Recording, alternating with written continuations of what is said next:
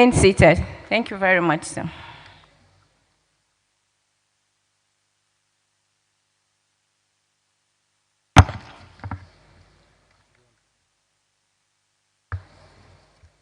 We welcome the President, Federal Republic of Nigeria, represented by the Secretary to the Federation, Mr. Boss Mustafa. Thank you once more for coming, sir.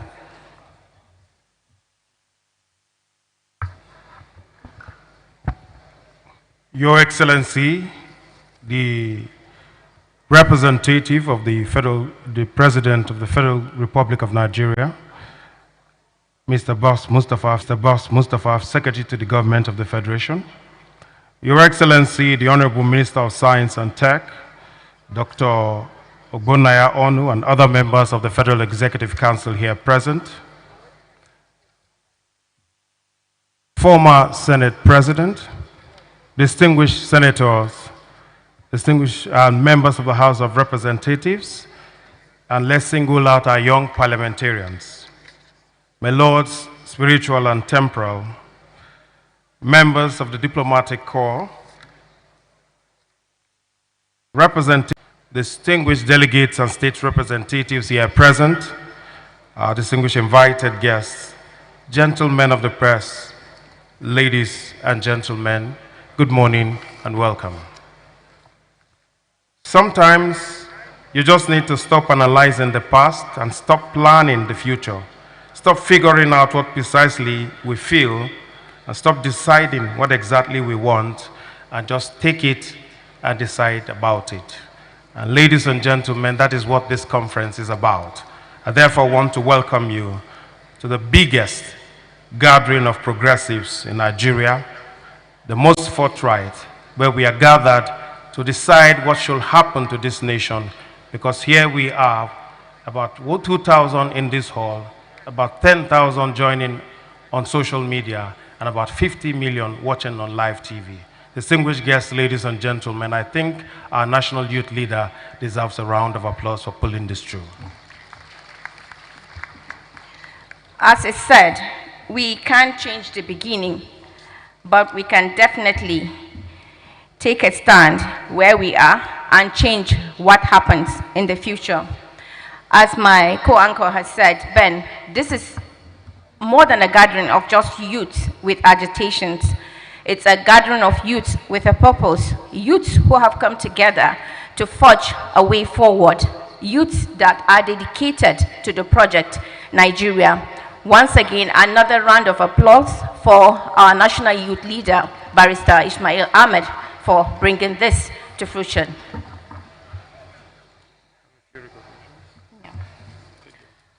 We'll also want to recognize Hajia Imam Suleiman Ibrahim, Commissioner, National Commission for Refugees, Migrants, and Displaced Persons. You're welcome, ma'am.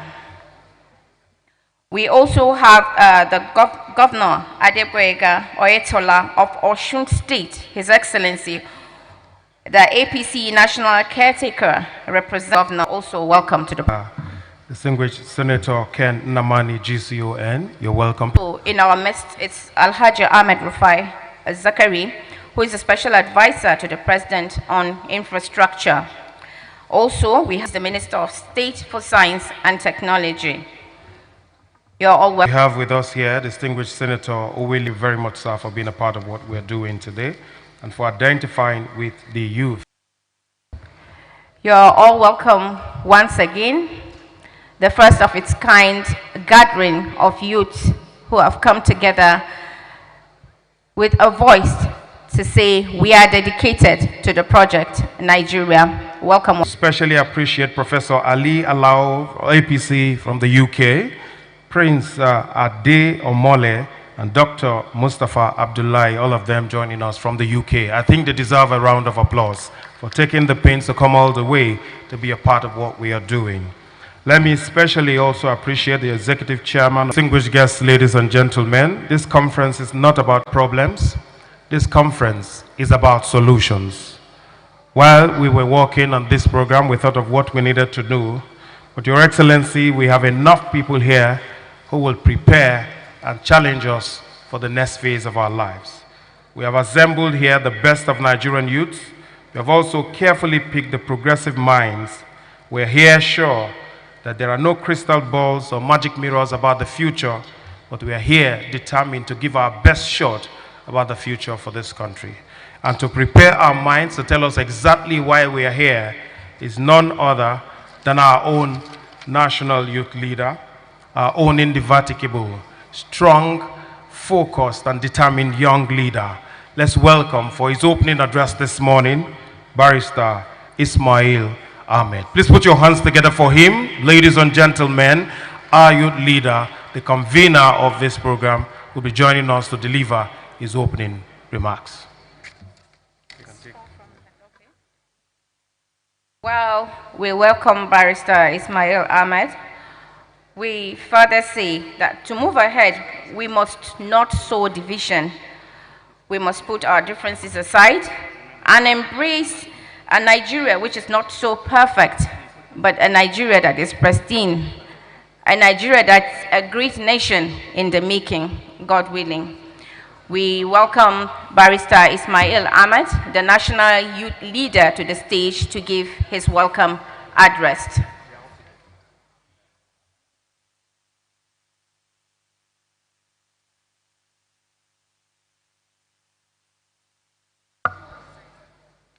Mr. Ben.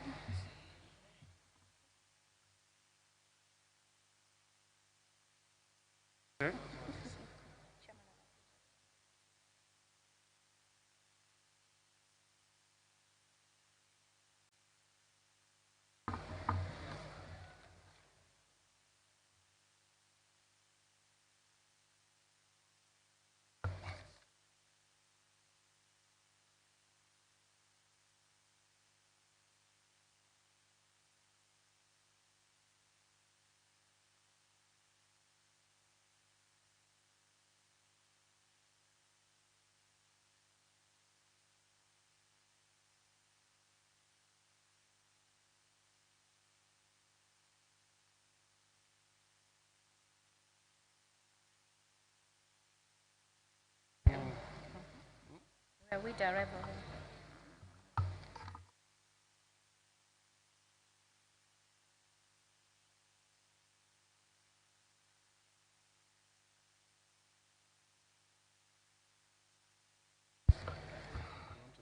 No, you do. Well, distinguished guests, ladies and gentlemen, we want to appeal to those of us who are still standing. There are seats all over. Please look for somewhere comfortable and sit down. We want to decluster the front area as well as the middle aisle so we know when the VIPs are coming in. Thank you very much. I see you moving already. Thank you. Let me especially appreciate and welcome a caretaker member representing persons with disabilities in the APC, an executive secretary of the National Commission for Persons with Disabilities, James Lalu. You're welcome.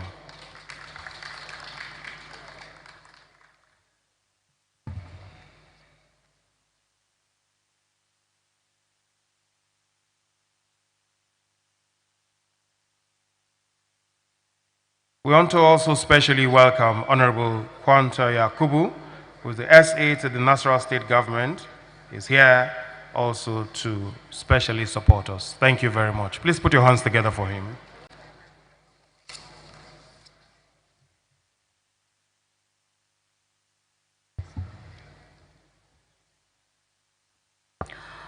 We'll want to recognize the governor of Niger State, His Excellency Alhaji Abubakar Sani Bello, who is being represented by Mr. Emmanuel Umar, the Honorable Commissioner for Youth and Sports Development, Niger State. You're also welcome to the program, sir.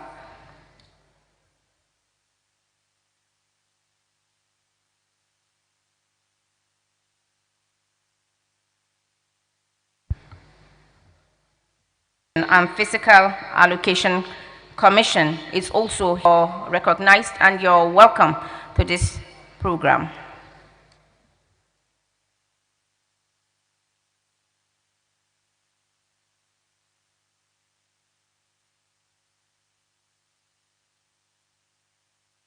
Honorable Princess Miriam Onasha is the Secretary, National Assembly APC Young Legislatives Forum, you're well recognized and you're welcome to this program. Ben, I just wanted to ask a simple question. Well, recall that for today, we are focused on ensuring that we bring youth together to engage the party leadership and stakeholders of the national, zonal, and state levels to review the gains and plight of youth leadership in the party and in the government. We are also here to help reorientate our party youths on the air tools of what it means to be progressives. And we are here to appreciate the achievement of the APC 6 years in government under the able leadership of His Excellency President Muhammadu Buhari, GCFR, as it relates to youth development in the country. We hope also together to fraternize with youth leaders and stakeholders in order to develop a blueprint for youth development in the party. Our work, therefore, will be to galvanize support and skills, to see that young people together, here and everywhere, work towards making what we do successful. I want to especially appreciate the presence of the Executive Director of Rural Edification Fund, Dr. Sanusi Ohiari. You're welcome, sir. We have also with us the Managing Director and Chief Executive Officer of the Rural Edification Agency, Ahmed Salihijo Ahmed. Please put your hands together for him. In our shot, please.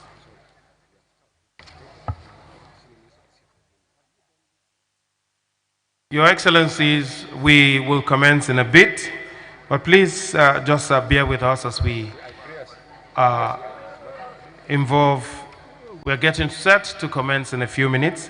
We want to thank His Excellency for coming out quite early, the representative of the President and Secretary to the Government of Federation. We appreciate your timely arrival at this event, and we hope that in a few minutes we'll be able to commence properly and share these thoughts as we go on.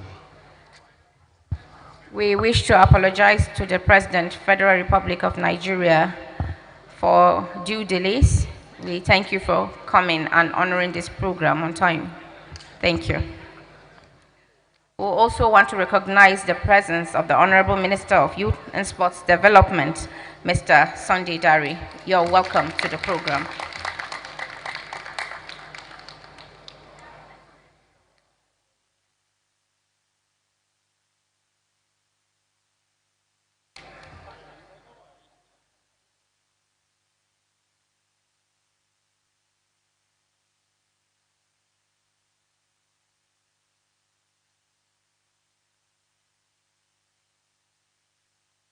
We want to recognize and welcome His Excellency, the National Party Chairman of the All Progressives Congress, Alhaji Mimala Buni, the Executive Governor of Yobe State. You're welcome to the program, sir.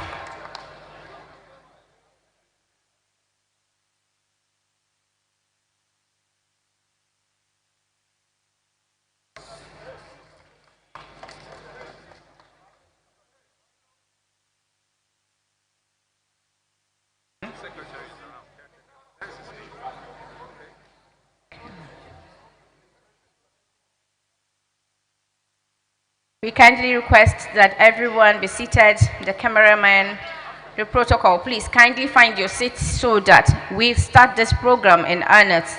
Time is of utmost importance.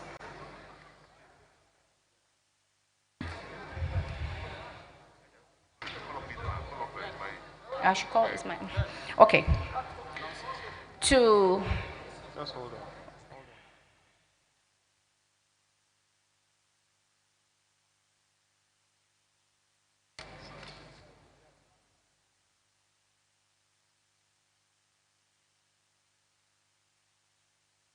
Please, we want the photographers to please kindly move away from the floor.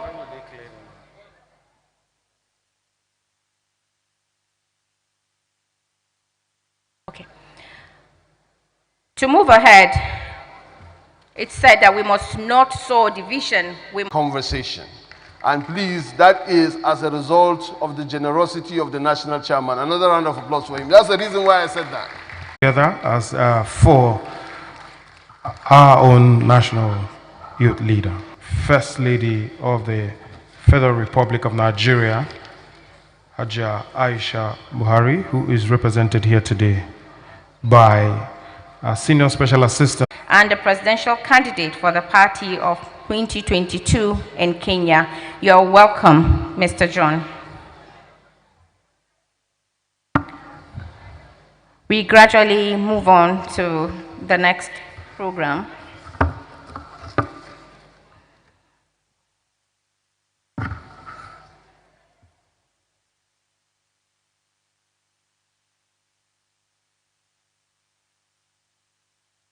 Let me especially welcome the former Minister of Sports, Federal Republic of Nigeria, Comrade Solomon Dalong. You're welcome, sir. Without wasting time, distinguished guests, ladies and gentlemen, we'll move to the next item on the program, which for us is a special one.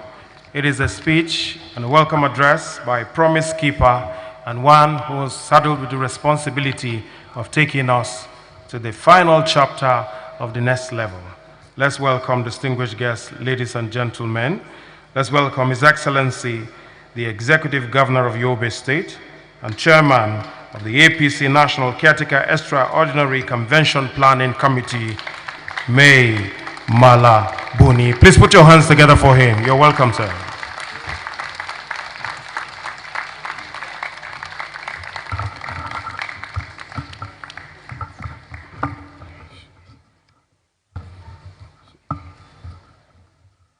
Your Excellency, the President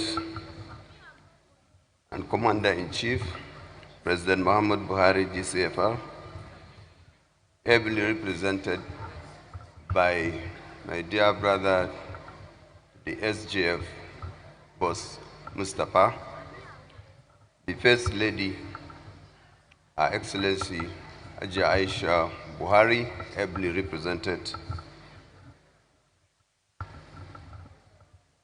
the honorable ministers here present, members of the National Assembly here present, the National Secretary APC, members of the Caretaker Committee of our great party, the National Youth Leader and Convener of this very important occasion, members of the Local Organizing Committee,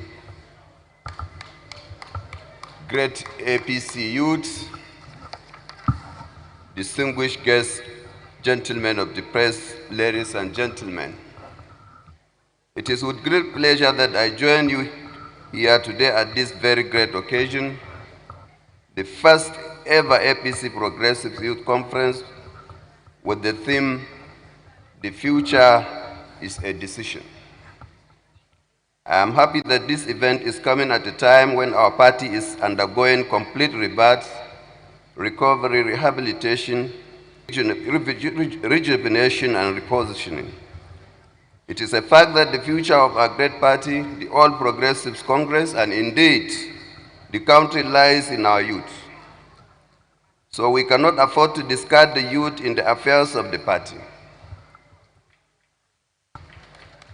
We must invest in the youth for a better future for the party and the country.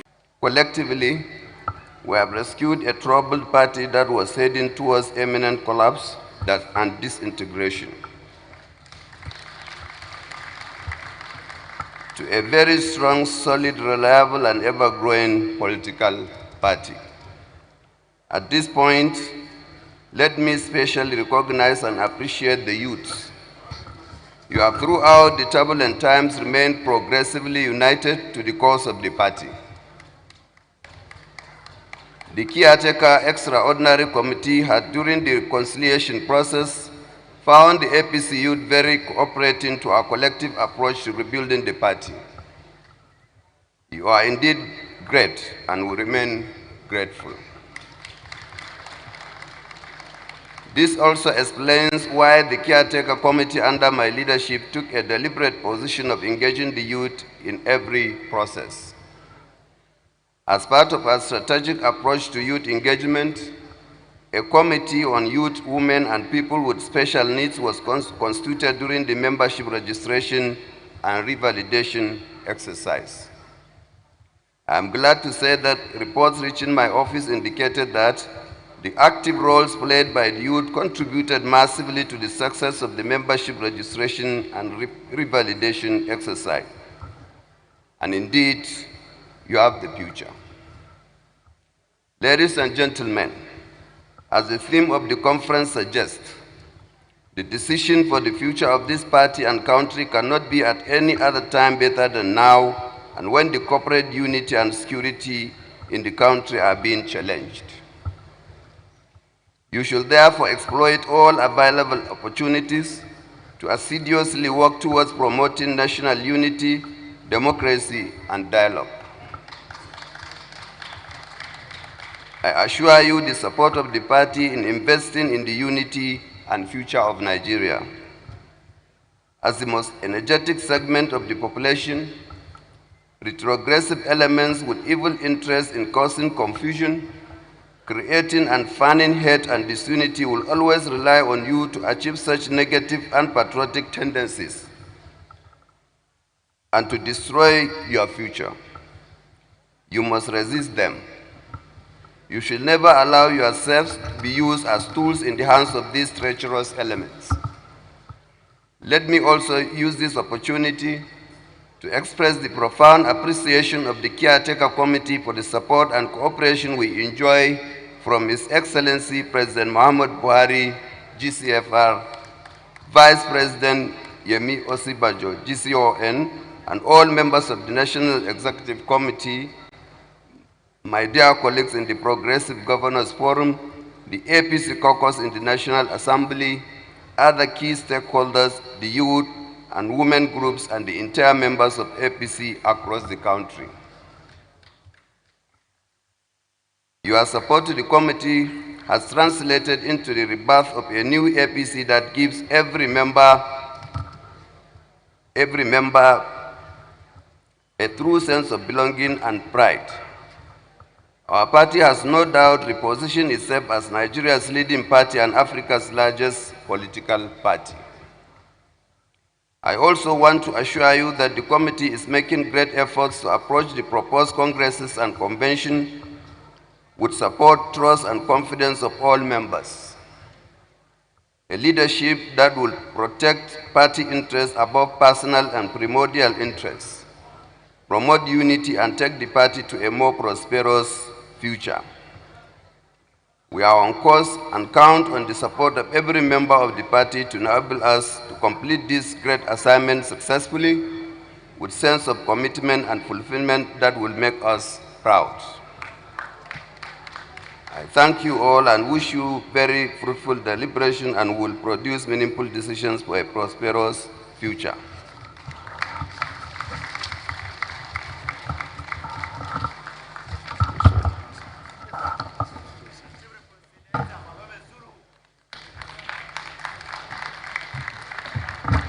Thank you very much, Your Excellency. A round of applause for him once again.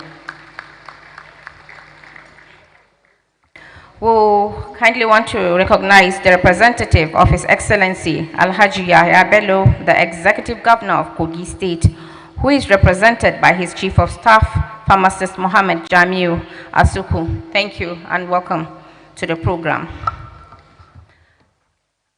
The future definitely is a decision, and it's a decision we must take now for a better tomorrow. We'll go on with the program and take the presidential opening declaration by His Excellency, the President and Commander-in-Chief of the Armed Forces of the Federal Republic of Nigeria, His Excellency President Muhammad Buhari, who is ably represented by Mr. Boss Mustafa. You're welcome to the stage, sir.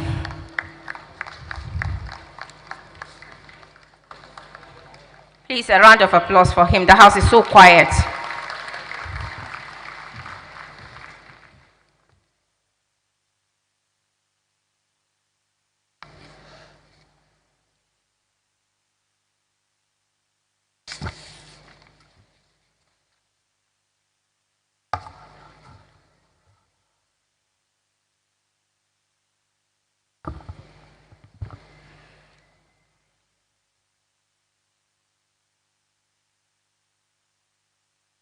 Your Excellency, the Governor of Yobe State and the Acting Chairman of the National Caretaker Committee of the APC, Honorable Mayor Malabuni, the representatives of the other governors or governors that would have joined online, Your Excellency, the First Lady of the Federal Republic of Nigeria, ably represented by Dr. Rukayat Gurrin, distinguished senators and members of the House of Representatives here present, members of the Federal Executive Council here present, former President of the Senate, Dr. Ken Inamani, and other former members of the National Assembly, APC party leaders, the National Youth Leader, and other members of the Caretaker Committee, distinguished invited guests. Let me especially welcome all the youth that have come from across the country, or those that are joining virtually. Distinguished ladies and gentlemen, gentlemen of the press. I will now read the address of the President and Commander-in-Chief of the Armed Forces, President Muhammadu Buhari, who has asked me to stand in for him and to express his best wishes to the youth of Nigeria in particular, but most especially to the youth of the All Progressive Congress. I am very pleased to be with you today and to wish you all, including those that have joined online, a very good morning. You are and remain not only a strong pillar of our great party, the All Progressive Congress, but also a backbone of our nation. As I address you today, on the occasion of the first ever Progressive Youth Conference of our great party, the All Progressive Congress, I want to use this opportunity to commend our National Youth Leader, Barrister Ismail Ahmad, for his leadership and especially for convening this median event. I recall Ismail's visit along with some of you in February this year to present a well-thought-out document containing succinct recommendations on addressing some of our national development challenges from the youth wing of the APC. This document is undergoing a thorough review for implementation in a manner that will result in the best and most appropriate solution for our country.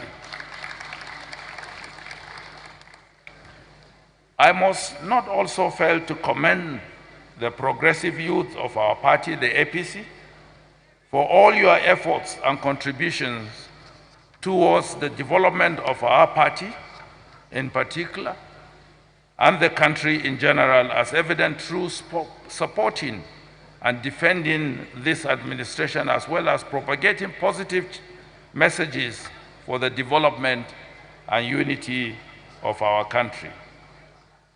I, and indeed elected and appointed members of this administration, are all proud of the work you do to us partners in our efforts to restore Nigeria to its glorious and enviable position. I also do appreciate your doggedness, personal sacrifice, and resolute spirit for this tireless work, which often goes unrecognized and unrewarded. As you are all aware, our party places a lot of premium on the participation and contribution of our youth to governance at all levels. Under my administration, we have removed any hindrance placed by age on the participation of youth in politics by enacting Not Too Young to Run Act. Aside from the various appointment of youth into the commanding heights of public service administration in the country, I've heard you mention a few this morning. I've also expanded opportunities for Nigerian youth to lead meaningful and fulfilling lives through various grants and credit schemes, social safety nets interventions, and livelihood enhancement activities that encourage them to break new grounds. As I did reassure Ishmael and his colleagues, I place a high premium on issues relating to our young people because I was given the opportunity to start my career in leadership as a young man, like most of you, if not younger. I will therefore strive to create similar enabling environment for youth to express themselves and get to the highest position of leadership in our great country. Let me pause here just to share a little bit of what I think the president wanted to portray here. When he became governor of the northeastern state of Nigeria, when there were 12 states, President Muhammadu Buhari was just 33 years old. And when he became governor of Borno State, upon the creation of additional states to 19, he was 34. And my first encounter with President Muhammadu Buhari was in 1975. I was then the Secretary General of the Students' Union of the college that transitioned to become University of Maiduguri. Then it was Northeast College of Arts and Sciences. In 1975, I was the first elected Secretary General of the Students' Union. And I had cause to lead a protest when General Murtala was assassinated. And I remember vividly President Muhammadu Buhari was having a meeting with two other governors that had been carved out of the northeastern state. General Jega, the Emir of Ganduna, who was then governor of Gongola State, and Colonel Bello Khalil was the governor of Bauchi State.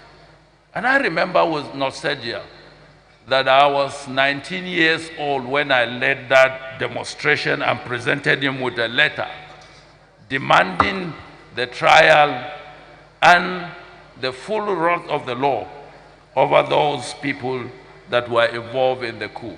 So we had the benefit of being given an opportunity of being in positions of leadership at a very, very early age. So I can share and identify with what the president is saying here.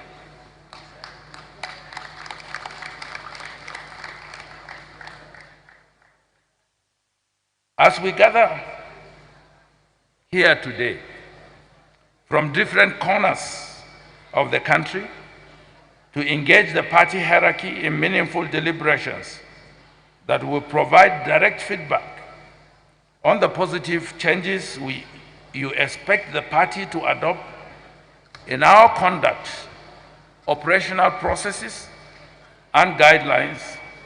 I urge you all to approach the deliberations with every sense of seriousness, passion, and enthusiasm. I'm very pleased to note that the theme of this conference provides an opportunity for creating a movement where the future is a decision we make today. Conscious of the need to leave a legacy that will stand the test of time. This conference is therefore very timely, coming up not too long after our party membership registration exercise and just before the commencement of congresses starting from our wards. So I'm quite confident that our deliberations today will have a notable impact on the party's activities and even trickle down to my administration. I am mindful of the fact that this administration came into leadership on the back of the victory achieved at the polls by the party on 2 consecutive occasions. It is therefore pertinent that we remain bound by the tenets of the APC manifesto and constitution.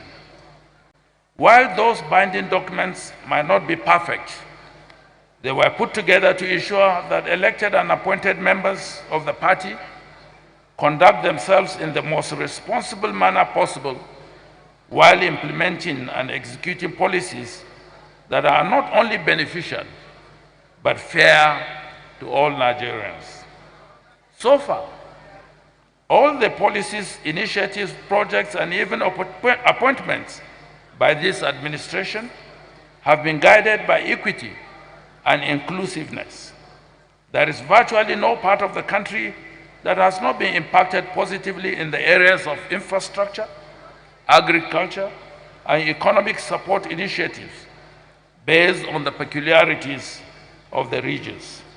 This implies that what an area lacks in one aspect is compensated for in another.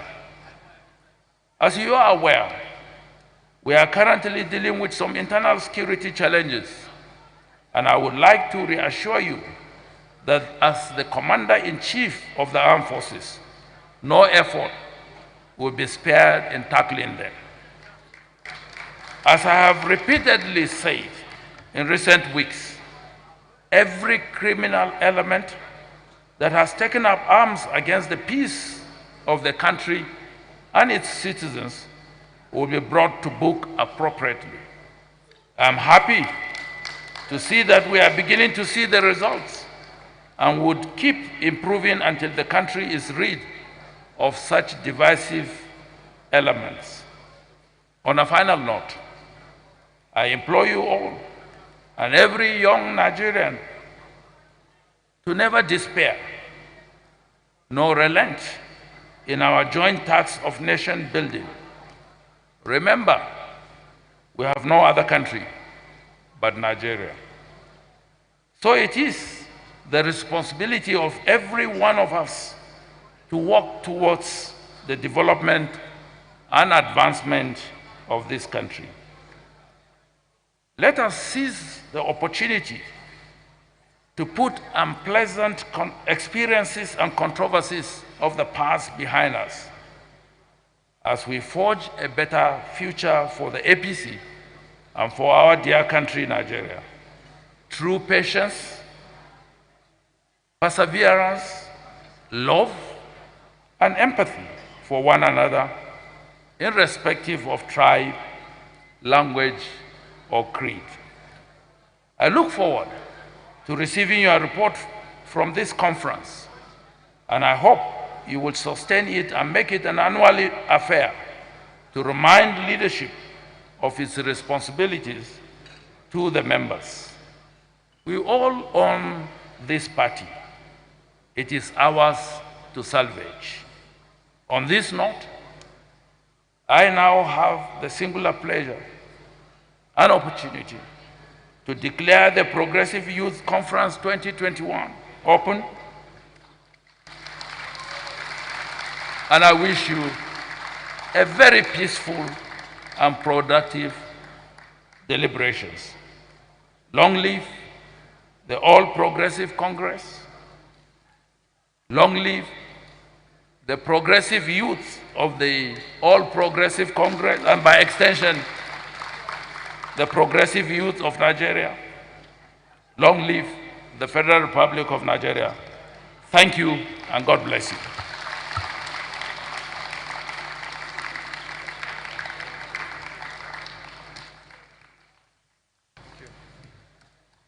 If your hands are not too busy, I think he deserves a standing ovation as the address of His Excellency, the President of the Federal Republic of Nigeria. Thank you, Mr. President. Let me also inform you that later on, His Excellency will also be chairing the session on politics and action plan in his personal capacity. Right now, he is, of course, speaking to us as the President and Commander-in-Chief. Thank you very much, sir. Let me also inform you that later on the show, we will also, later on the program, we'll also have the Senate President, we'll have the Vice President, we'll have His Excellency, the Governor of Kaduna State, Malam Nasir El-Rufai, and the Honorable Minister of Works and Housing and former Governor of Lagos State. They will also be attending the second session to speak to us on issues around economic empowerment, security, and social development. So there's a whole lot that will happen in the second half of this. I'll also encourage us to stay throughout the program because it's all encompassing and it's all beautiful for us today. Let me also specially welcome the representative of His Excellency Senator Hope Uzodimma, the Executive Governor of Imo State, who's represented here today by Right Honorable Amarachi Wanyanwu, who is the Deputy Speaker, Imo State House of Assembly. You're welcome. Also here we have Professor Osuji Moderna, who's the Director of Organization, APC National Secretariat. Thank you very much for your time. Well, distinguished guests, ladies and gentlemen, also with us, ladies and gentlemen, is the National President, National Association of Nigerian Students, Comrade Asefon Sunday. You're welcome. Please put your hands together for him. Thank you very much.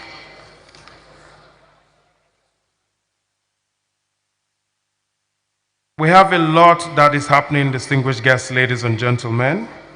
And I want to assure us that as we move on, we have our speakers. Our keynote speaker is already seated. Our various discussants are also here, and it promises to be a very exciting program, and it's majorly for the young minds, and I believe we can all connect with it. So if you're happy with what you're doing, great Nigerian youths, can we put our hands together for the organizers, our convener, the team, and the entire progressives in this great party? Can we clap for them properly, please? I can't feel your presence. If you are here and you're a great Nigerian youth, can you put your hands together?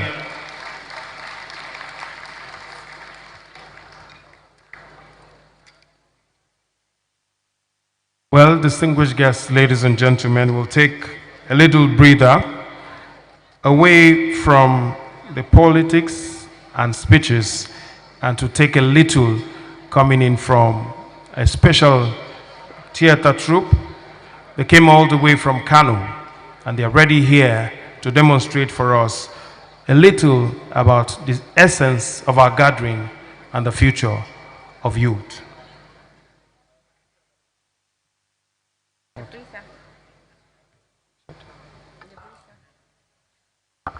The drama is actually from the Kannywood, and it says youth can offer a lot, with the theme Matasa Nadarawal Takawa. We await the drama group to come in due to time factors. The protocol unit, please kindly ensure they're here on stage. While we await them, I believe the videos can play for the viewership of the guests. Thank you.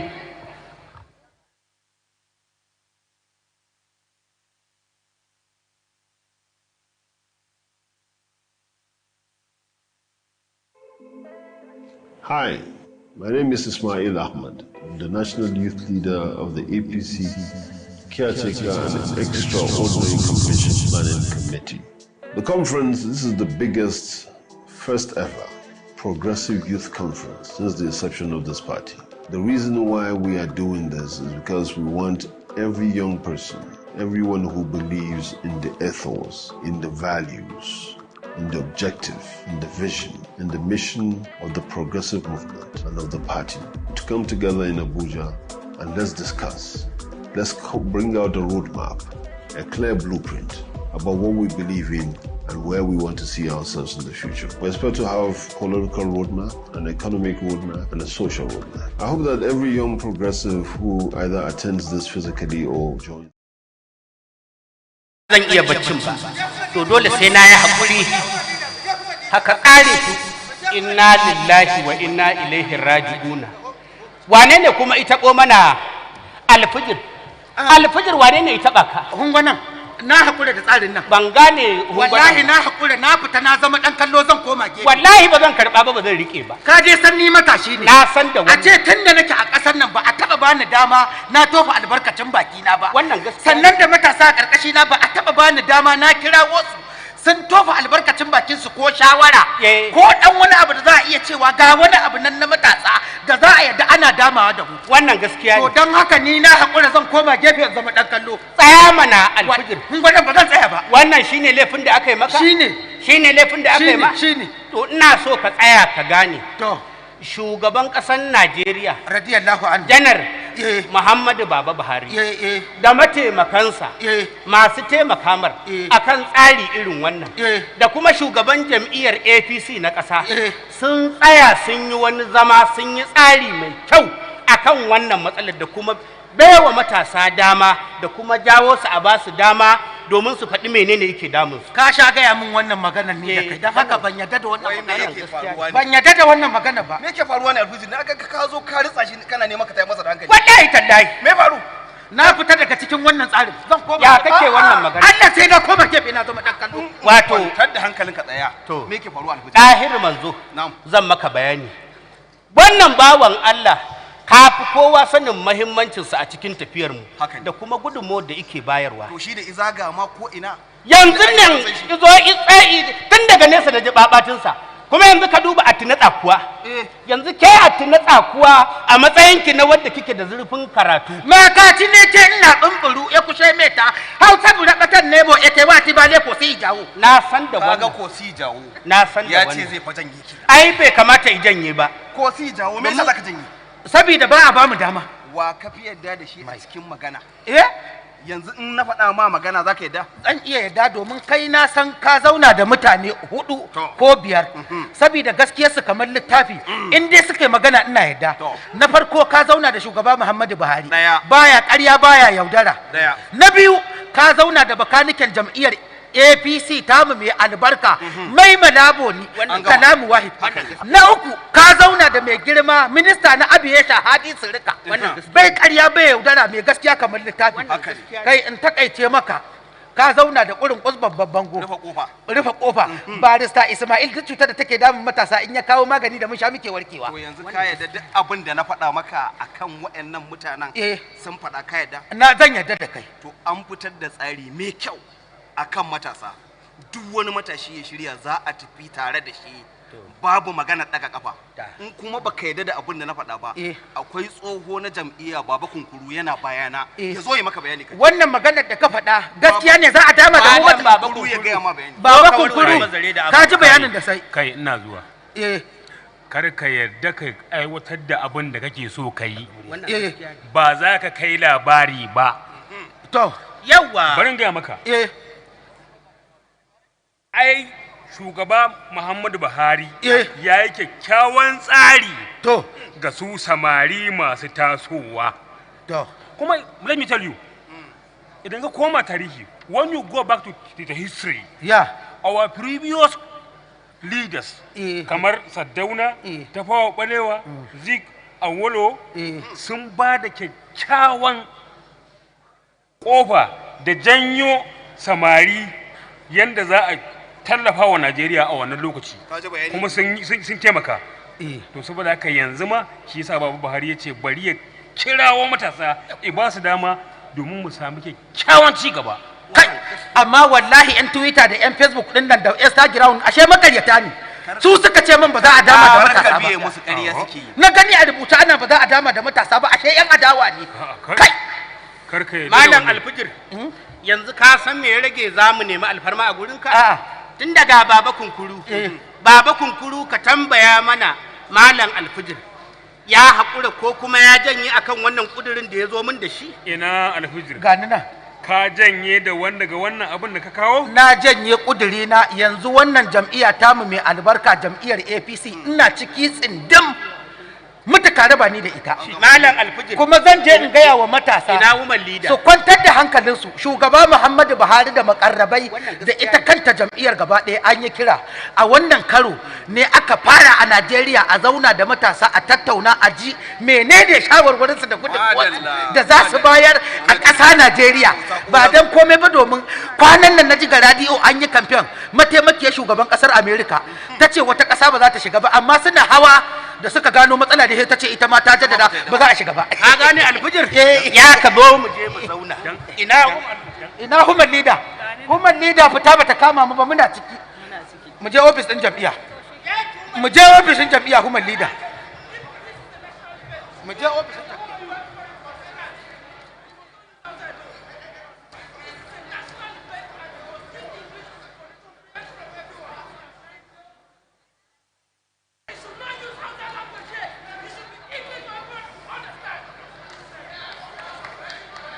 Your Excellencies, can we put our hands together for them, please? Let me assure you that we have agreed at the planning stage of this program that we will try as much as possible to include Nigerian local languages.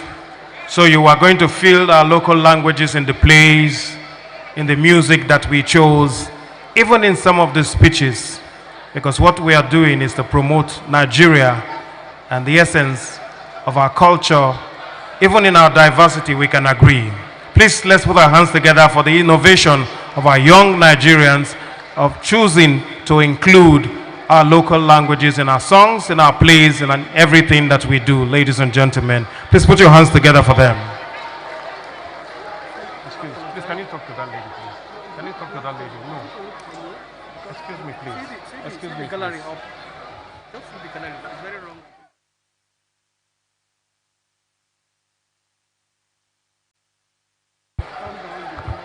Great Nigerian youth. Great Nigerian youth. Greatest of the greatest of the greatest Nigerian youth. Thank you very much, Nigerian youth. We appreciate your understanding. We appreciate your patience.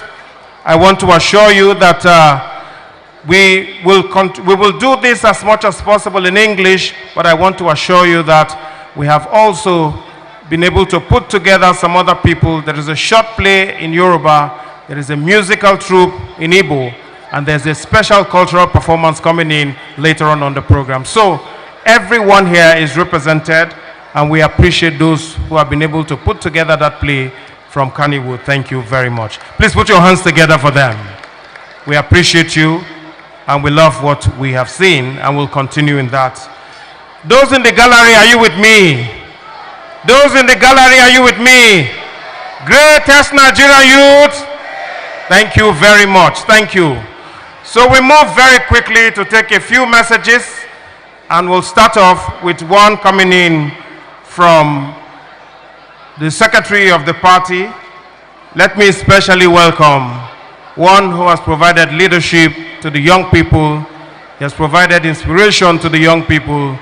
One time also he was at the highest level in the ministerial department in the FCT. Let's welcome distinguished Senator John James Akpan-Udo-Odege. Please put your hands together for him as he comes over to deliver for us his goodwill message this morning. Please, can we clap for him, please? Young men and women in the house, let's put our hands together for the secretary of our great party. He's coming up now to deliver for us a goodwill message. Can we welcome him, please? Can we put our hands together for him as he comes up? Thank you very much. Thank you very much.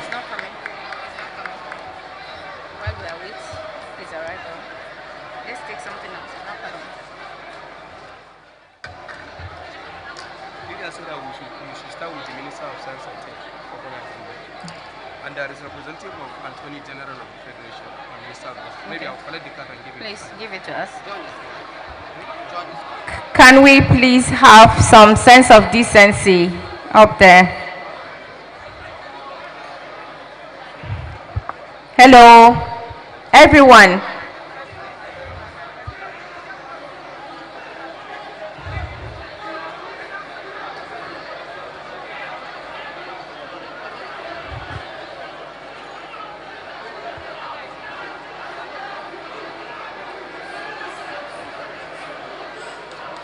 Can everyone be seated, please? We want the security and the protocol unit to please ensure everyone is sitting on his seat, please.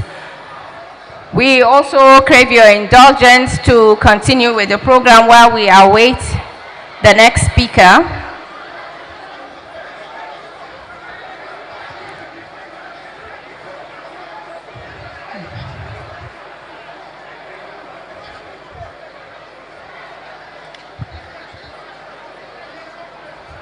We await the next speaker, please, to the podium. Please, can we have some sense of decency? Nigerian youths. Hello.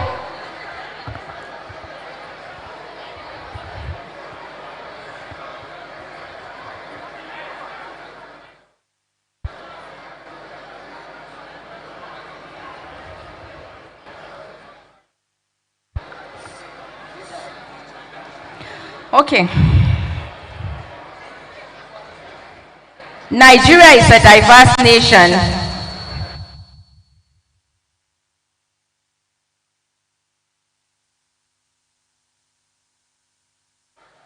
Hello. Nigeria is a diverse nation.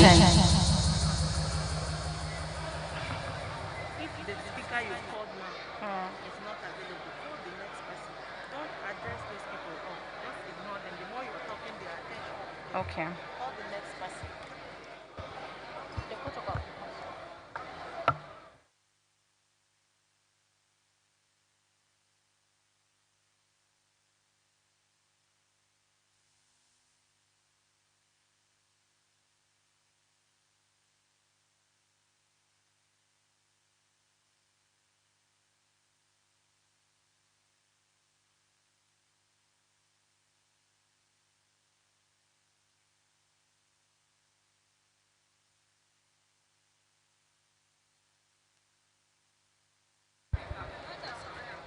We would now like to welcome to the stage the Honorable Minister of Science and Technology, Ogbanayo Onu, to please kindly address this gathering.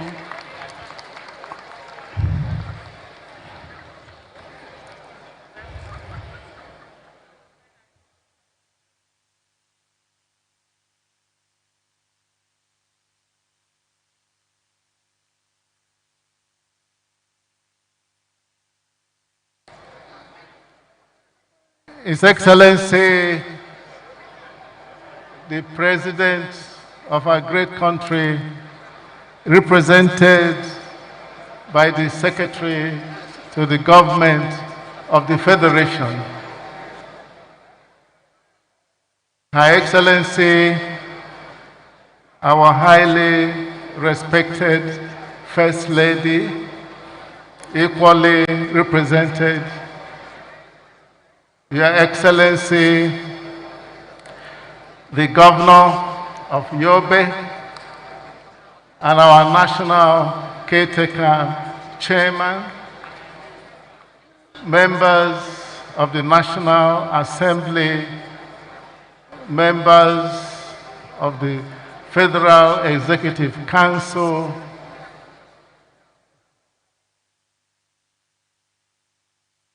distinguished guests, gentlemen of the press,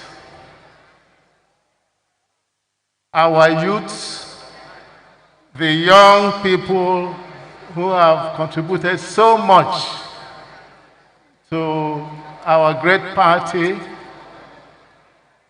You are the pride, the very pride of all of us. I feel very happy to be called upon to give a goodwill message during this first Progressive Youth Conference. This conference is so important because it's bringing together all our young people who have made so much contribution to our great party. I would like to use this opportunity to commend the national youth leader for his leadership and for his vision to bring into existence this conference, which already Mr. President has said should be an annual affair. I also would like to commend all our young people, particularly the youth of APC. Without you, they would never have been an APC. It is our young people that work very hard to make it possible for APC, the very first political party in the history of not only Nigeria, but also in Africa, to be formed by parties in government, giving up their identity to come together. This is a very, very historic achievement, which you young people, many of you who were holding posts in those parties that merged and gave up their identities, you had to forego those positions that you held. I very much thank you for that sacrifice which you made that helped us to have APC, a party that was formed in 2013, and in less than 2 years, we were able to make history, to be the first political party to win an election where a sitting president accepted defeat. This is a major achievement which we must commend our young people, because without you, that would not have been possible. Today, we are building a party for the future. APC has tremendous potential, great potential. The founders of APC had a vision, and that vision was to create a new Nigeria, to have a new Nigeria where all citizens will be proud of and all foreigners will respect. A nation that will be a giant in the world. So the APC has a lot of work to do, and this work can only be done through the support of our young people, because the future belongs to you. Nigeria is so blessed to have about 60% of her citizens being young. This is something that many of the developed countries can do anything to have, because we know that there are so many countries that are aging, their populations are decreasing, and yet we have about 60% of our population as young people. And you are the greatest asset that this party has, that the nation also has. Mr. President has already called you a very important pillar on which the APC rests. I think you can see that the future of our nation, the future of our party depends on you. It is what you make of this future that our party can be. But I know you want a great party that will continue to win elections. And so I believe that all our young members, all young people in the APC must show loyalty to the APC. As a former national chairman of a major political party, I know the importance of a political party in mobilizing people politically. And I know the importance of a political party to guide the government that it has produced. So it is important that the young people, that the youth in this great party, that you show loyalty by accepting the supremacy of the party. So when the party takes a decision, we expect that you will give it full support, because it is that support, it is that backing that will make it possible for our party to continue to grow.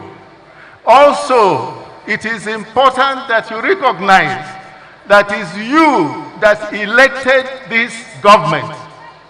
President Muhammadu Buhari won election in 2015 and 2019, and it's through you, through your votes. So you must support him. You must support this administration.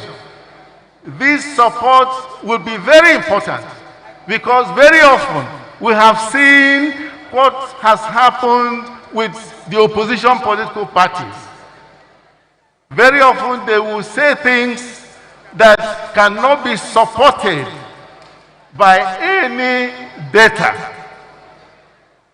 It is for you as the youth of this party to stand behind your own administration, your president, to say no to what the opposition is saying. It is that support that will now help to strengthen the administration and help this administration to continue with the good work that it's doing. Everybody has seen the transformation that President Muhammadu Buhari is already carrying out in the country in the area of infrastructure. This is needed for us to become a truly great nation. Also, as young people, the future belongs to you. Nigeria is our only country. I expect that we must continue to work for the unity, for the peace of our great nation. In everything that you do, in everything that we do, we must remember the words of our previous national anthem. Though tribe and tongue may differ, but in brotherhood we stand.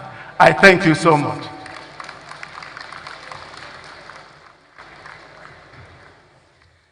Thank you very much. Please, can we put our hands together for him? Thank you very much. We had to allow him because of special consideration. I want to plead with all other of our speakers, particularly those on the goodwill spectrum, that please, we will just take 2 minutes, just go straight to the point, and let's have your message, because we have our keynote speakers waiting to deliver his message. We also have a lot of other people who are willing to talk. We have panels, we have roundtable discussions, and these are important sessions also. But because you are our fathers, you are also our partners in this progress, Nigeria. We want to also hear from you before we take the keynote speech.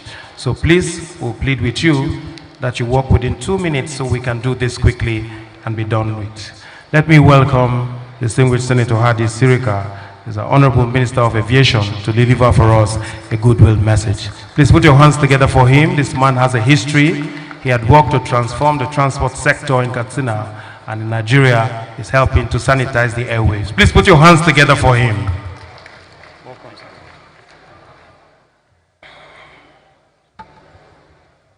Your Excellency, Mr. President, ably represented by our own boss, Mustafa, the Secretary to the Government of the Federation, I would, if you permit me, respect and recognize all the protocols that were well established earlier than now. Well, coming here,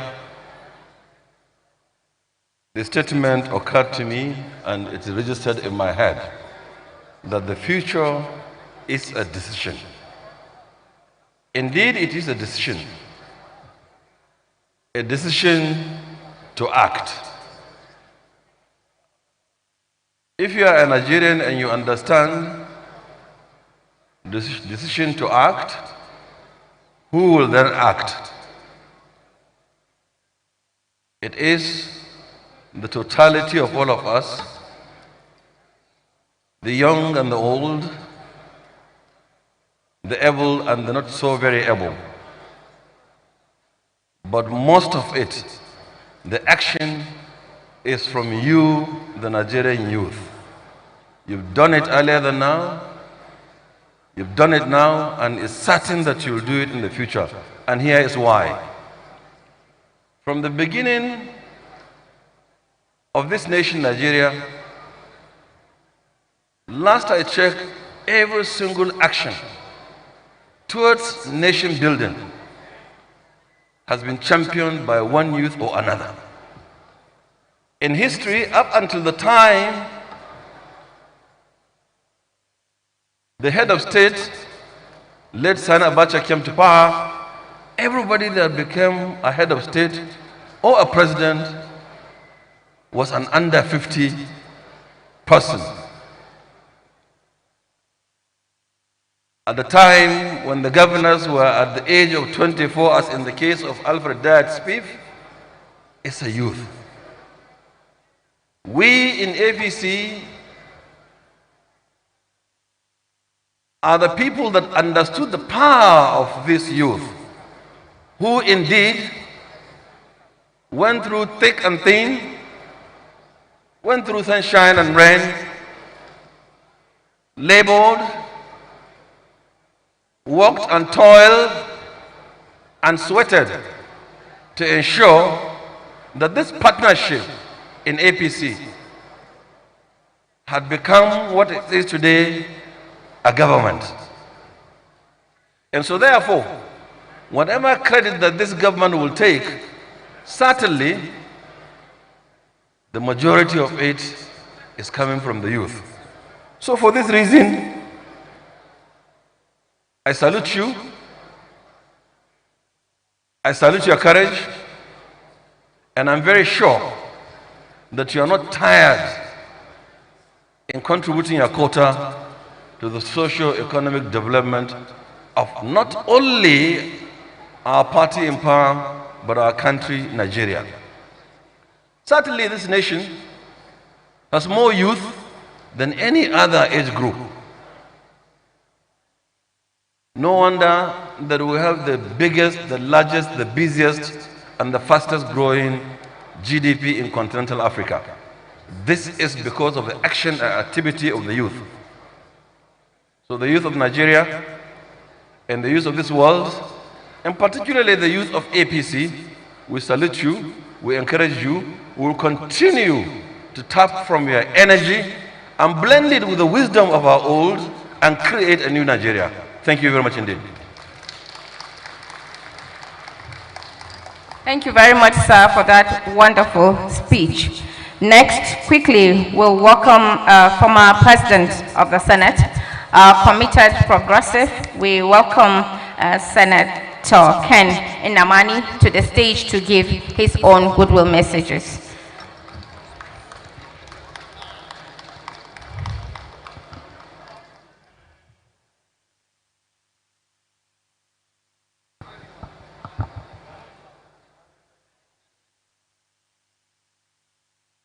You're welcome, sir. Your Excellency, Mr. President, ably represented by the Secretary to the Government of the Federation, Boss Mustafa, members of the Caretaker Committee here present, honorable ministers, members of my constituency, National Assembly, the youths. I want to commend especially the youth leader, Barrister Ismail, for his ability to put together this historic gathering.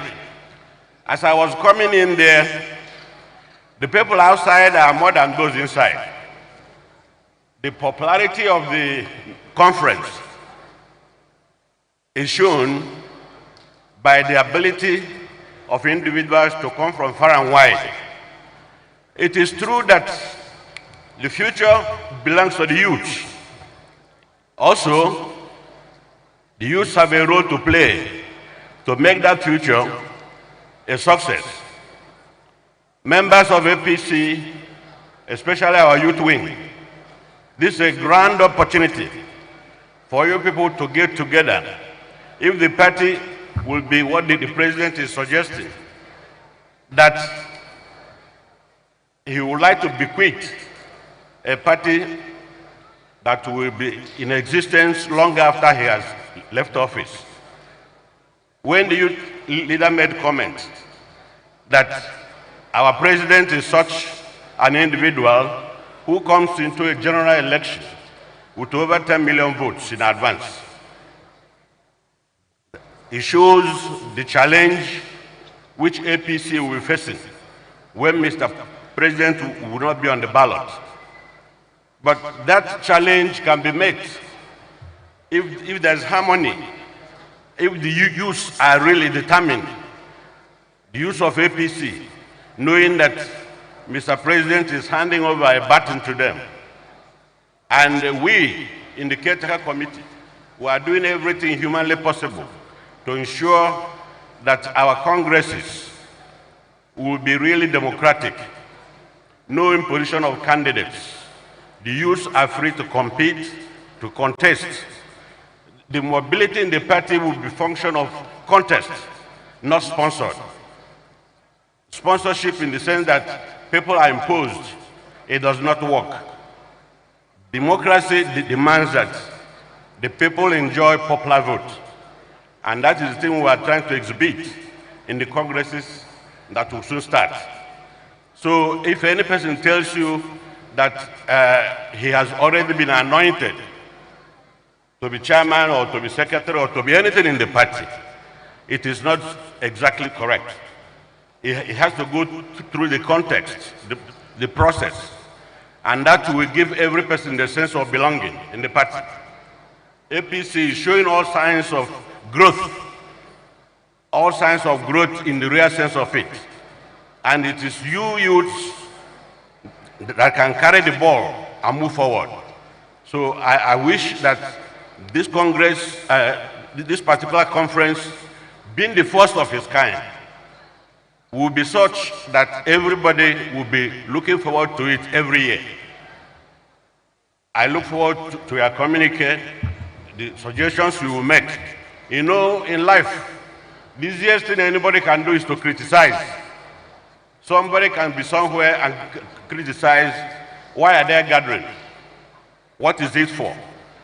But if you ask the person, make a constructive criticism, the person will be at a loss. So you make it such that people who fail to show up will be regretting why they didn't show up. You have every opportunity of doing that. So I commend Ismail and hope that he will keep it up. Thank you very much for listening. Thank you very much. Please, a round of applause for the former President of the Senate. You're welcome, sir. Let me especially welcome also another youth, a former President of the Ujoy Youth Council, former Commissioner of Youth, Bayelsa State, who is now Special Assistant to the Managing Director of Youth of the NDDC, Engineer Udent Eraduri. Please put your hands together for him.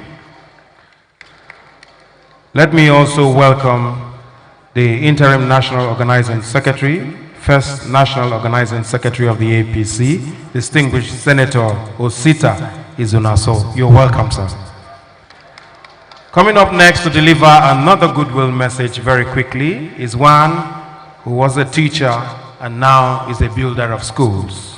He's a politician and a grassroots mobilizer for that matter. He's a former chairman, Progressive Governors Forum, a former presidential candidate, and now the People's Senator. Let's welcome distinguished Senator Owele Rochas Okorocha. Please put your hands together for him as he comes up to deliver for us a goodwill message. It is difficult to ask him to speak for 2 minutes, but I know today he will do. Please put your hands together especially for him as he comes up to talk to us. A man who always speaks from his heart. Your Excellency, sir. My people, my people. Your Excellency, Mr. President, today, having Boss Mustafa, Secretary of Government, representing you, leaders of our party, told me also mention here, Your Excellencies, Ismail, let me just take this piece to congratulate you with your team. You have done absolutely well for tinkering. The time like this must come when the youth of APC must be given a space in the affairs of our party. I love music and I love listening to music. Bob Marley once said, "For how long shall they kill our prophets while we sit aside and look?" In his Song of Redemption, he said, "Emancipate yourself from mental slavery." And yet, I had listened to one of the famous Nigerian musicians, Akpeno.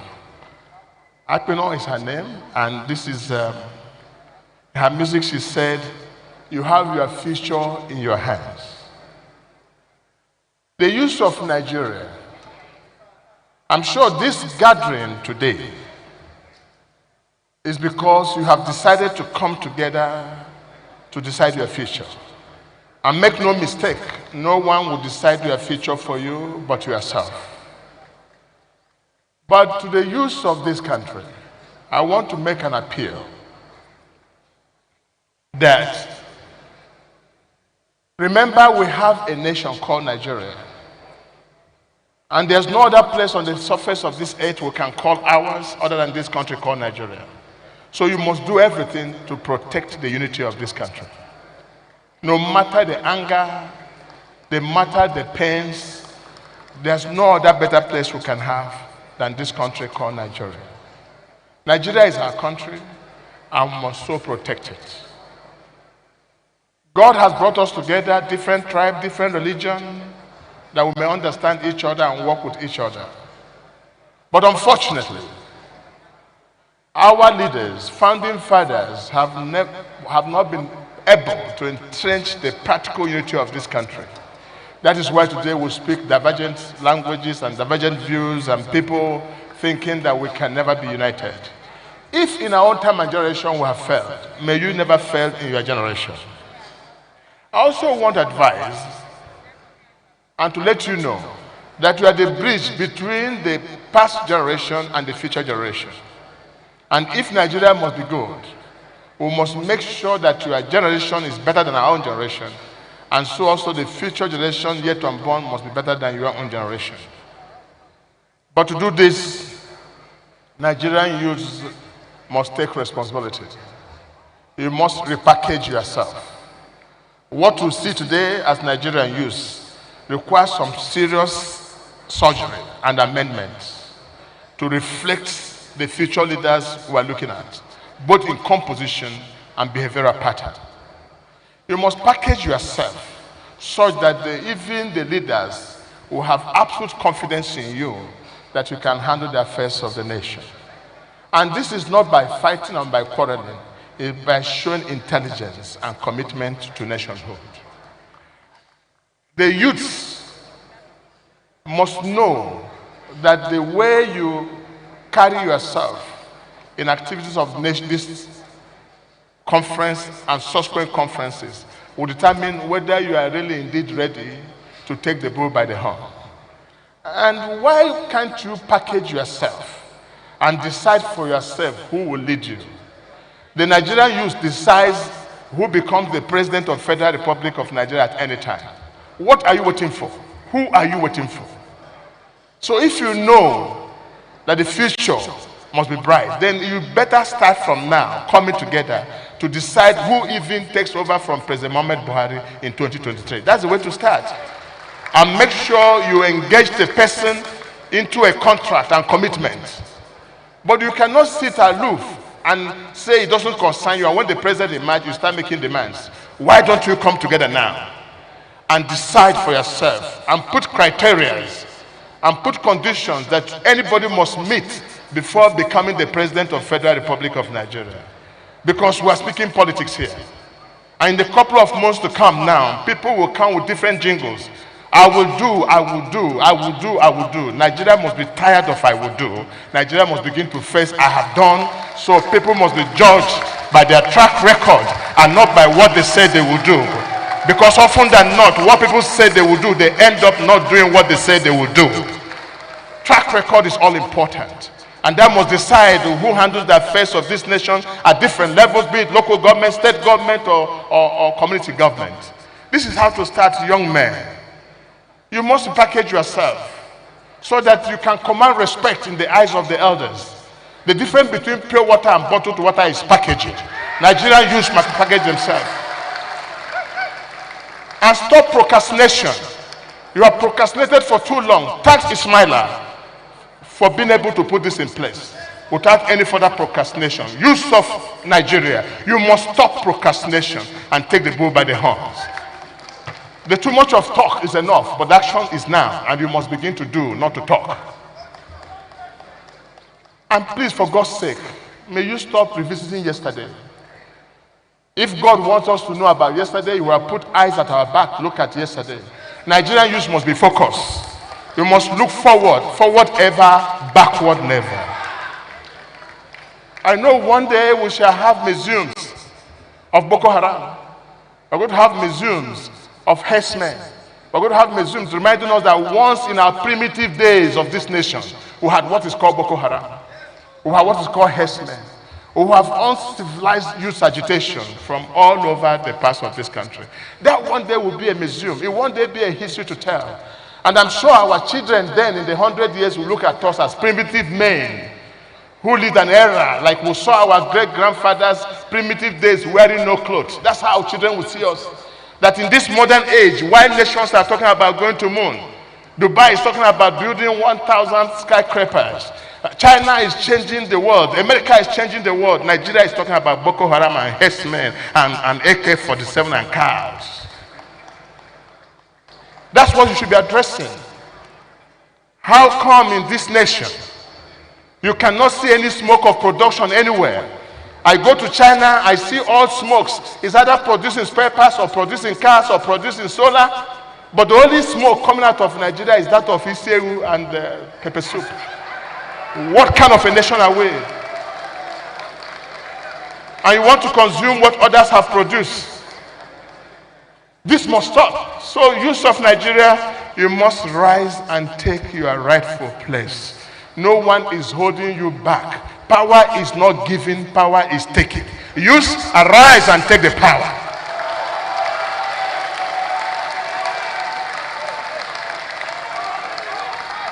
But never you again. Never you again ask, where is our future? Your future is in your hand. And I end with this lovely story of a young man, a 7-year-old young man full of wisdom, who wanted to prove a gray-haired old man that he was not a man of wisdom.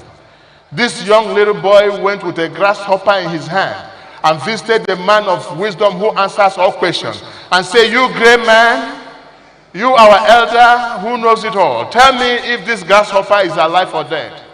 The gray man, the gray-haired man, the old man, the man of wisdom, looked at the young man and said to my son, youth of Nigeria, the life of the grasshopper is in your hand.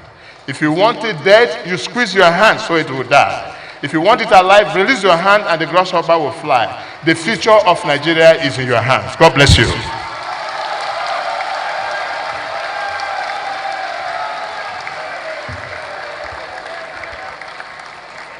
Youth, can we give 3 Gbosa to the former governor?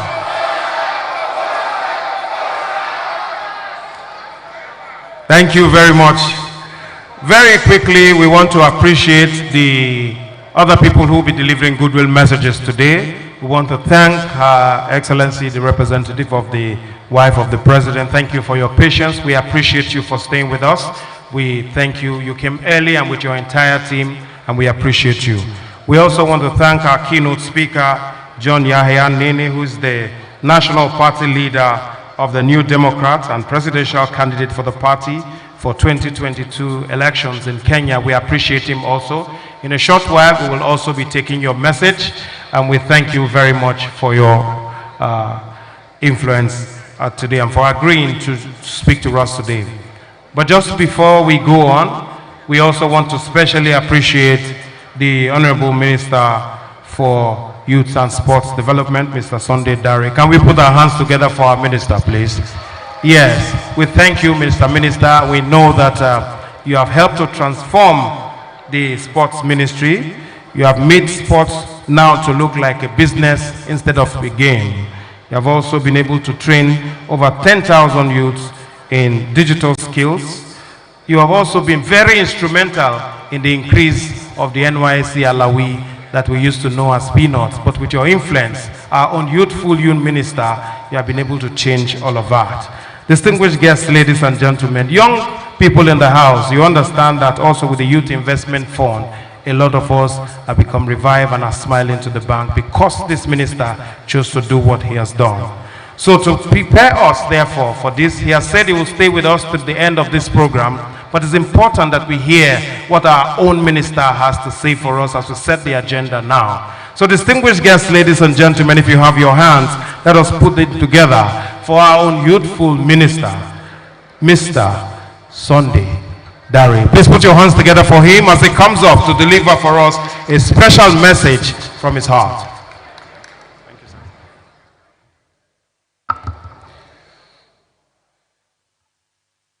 Your Excellency, President, Commander-in-Chief of the Armed Forces, President Muhammadu Buhari, ably represented by the SGF, I call him my boss, Boss Mustafa, the leaders of our great party, APC, my dear colleagues, honorable ministers here present, I plead to stand on this already established protocol. And I will dive straight in.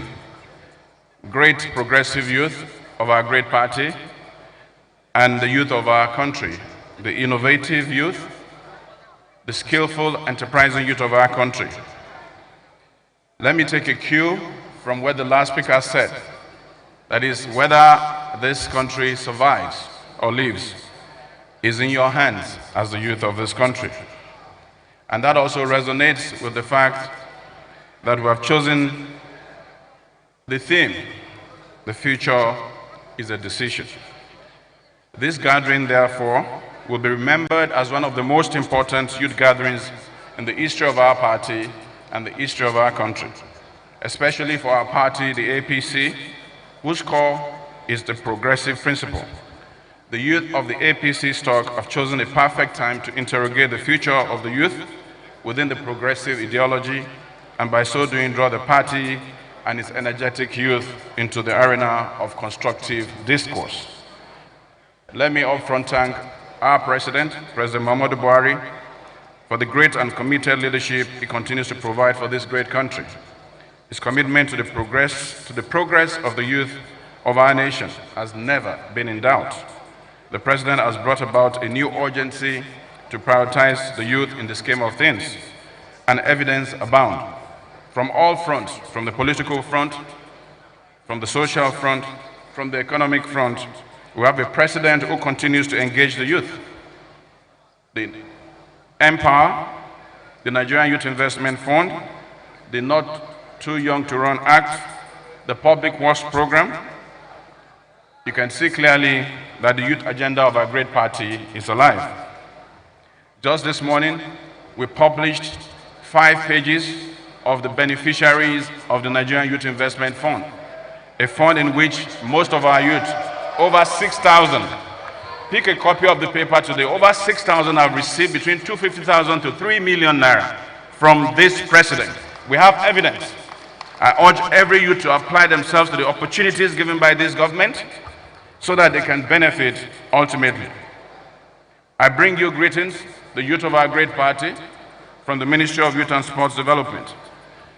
We recognize the urgency of now, the need to quickly ratchet up the programs for our youth, the need to onboard our youth, the need to provide skills for them, the need to create opportunities for them, the need to provide access to credit and finance. And the ministry, your ministry, that has this clear mandate, is ready and positioned to do that. But I think the most important thing this afternoon is the commendation that goes to the organizers of this event. On my part, I want to listen to the deliberations here today. I want to say, I am here, send me. At the end of today, I hope we'll come forward with new ideas, with solutions to the problems of our youth, that will approach this in a collaborative effort for the sake of our party, but also for the sake of the mass of the youth of this country. Let me conclude by saying, what is a progressive agenda? There's no progressive agenda. The only progressive agenda is the youth agenda. That is an agenda that seeks to create opportunities for our youth, an agenda that seeks to include our youth in governance and in government, an agenda that seeks to lift our youth out of poverty, out of unemployment, into employment and entrepreneurship. That is a commitment of this administration. That is a commitment of this party, clearly stated in its manifesto. And I think the step we take today is a critical step. There is a responsibility matrix. I will conclude on that note. On the part of the party, there is a responsibility. On the part of the government, there's a responsibility. On the part of the youth of our great nation, there's a responsibility. I hope the deliberations today will clearly identify again these responsibilities so that each party will seek to work together in a collaborative manner for the sake of the youth of our country. I salute you and I say, the youth of this party and the youth of this country, I do love you. Thank you.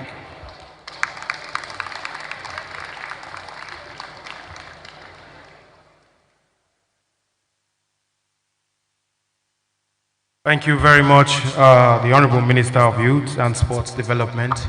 Please, can we especially appreciate the Honorable Minister for the things he has said and the things he said he will do. A round of applause for him, please. Well, very quickly, we want to take, once again, let me appreciate those who are waiting to give us speeches. Our speakers are around, and we know that also representative of the First Lady is also here. We'll take you in a short while, ma'am. We seriously appreciate your patience and thank you for staying with us. So, distinguished guests, ladies and gentlemen, we will plead with all of you because we will continue with the goodwill messages from all.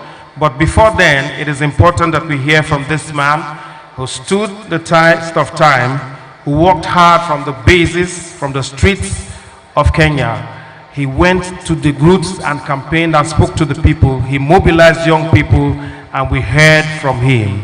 It is important that we replicate what he has achieved in his place here from drawing from his wealth of experience.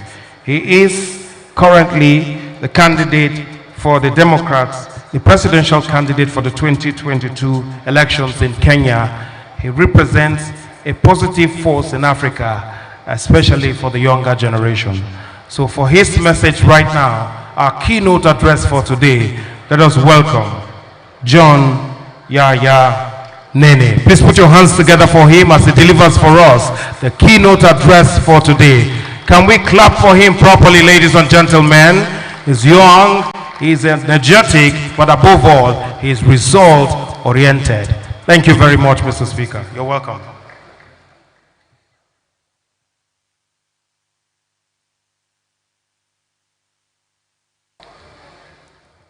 Thank you very much to the President, Federal State of Nigeria, Honorable Muhammad Buhari, ably represented by the Secretary of the Government of the Federal State, Mr. Boss, Honorable Ministers present, Honorable Governors present, former Ministers, the National Youth Leader of APC, all other protocols duly observed. Ladies and gentlemen, good afternoon to you all.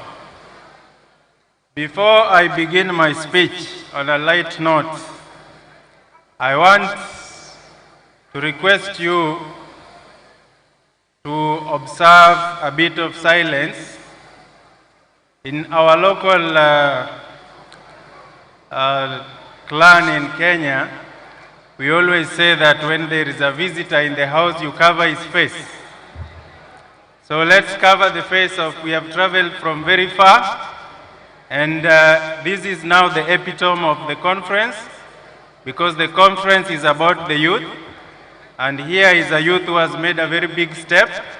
I think I'm the youngest youth presidential candidate in the world today. And therefore, I request you humbly to give me the few minutes I've been allocated so that I can deliver my speech. You know, Nigerians have influenced the world through your movies. And in Kenya, we are a darling of your movies.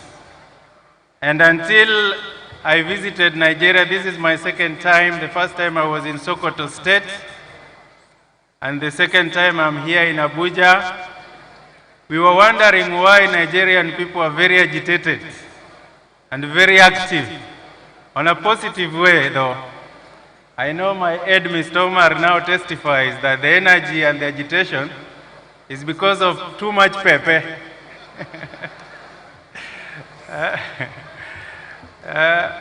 That is on just a light note. Since I'm from Kenya and I'm standing here in Nigeria, Mr. Ismail Bar, my fellow young man, I want to say that the conference now is no longer a Nigerian conference, but an African conference. And in the beginning, I heard one of the speakers also applauding some of the international dignitaries' presence. Therefore, the conference is an African conference in the global context.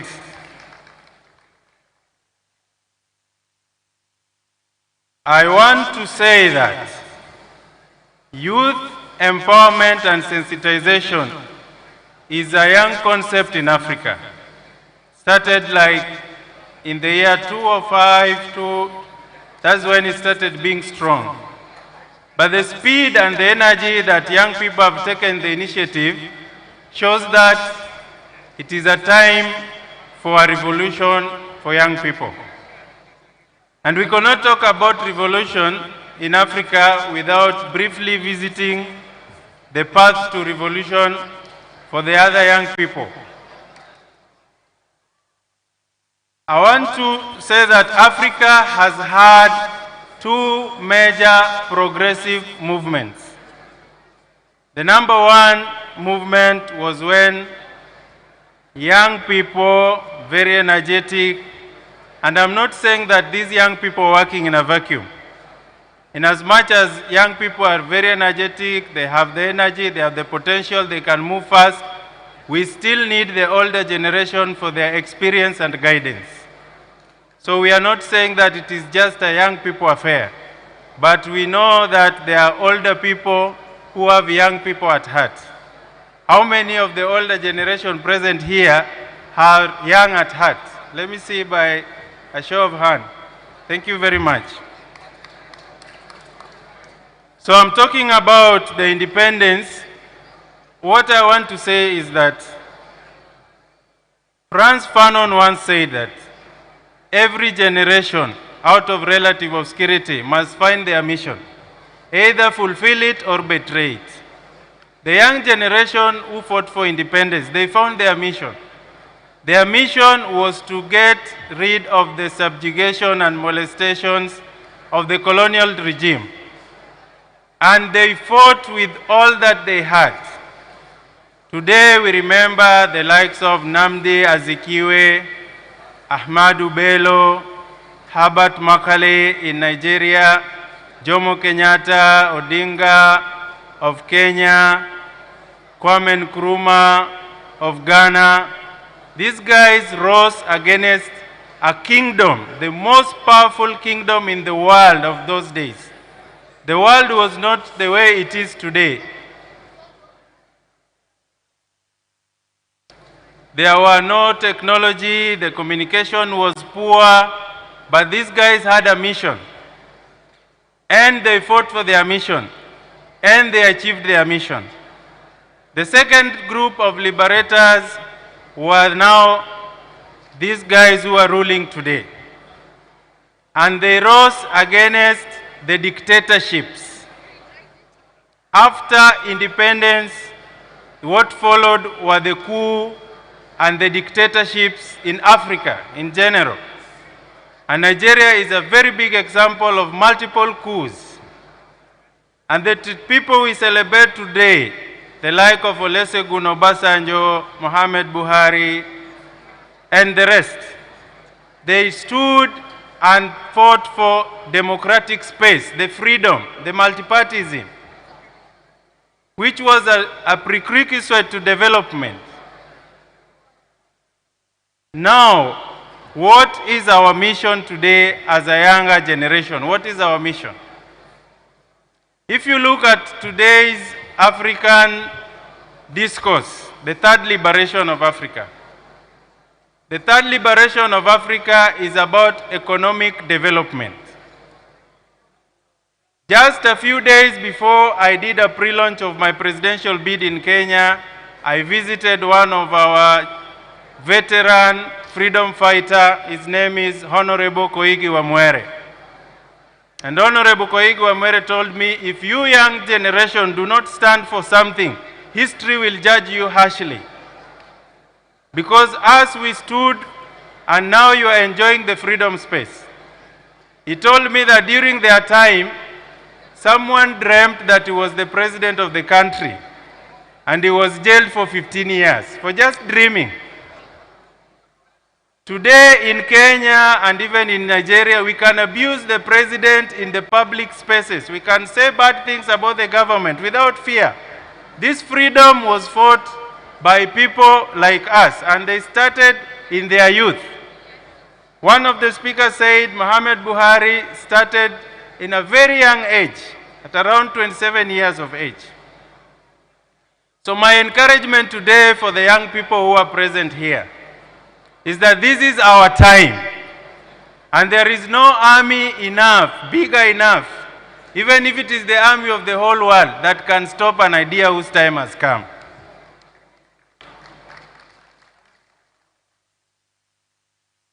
So our mission as a young generation is to move this beautiful continent into the fast developing world. Africa is known for very bad things, and on the other side, we are the giant of the world. Today, my dear brothers, after over 50 years of independence for most countries in Africa, we are still talking about the same problems that the colonial fighters talked about. Eradication of poverty, diseases. We are still coupled with corruption. We are still coupled with negative ethnicity. In Nigeria, religious animosity is so high. One time when I was in Sokoto, I invited one of my Christian friends, who is also the reason why I'm invited here today. And I told him, please, brother, come and see me in Sokoto. He said, no, no, no. Sokoto is a Muslim state. I can't come there. So you can see we're still grappling with religious animosity. And if you look at Christianity and Islam, 99% we agree in principle. We only disagree in maybe 0.1%. Why do we keep on fighting each other? If we look at the present day problems coupled with the effects of COVID-19, the banditry, the Al-Shabaab, the Boko Haram, the rising cost of living, high cost of fuels, especially in Kenya where I come from, there is a need for Africa to make a step into positive change. And this must be realized by the next generation of leaders. There is, and I'm sorry to say this, on the global map we look very bad. Wallahi, it is so bad. Because I'm talking on behalf of my country, I do not know much about Nigerian people, about the COVID-19. When this pandemic hit the world and people have died, and it is a very sad situation. In my country, there was aid of 200 billion Kenya shillings, which is around $2 billion. And instead of this money being used to mollify the effects of COVID-19, people became COVID billionaires. How do we look in the eyes of the world, my dear brothers? It is a very sad state of affairs. So what is our role as a generation? What do we need to do differently from the other generation? We must chart an economic path. An economic path is standard for, it is a global standard. And the effects of the negative things happening in Africa today can only be mollified if we follow the following paths. Number one, the next generation of leaders must try to eradicate massive corruption in the public sector. And I want to say that Nigeria is moving in the right direction because one of the ways to mollify rapid corruption in the public sector is to have a political party that will put sober, morally upright, people with integrity into position of leadership. Number two, my dear brothers, there is a ticking time bomb in Africa, more dangerous than the Boko Haram and the Al-Shabaab. And it is the youth unemployment. And the worst part is that the most intelligent people in Africa come from Nigeria and Kenya. I want to say without any fear of contradiction, my brothers, these kidnappings, these banditries that you see, these Boko Harams, they are very intelligent people behind them. And the reason why people resort to negative things like this is because they were not given the opportunity to prove what they learned in schools. It is the same statistics in Nigeria and Kenya that over 500,000 people leave higher institution of learning. Only 25% end up in formal employment. This is very dangerous. So we must provide solutions to the biting unemployment, especially to the bulging population of the youth. The recent global statistics says that in the next 3 years or so, the total population of young people, 25% will be from Africa.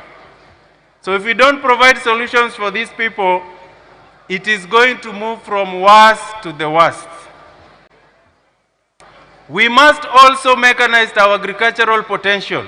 Africa has 60% of the arable land of the world, yet it is not utilized. Recently I was in Denmark. Every piece of land has been utilized agriculturally. And you people know the backbone of Malaysian economy is agriculture. So we have to have a mechanized agriculture supported by smart climate technologies. We have to train our farmers, give them extension services. We have to support cottage industries in agriculture. We have to give them market linkages, global market linkages, and we must also provide demonstration farms to train the local farmers. These are the economic path that needs to be followed. And every generation that is going to provide leadership must give a blueprint that will follow an economic development path. Another thing that we need to do, that is one of the reasons why we have massive corruption in Africa, is the independence and functionality of our institutions. I do not know much about Nigeria, but if you come to Kenya and you see some old colonial houses, you know that those ones belong to the police. The institutions, the government institutions have been starved, but the individuals who are put in charge of those institutions are so big and fat and swollen. It's like they have swallowed their institutions. So we must get the institutions that are stronger than the individuals for development to occur. And we must also, and this I'm urging the party, we must also allow separation of powers. If you follow Kenyan politics right now, the executive is choking the judiciary. And it is a globally agreed principle that if there is no rule of law, there is no organization for humanity. So we must separate powers, let the judiciary do its role, let the executive do its role. The party must ensure that is possible. We must also get into the global linkages, the trade, the regional trades, the peaceful coexistence. All these are the path to economic development. And this is the path that I want the young people today to start pursuing going forward. I was called to this conference to encourage the party and the youth wing on the way forward. So in conclusion, this is what I want to give to the party. In 2014 in Kenya, Netherlands Party for Multi-Party Democracy, in collaboration with the Multi-Party Democracy of Kenya, they came with an approach called Strategic Plan Approach for Political Parties. I do not know about Nigeria, but seeing from APC, I think you are on the right path to institutionalizing a political party. In Kenya, political parties are just pocket organizations to achieving power, nothing else. We do not have a proper political party as an institution. I want to urge the party today of Nigeria, please develop a strategic plan towards putting up a strong political party as an institution. A political party that has got presence in terms of people and capital and resources in every state. And it is possible. And we need a political party with an ideology, a principle, something that people belong to. If you go to America, if you are a born Democrat, you are a Democrat. You cannot just walk to the Republican. So we need a political party with an ideology, a political party that is people-driven and not individual-driven, so that our people can hold our leaders to accountability. I am willing to work together with the party and in collaboration with my party so that we can share the political strategic plan that we developed. Fortunately enough, when I was working with the Labour Party, our strategic plan was the best in the country. So we can share that and we can move forward. On the part of the youth wing of the party, the youth wing of the party, and this is what today is your first conference. From my experience, I want the conferences to continue. But these conferences must be youth-geared. The president said today that this conference did not invite a lot of dignitaries because it was youth-geared. But if you look at it, it is more dignitaries geared than the youth-geared. So the political wing, the youth political wing of the party must start doing what is called economic empowerment conferences for young people. We did this in Kenya, and this is what has informed my presidency. We brought young people together as a nation, and we group them in their areas of passions. If you are passionate in sports, if you are passionate in business, if you are passionate in entrepreneurship, innovation, you are grouped in that position. And then they come up with ideas. And it is in those ideas that you use the party resources plus the non-governmental resources to build the next generation of young people economically. And this is something I'm willing to work with the youth wing of the party to help them actualize. In my conclusion, this is a very big step. We have, in Kenya, there is no National Youth Council in the ruling party. The ruling party, once they win the election, it is about the presidency and the leadership only. So this is one big step that has been achieved here, and we have to structure this youth party to be strong.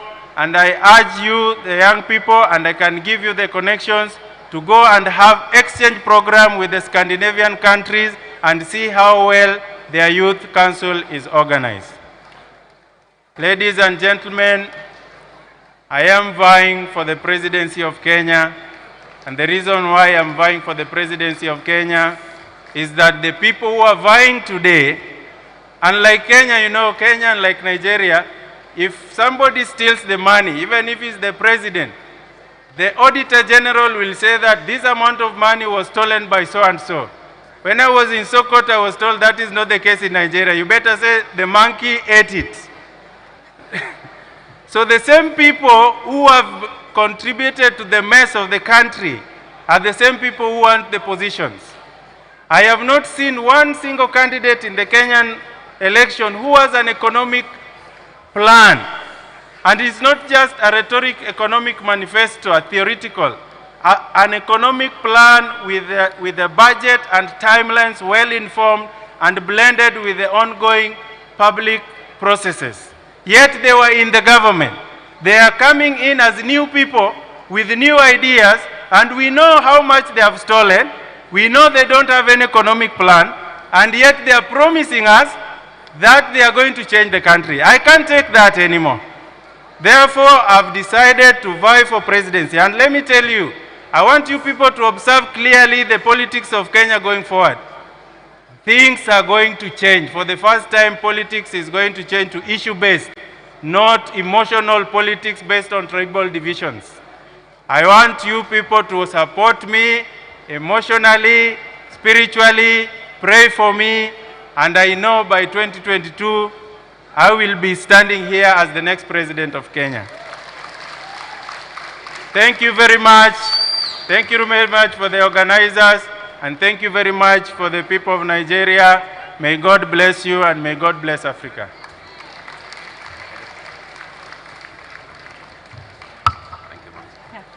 Thank you very much, John Yahya Nene, who is the national party leader of the New Democrats and the presidential candidate of the party for the 2022 elections in Kenya. Thank you very much for that insight into your thoughts. We also want to crave your indulgence once more to have everyone in this hall seated while we proceed with the program. We are gradually rounding up. We require utmost silence. We want everybody to be seated, irrespective of your role here, whether the media or a committee member or whatever. Please kindly be seated while we call in the next speaker. This announcement is actually coming from the chairman of the protocol committee. Please, utmost silence while we continue with the program.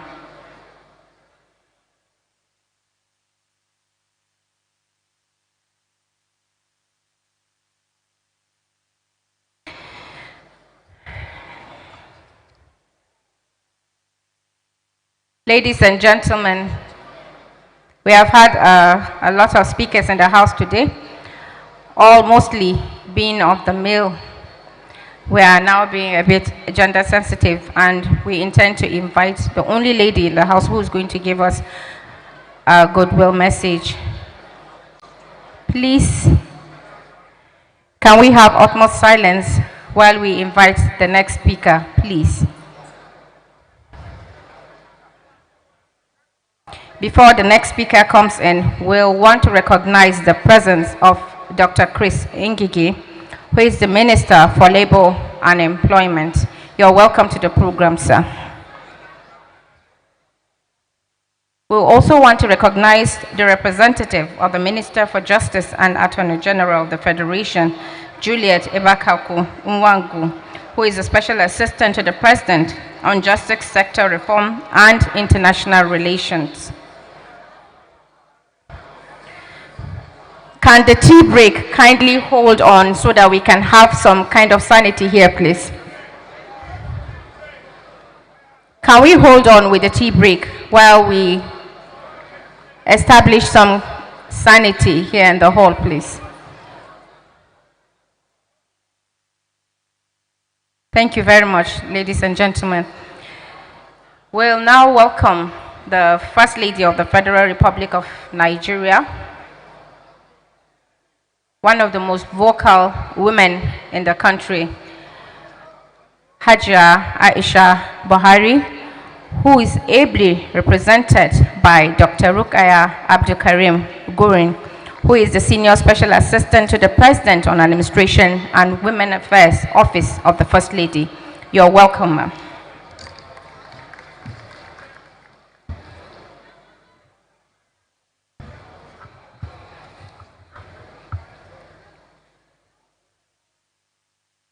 Your Excellency, Muhammadu Buhari, the President, Commander-in-Chief of the Armed Forces, Federal Republic of Nigeria, ably represented by Boss Mustafa, SGF. His Excellency, Maimala Bunu, Executive Governor, Yobe State, and Chairman, APC National Caretaker Extraordinary Convention Planning Committee, the National Youth Leader of APC, Senators here present, Governors present, Ministers here present, DGs of parastatals, President of the People with Disabilities, all progressive youths present, distinguished guests, ladies and gentlemen, I'm here to represent the First Lady of the Federal Republic of Nigeria, Dr. Aisha Buhari. The First Lady sends her warm greetings on this special occasion, and I read her message. Distinguished ladies and gentlemen, I would like to congratulate the All Progressives Congress, most especially the youth wing of the party, for coming up with such a remarkable gathering of our youth progressives across the nation. This conference, I believe, has been put by the organizers with certain aims and objectives in mind.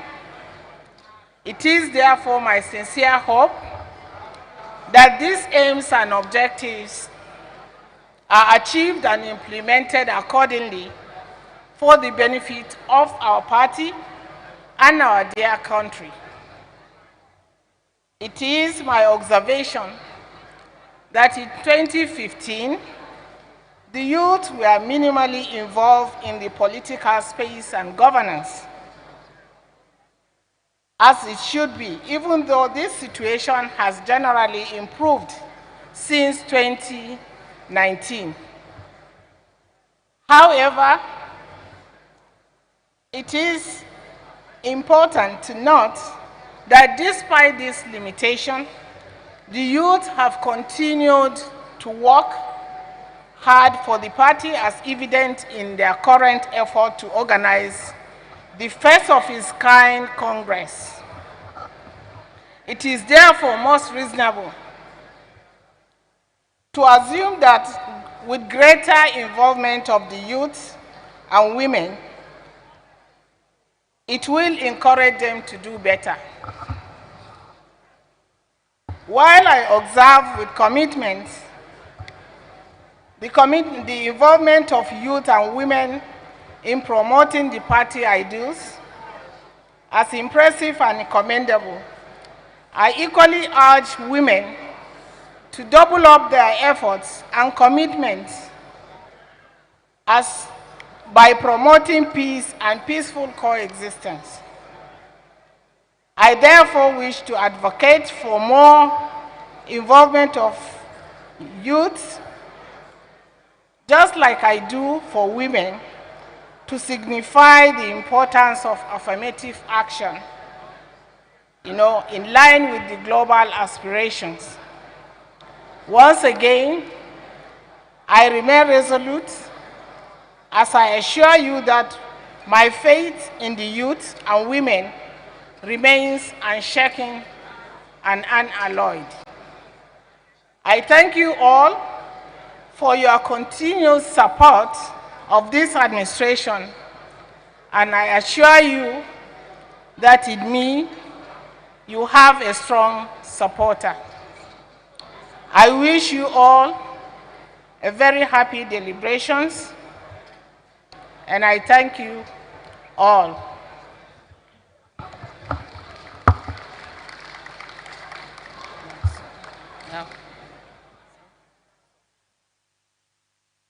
Thank you very much, Dr. Rukaya Gorin, who has represented the First Lady of the Federal Republic of Nigeria.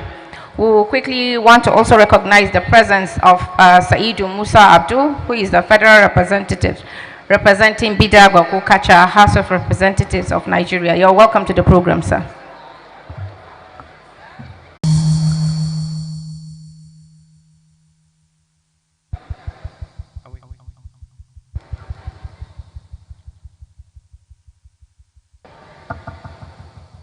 Mr. Speaker will join us in a bit.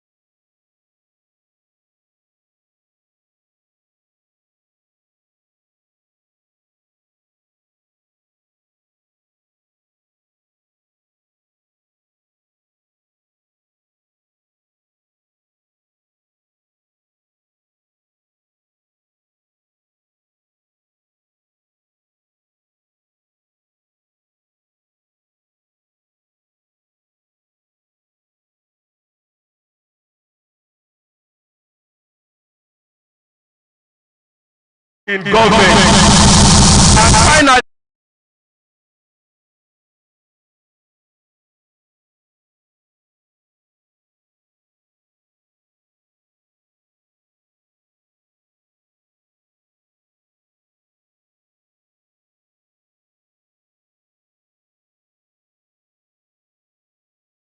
opportunity to appeal to all our leaders that in the next convention that is coming up, we want youth as the national chairman. We want many youth as governors. Nothing stop Barrister Ismail from becoming Kano governor. He has the capacity, he has the network, he has the money, and so many youth like that. So we are not going to take the national youth leader alone. We want all other offices too, and I believe we get it by God's grace. Thank you very much.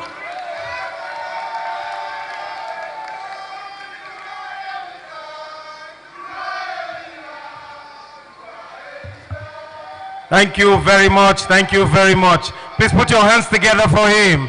Let's appreciate him. Thank you. They will not be done until we are done. So let's continue. Let me especially welcome members of the House of Representatives. We have Honorable Shina Pella, a member of the House of Representatives representing Isheyin Kajola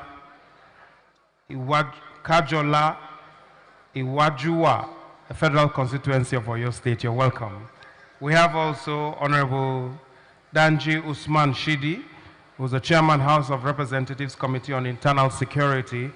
He's also a member representing Wukari EB Federal Constituency from Taraba State.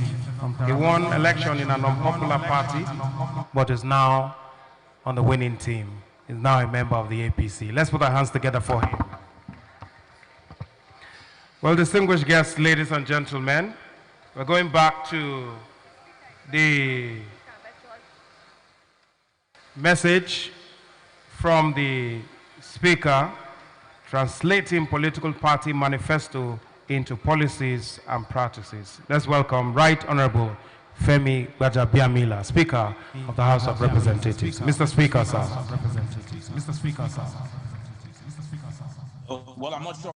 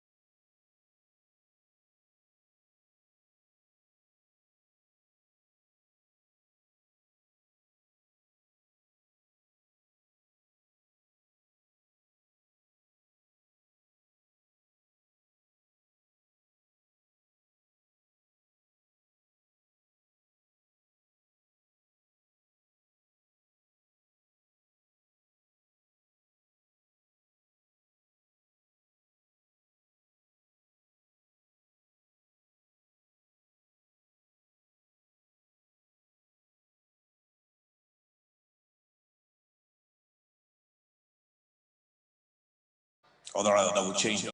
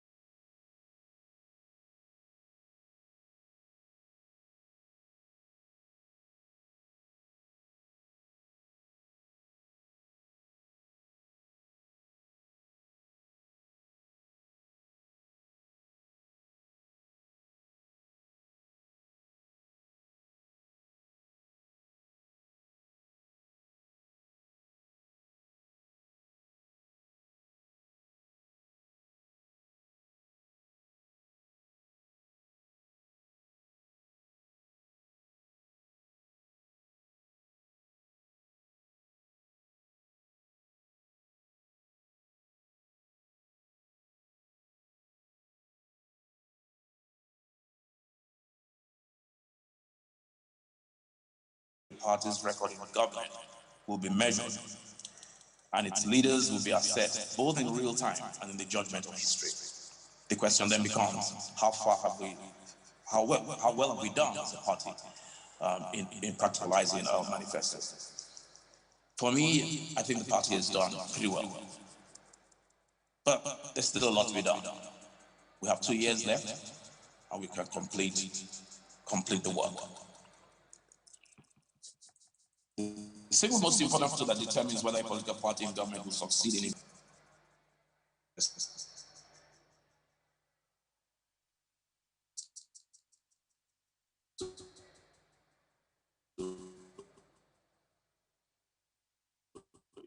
and with our combined networks, create a political party so big that the present ruling party will run away in fear. And so, the Action Congress of Nigeria, ACN, led by Chief Bisi Akande, the Congress for Progressive Change, CPC, led by Prince Tony Momo, the All Nigeria People's Party, AMPP, led by Dr. Ogbonnaya Onu, and a faction of the All Progressives Grand Alliance, APGA, all merged to form what will from that day be called the All Progressives Congress, APC. Really cool name for a party, right? The real forces behind the amalgamation were Asiwaju Bola Ahmed Tinubu, one-time governor of Lagos State, who brought in the ACN group, and General Muhammadu Buhari, who brought in the CPC group. And to show that they were really serious about this new marriage, the All Progressives Congress, APC, officially received approval from the Independent National Electoral Commission, INEC, on the 31st of July 2013 to become a political party. At its formation, the former governor of Osun State, His Excellency Chief Bisi Akande, was appointed as the interim chairman and was tasked with midwifing the affairs of the nascent party. Now let's talk about cool stuff like logos and party slogans. The logo adopted by the APC was a green, white, blue background with a broom on the white background. The party adopted change as its slogan. No surprise there, because change was what people all over Nigeria were expressly yearning for, considering how the last 16 years had gone. The party's motto, on the other hand, was justice, peace, and unity. The newly formed APC continued to gain national acceptance as the alternative to the political order of the time. So it wasn't surprising that before long, political heavyweights were knocking at the party's door. In November 2013, 5 governors from the ruling PDP, who were members of a faction of the party called MPDP, shall we say, caught the fever of progressive change and defected to the APC with all their supporters, as well as 49 legislators who joined the ranks of 137 legislators in the APC as a result of the prior merger. Things were really looking up for the newly minted party.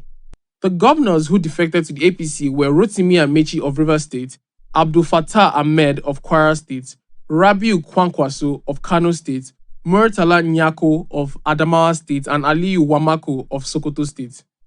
On the 14th of June 2014, the party held its first national convention where Chief John Odige Oyegun, a former governor of Edo State, was elected as the first substantive national chairman. It is important to note here that Chief Oyegun emerged by pure consensus. This was after the other aspirants for the chairmanship position agreed to step down. Other officers elected at the first convention were the APC Deputy Chairman South, Segun Adebayo Oni, Deputy Chairman North, Lawal Shaibu, National Secretary, Honorable Mai Malabuni, and National Publicity Secretary, Alhaji Lai Muhammad. The Oyegun-led NWC led the party to victory in the 2015 general elections, less than 2 years after the party began. A really impressive feat. Change was the battle cry of the party. The candidate of the party, Muhammadu Buhari, won the presidential elections and was sworn in as president on the 29th of May 2015. It was the first time an opposition party would win elections at the federal level, and that was only part of the story. The APC also won 60 seats in the Senate, 212 seats in the House of Representatives at the 8th National Assembly in the 2015 elections, and 24 governorship seats across the country at the end of the election cycle. At the inauguration of the National Assembly on the 9th of June 2015, Senator Bukola Saraki of the APC, representing Kwara Central Senatorial District, emerged as Senate President, while Honorable Yakubu Dogara of the APC, representing Bogoro das Tafawa Balewa Federal Constituency, emerged as Speaker of the House of Representatives. At the expiration of the tenure of Chief John Oyegun-led NWC, The party held a national convention in Abuja on the 23rd of June 2018, where another former governor of Edo State, Comrade Adams Ali Oshomole, was elected as the national chairman of the party, along with other officers of the National Working Committee. The Oshomole-led NWC led the party to the 2019 general elections. The theme of the party's campaign this time was Next Level.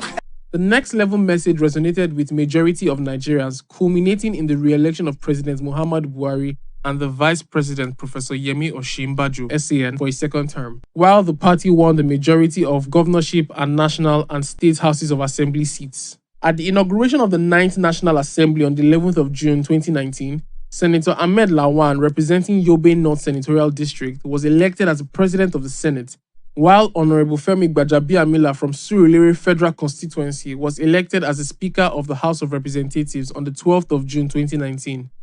As a result of the vacuum created by the decision of the Court of Appeal Abuja, which upheld the suspension of Comrade Adams Oshomole as national chairman, a meeting of the National Executive Committee was quickly summoned. At its meeting on the 25th of June 2020, the NEC of the party dissolved the National Working Committee and in its place appointed His Excellency Governor Mai Mala Buni to lead a caretaker committee and extraordinary convention planning committee till a national convention is held to elect substantive officers of the party. Barrister Ismail Ahmed, the national youth leader of the party, represents the youth, the strongest group in the party in the caretaker committee.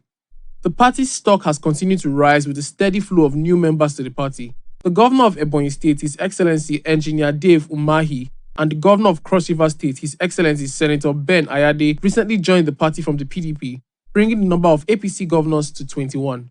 Based on the reports emanating from the just concluded membership registration and revalidation exercise, it is clear that the APC is poised to retain power at all levels in the 2023 elections and beyond.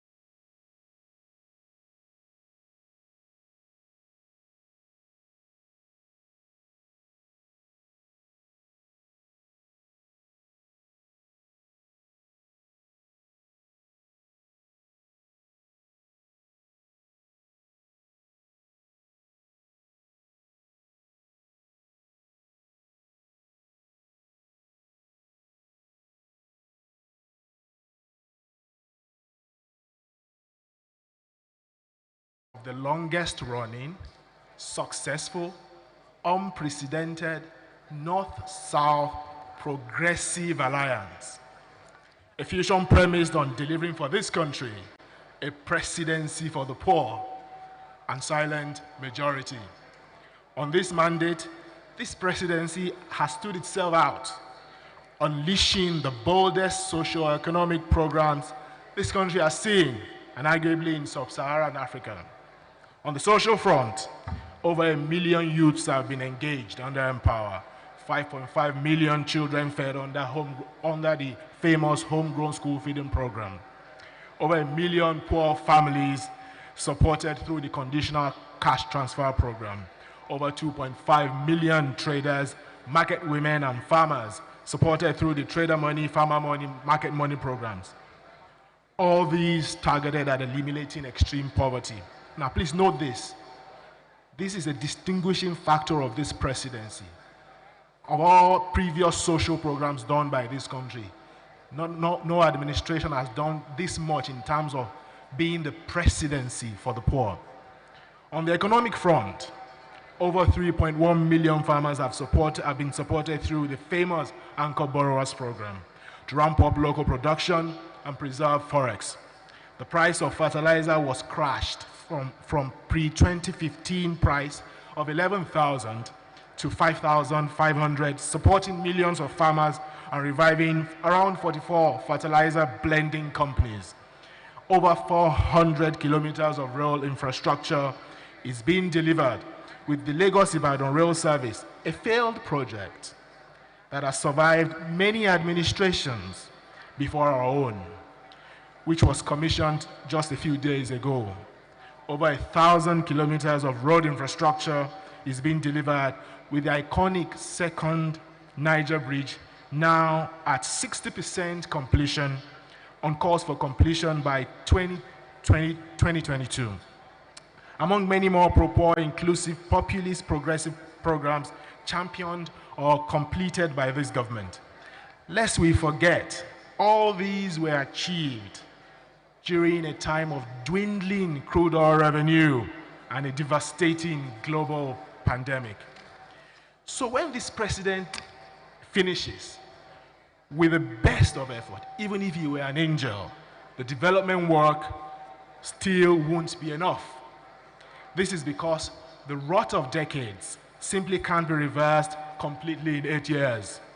Therefore, the legacy of progressive, pro-poor, inclusive development we seek for our people is not an 8-year play. It's a 40-year one. If we agree that this is a long-term play, then we must realize that the sustainability of this North-South progressive alliance is the single most important political arrangement and test for the current leadership of our great party, the All Progressive Congress. For the sake of our children, your grandchildren, and the nation, we must rise to guarantee this alliance by all means. By 2050, just 30 years away, Nigeria's population is estimated to hit 500 million. We have a ballooning population and dwindling revenue, assuming that some of us might not be here by then. Certainly, however, our children, your grandchildren, will be here. Even if they were to leave this country, wherever they be, they will be second. So we must therefore face our current challenges with the boldest of visions and best resources at our disposal. There is no other option. For us to deliver mass prosperity and a stable social, economic, and political future, we must see beyond 2023. We must rise above our selfish interests to a bigger and bolder vision for our children, your grandchildren. We must rise above the divisions of self-interest, ethnicity, religion, and such other narrow, self-serving considerations to solve the bigger problem. Poverty. Poverty of the mind, poverty of the pocket, ravaging the social fabric of our nation on all fronts: productivity, values, security. Poverty that knows no tribe, that knows no religion. We must rise beyond our division to deliver functional education for all, affordable health care for all, safe and secure homeland, and many more progressive solutions that this party must identify with through this bold, progressive political platform, your Progressive Congress for our nation. To deliver this legacy of progressive and inclusive development this nation needs, change must start from within our great party, the All Progressives Congress. which produced the current president and must produce the next president, but must be led by the boldest and most progressive values. The APC must restate the very values that charged us to producing the first pro-poor president for this country. Values that must definitely see beyond 2023. If we are to truly secure a long-term legacy of inclusive, populist development for our people and for our president, who needs a bold legacy. The All Progressive Congress must champion from within internal democracy, bold youth engagement, fiscal federalism, fiscal independence of local councils, all set within a clear and well-defined progressive charter, which the party can be held to by Nigerians. This is the great test of now. Nigeria is a young country with over 85% of our population less than the age of 45. Let's visualize that. Less than the age of 45.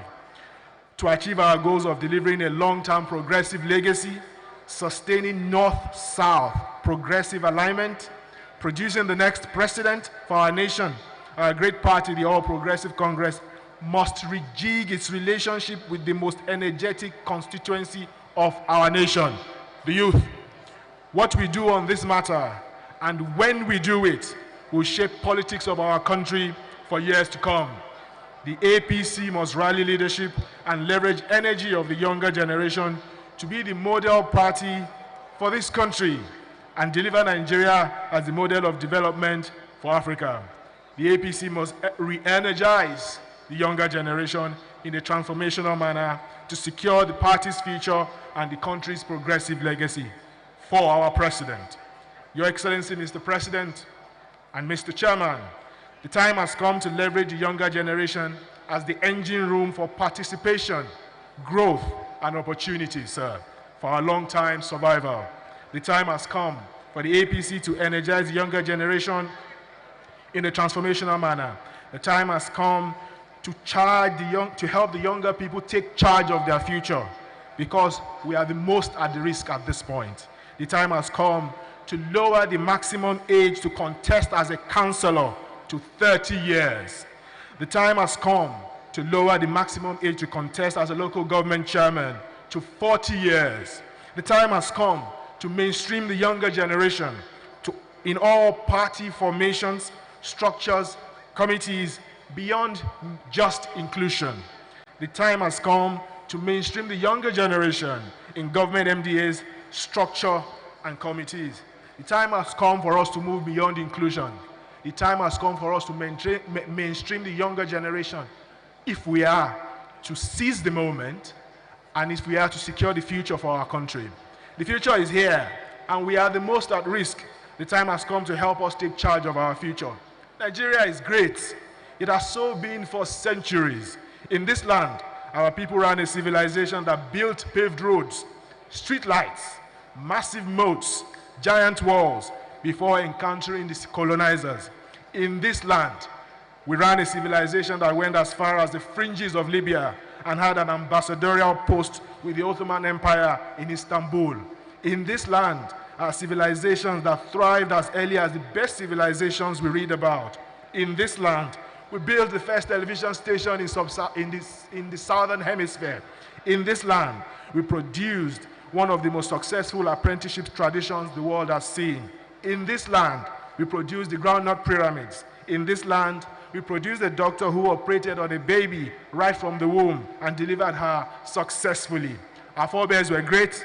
We have greatness built in us. We must rise above our primordial sentiment to unleash our greatness for the sake of our people, our children, your grandchildren, our nation, the black race, and for the world. In summary, our president must end well. We must sustain North-South progressive alliance. This is the time for our great party to mainstream the younger generation into politics and governance for our long-term survival. Thank you very much.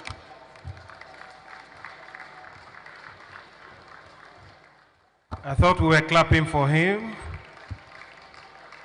Thank you very much. I have a few announcements before I call the next speaker. Please, if you are owner of any of these cars, the numbers are, we have a Kia dark in color, dark ash. The number is RSH999AY. Please, your vehicle is obstructing traffic. You will need to go and remove it. If not, after this announcement, the VIO may help you take it somewhere. The number is RSH999AY, dark ash color, is a Kia.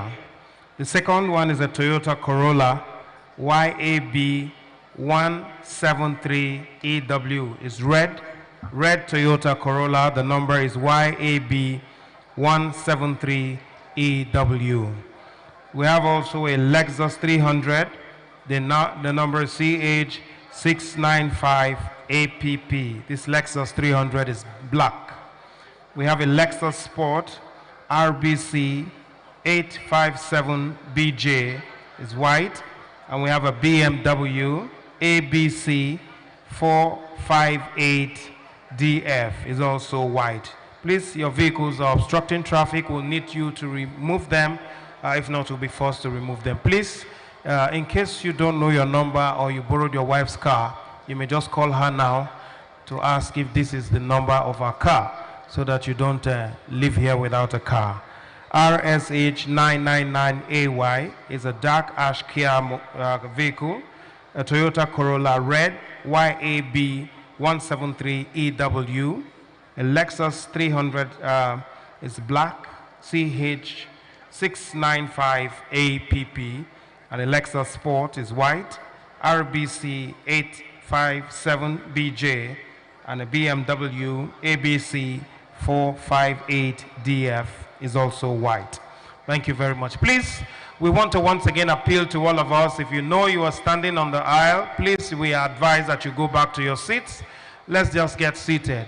We will need this house to be in order. If you're speaking from up here, it's a little discouraging if you can't be heard by people who are organized in 1B. Thank you very much. I see you going back to your seats. If you don't have a seat on the main bowl, you can go to the gallery. We have enough seats there and a whole lot of refreshments up there. So please, I'll advise that you go up there and get refreshed. Distinguished guests, ladies and gentlemen, the next item on the program is another presentation, and this time I have the honor to present to us another member of the House of Representatives. He's a global speaker, he's a mentor, he's a coach, an accomplished organizer, and an intellectual who knows both the spirit and the letter of the text. Is also a believer in the project Nigeria. He's a member of representative representing Kaltungo Shogom Federal Constituency of Gombe State. Let's welcome Honorable Dr. Karu Simon Elisha. Please put your hands together for him as he comes up to deliver for us his paper this afternoon. Of course, he'll be talking to us about leadership recruitment, the progressive approach. There is one way to do it, the progressive way. And if there's anybody who should tell us, it is this man. Please put your hands together for him as he takes the microphone. Thank you, sir. That introduction was strong. Thank you very much. Your Excellency, the President of the Federal Republic of Nigeria, Your Excellency, the Vice President, Your Excellencies, distinguished senators, and my honorable colleagues in the National Assembly, both serving and past, Your Excellency, the Executive Governor of Yobe State and the National Chairman of the APC, Your Excellency, the Secretary to the Government of the Federation, Your Excellencies, Ministers and Heads of Parastatals seated, Your Excellency, my National Youth Chairman, colleagues, friends, members of the press, youth of Nigeria and the young progressives, good afternoon. I have a very simple task to do, which is to deliver a paper on leadership recruitment. I would like to start by remembering my mother, who passed on just a year ago in the month of June. And I want to remember her through my maternal grandfather, who was called Pilasar. And Pilasar in a native of Bura, nationality in Adamawa State, refers to the word Fulani. I will not start my story without talking about my cousins. Some 2 short videos I experienced who were not my creation, but I came across those videos, and I want to share the 2 fundamental lessons of those 2 stories. One is the story of a young boy who was barely 10 or 11. He was found eating during the Ramadan fast. And a group of men approached him and said, "Young man, why are you eating during the period?" And he said, "I'm eating because I'm hungry." And they asked, "Are you not Muslim?" He said, "No." And they further asked, "Are you not Christian?" And he said, "No." And he said, "Ni Fulani." What it means is that I am neither of those, but I am a Fulani man. The second story happened somewhere around Lagos. A group of friends attempted to harass a young man. And the young man said, "Why are you sending me away?" And they said, "Go back to your land." And he said, "No, I don't have any other land." And he spoke in Yoruba. And he said, "Yoruba ni mi," meaning I am Yoruba. And they said, "No, we know your father. Your father is Fulani." And he said, "No, my father might be Fulani, but I am the son of the soil." These 2 distinct stories ushers my story of leadership, and I title my paper, "Leadership is an Identity." Your Excellencies, my President, governors, and other friends here seated, I would like to talk about leadership in the context of my cousins. The Nigerian youth are the most valuable assets any country can find. We are the future the world is waiting for. We are smart, intelligent, loyal, creative, and very hardworking. Until our faith and identity grow as strong as these boys, our nationality and struggle for independence is questioned. We must believe Nigeria and identify as Nigerians before our nationality can stand out. Eleanor Roosevelt, the first chairperson of the Commission for the Universal Declaration of Human Rights, once said, "Where, after all, do human rights begin?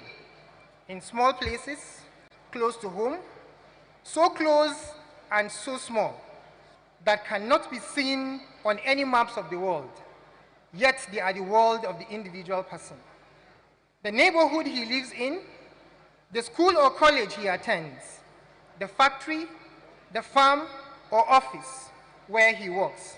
Such are the places where every man, woman, and child seek equal justice, equal opportunity, equal dignity without discrimination.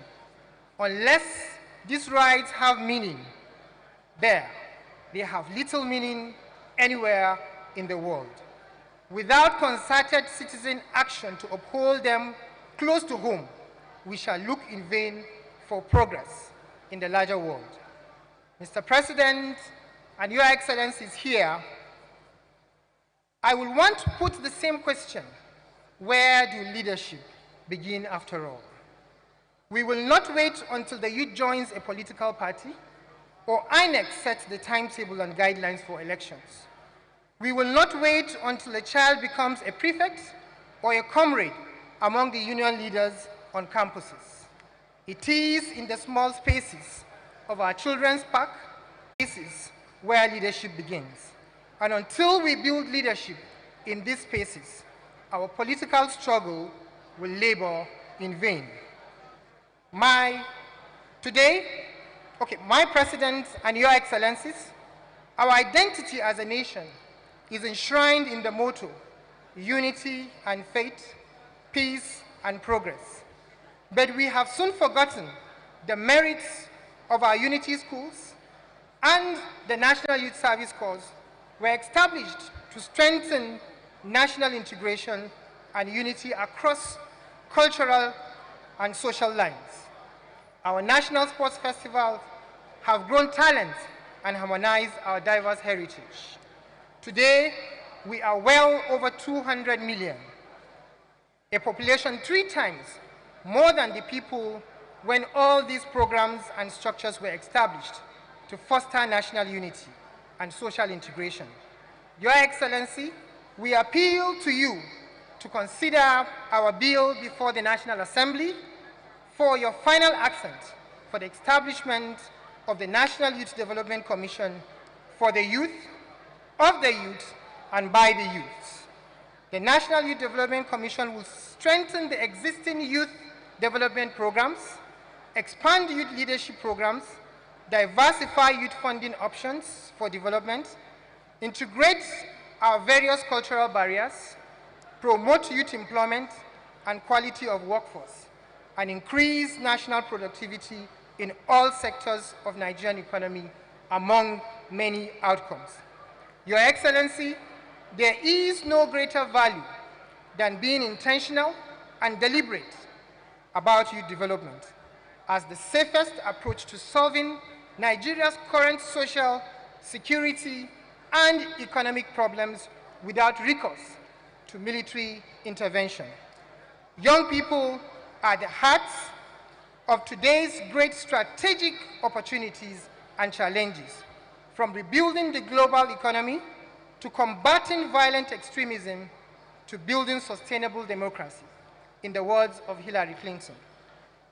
And in the words of Kofi Annan, from creating startups to igniting revolutions, young people have been toppling the old structures and processes that govern our world. Just imagine what solutions might be found if young people are given the space and encouragement to participate and lead.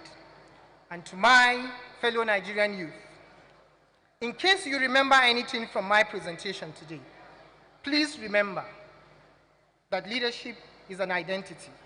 Mr. President, I am a young progressive, and most importantly, I am a Nigerian. Thank you, and God bless Nigeria.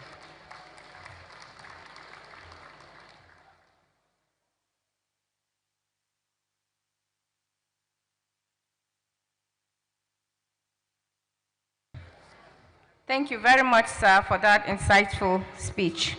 Thank you once again. Next, we'll welcome on stage Honorable Miriam Onoha, Member, House of Representatives, representing Okwige North of the Federal Constituency of Imo State. Another woman on the stage. Please, a round of applause for her.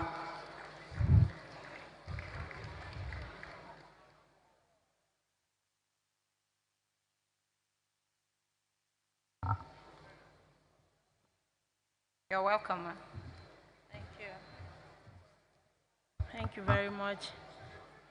Your Excellency, our father, President Muhammadu Buhari, GCFR, ably represented by my leader, Secretary to Government of the Federation, Mr. Boss Mustafa, our mother, the First Lady, who is also represented, members of the National Assembly, Senate and House of Reps, members of the Federal Executive Council, the honorable ministers here seated, the former National Organizing Secretary of our party,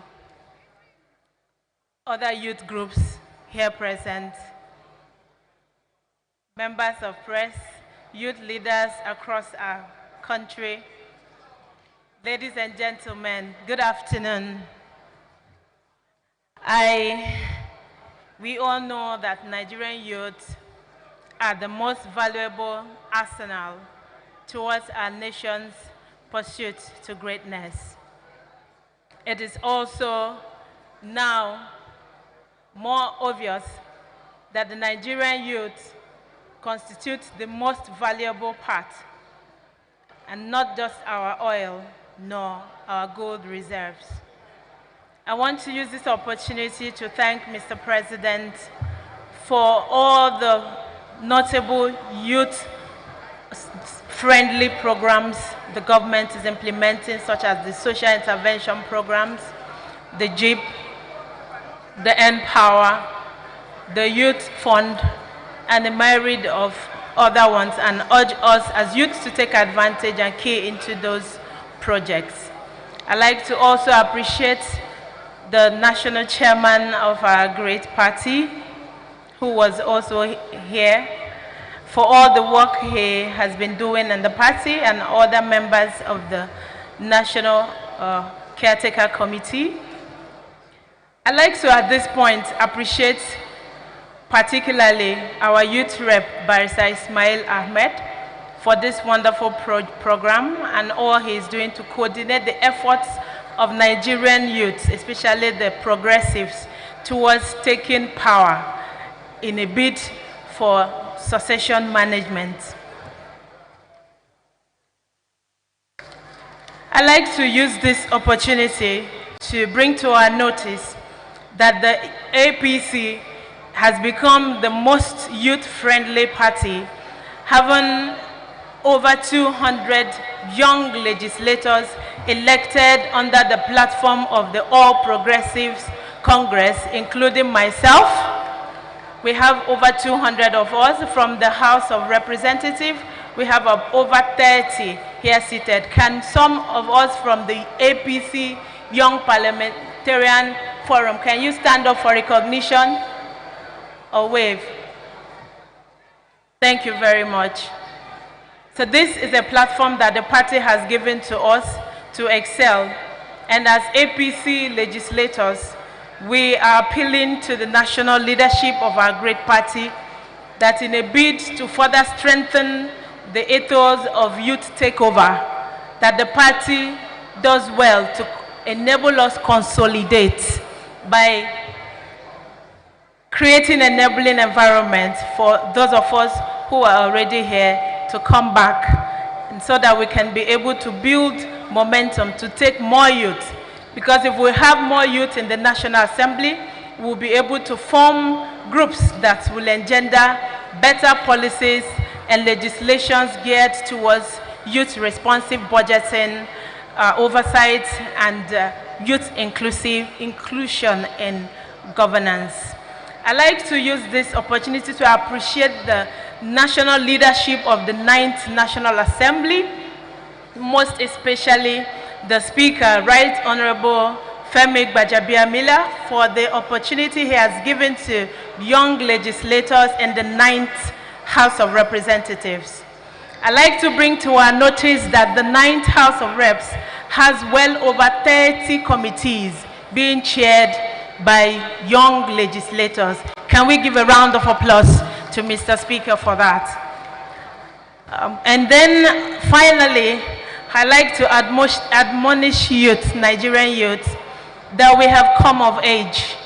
We are now at the table. We are no longer at the sides.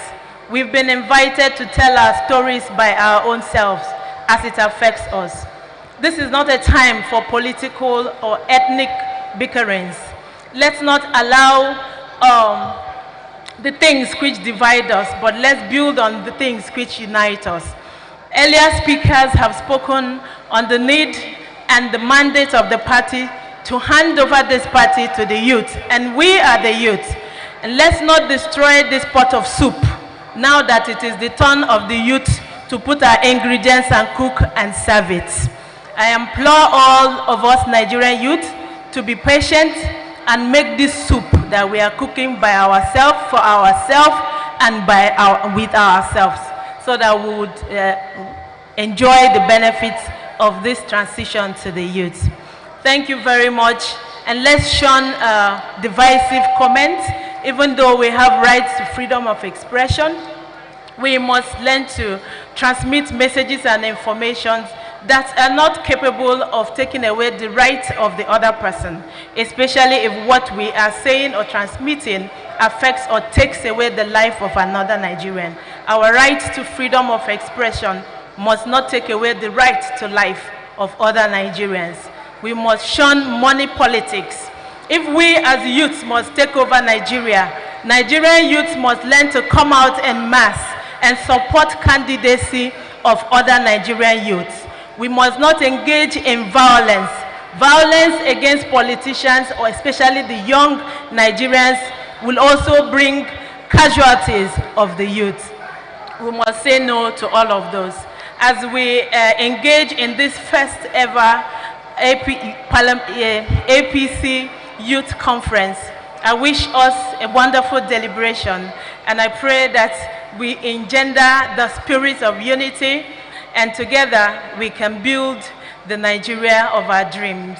Long live the APC, long live the young parliamentarians, long live Nigeria, long live Nigerian youth. APC! Another round of applause, please. I'm taking over. Please, everybody should settle down. Everybody should settle down. We're about to round up the first session. Everybody should settle down. If you have a problem settling down, you can go out, please. But everybody should settle down. I want all of us who are here, because a lot of people have come to meet me sitting down and said something. Please give a round of applause to the chairman of the political session of this conference, the secretary to the government of the federation, who came on time and have stayed diligently and patiently and watched and listened to everyone, because he has a message to take over to the president. Please give him a round of applause, ladies and gentlemen. My brother, the Minister of State Labor. Thank you, sir. Whenever you tell him that he has to speak at the round table, we are running out of time. So please, I know there are a couple of few speeches, but we have taken too many speeches for too long. And we have to go for a break. The moment we come back from break, the Vice President is coming. His podium is already ready. The Senate President is coming. And they are coming on time so that we can do the second session quickly. So we may not be able to do the round table. So quickly, in 1 minute, the round table was supposed to have Honorable Festus Keyamo, Minister of State Labor, and some other young people. And I know there are other young people and the chairman of the Parliamentarians Forum that are supposed to speak. We can all defer that to the next session that begins at 3. So we'll give Honorable Festus Keyamo and the state representative of one young representative to speak before the Secretary to the Government of the Federation rounds up the political session with another message from government and from the party.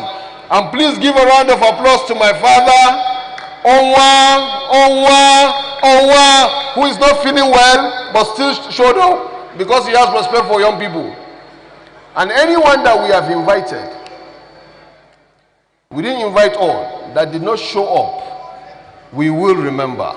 Thank you very much. Honorable Festus Keyamo, please. The Honorable Minister of State Labor, for 1 minute message, and the young people get one person before. SGF now is representing himself as the SGF. Thank you, sir, for waiting. Thank you very much, sir. President and Commander-in-Chief of the Armed Forces of the Federal Republic of Nigeria, ably represented by the boss himself, First Lady of the Federal Republic of Nigeria, and after that, allow me to adopt all the protocols that have been established here. Let me thank the National Youth Leader for the initiative of organizing this very epochal conference. In fact, I think it's coming too late that in 8 years of the existence of the APC, this is the first time that the very bulwark of the party, the youths of the party, are being recognized in this very special way. We should know that our victories in 2015 and 2019 where as a result of the tireless efforts of the youth of this party, who protected our votes through the night, who stood in all the polling units across the country, from morning till evening when they were counting the votes. Who? The youths of this party. Who stayed up overnight, followed ballot results, from units to ward to local government to state collection centers. The youths of this party, they were the ones who did that. And so, for the youths also, I mean, you know that most of the narratives these days are controlled by the social media. If you are social media friendly, you will know the war going on social media. The war going on there. Maybe the older generation, they don't understand what is going on there. The minds of the youth these days are controlled by the social media. So if you see our warriors every day, the youth of this party, on social media defending policies of government from morning till evening, you'll be amazed. Have it not be so? The youth leader who came here, I think the zonal youth leader, I don't know, I think the Southwest, he just took the words out of my mouth. 90% of the youth here, they want a better reward system for this party. They want a better reward system for this party. The only thing he did not add, and which I will add here, because a bit of wisdom will also be mixed with that. I'm also crossing the aisle to the other side now, from youth to the other side. Is that you will also have to be patient and go through the mentorship system in political parties. You must be patient also. You must be on the queue. Be on the queue, you will be recognized. Your efforts are being recognized. You are being watched by the elderly ones. What you are doing every day on social media, at the grassroots, it's not going unnoticed. One day you will be called to step forward. Be patient. But for us, for some of us, we will continue to speak out that whilst you are patient, they should also ensure that what belongs to the youth in this party goes to the youths. The elderly ones should not hijack everything. They should recognize them. That the bulwark of this party. And let me tell you that the decision you have made as youths to be part of a political party, the political process, and to join the political party is the best decision you can ever take. Best decision you can ever make. For me, I want you to learn a bit from some of our examples. I've been part of all types of movements for social re-engineering and change. From the streets, we have marched on the streets, we fought the military, we were detained, we were arrested and detained. We were part of the fight for democracy, establishment of democratic order across the country, both in the law courts and on the streets. I've been part of civil society, I've been part of radical movements all my life. And I realized at some point too, that I also had to be part of the political process to effect proper change in the country. So I've been part of all types of social re-engineering process, from the streets to a political party.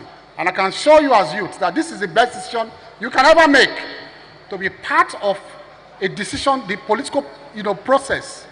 We are still the one gaining members. Governors are crossing to our party. There's something unique about this party. We are not losing, we are gaining, both in 2015 as opposition and even now as ruling party. So there's something unique about this party. Stay strong, keep the faith, keep fighting for the party. You will be recognized as youth in due time. Thank you very much.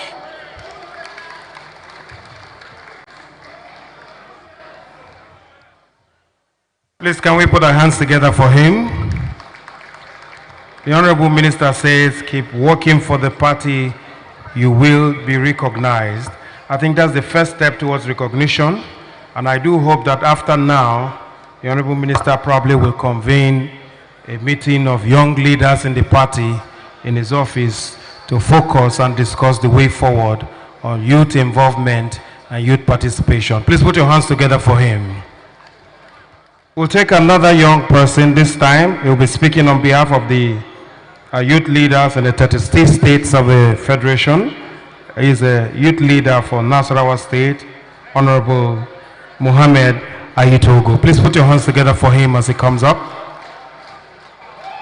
Let's put our hands together for him as he comes up to deliver a message on behalf of the 36 youth leaders in the 36 states of the Federation. He will speak to us briefly. He has agreed to say that little. Please put your hands together for him. He has been waiting for this opportunity. And here.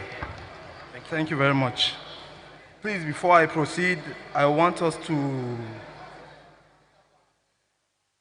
stand up for a minute silence respectfully for the demise of our colleague, that's the Kwara colleague, the state youth leader of Kwara, please. And all the other young struggle of the party, please. Just a minute silence. Thank you.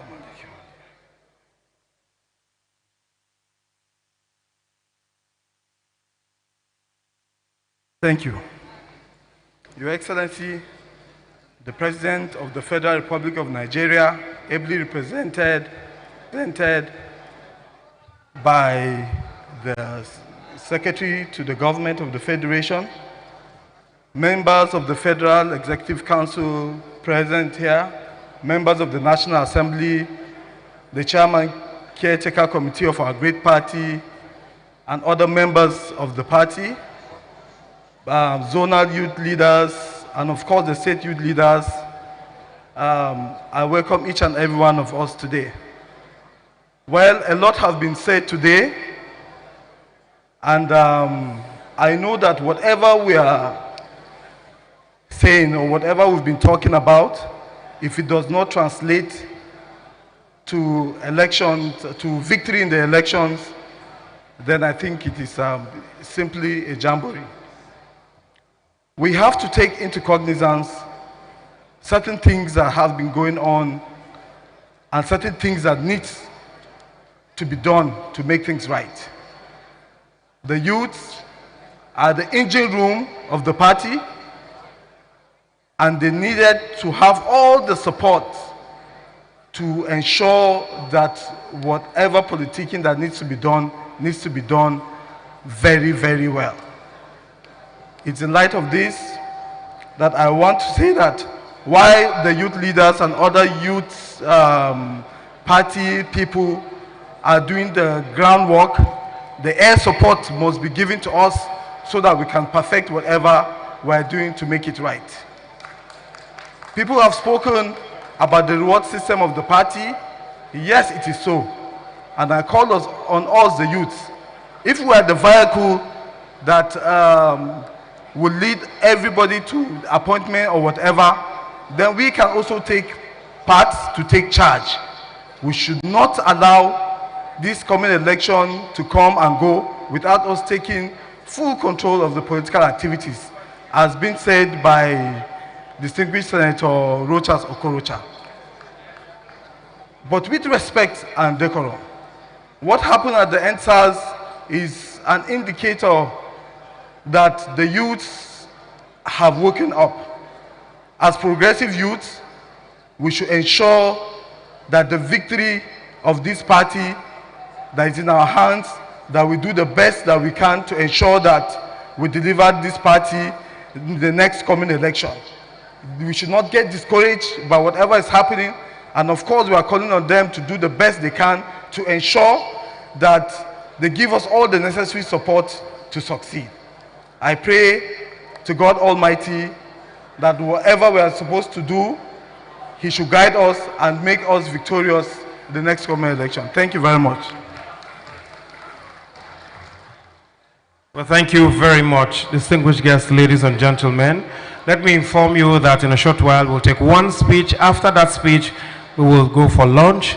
Lunch is for about between 30 minutes and 45 minutes, and then we'll be back to inform you that the second session will have the Vice President of the Federal Republic of Nigeria. We'll also have the Senate President join us. We'll have Malam Nasiru El-Rufai, the Governor of Kaduna State.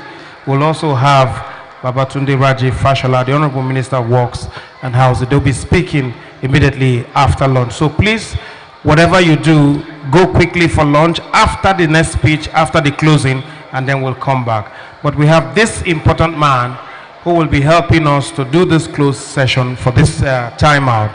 Let's welcome our own boss, the Secretary to the Government of the Federation, Mr. Boss Mustapha. Please put your hands together for him as he comes up to deliver for us a special message. Thank you, sir.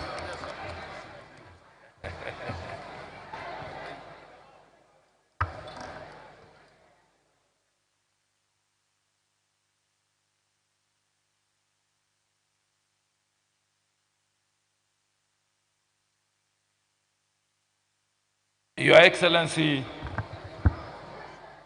the representative of the First Lady, members of the National Assembly here present, distinguished members of the Federal Executive Council, our keynote speaker from Kenya, members of the APC Caretaker Committee here present, distinguished ladies and gentlemen, please permit me to stand on existing protocol. While I'm rounding up this session, not with a speech, but with a charge, to all of you, the young people that have gathered from across the length and breadth of our country, in this ever-first conference of the progressive youth, and to thank the leadership, particularly Barrister Ishmael Ahmed, for organizing this conference. And to also thank the youth that have come and have had the platform and the opportunity to ventilate their desires for a greater country and for a very sustainable party platform that can transcend the administration of President Muhammadu Buhari. I have had cause to sit all through the day, not in want of something to do, being a Monday, and by the exigencies of my office, I have a lot waiting for me. But I sat all through this session because of the admiration I have for the progressive youth of this country and the fact that the youth are the future and the hope of our party and that of this country. As Director of Contact and Mobilization of the President Muhammadu Buhari campaign in 2015, I had cause to work with the youth. That was when I came in contact with Barrister Ishmael. As Director, Contact and Mobilization, the youth department was directly opposite my office. And I found out that the youth were gravitating towards my office every day they came to work. And I decided to give them a special place. And I can say, without any iota of doubt, that the mobilization drive that was put up by the youth of Nigeria accounted for our victory in 2015 and thereafter in 2019.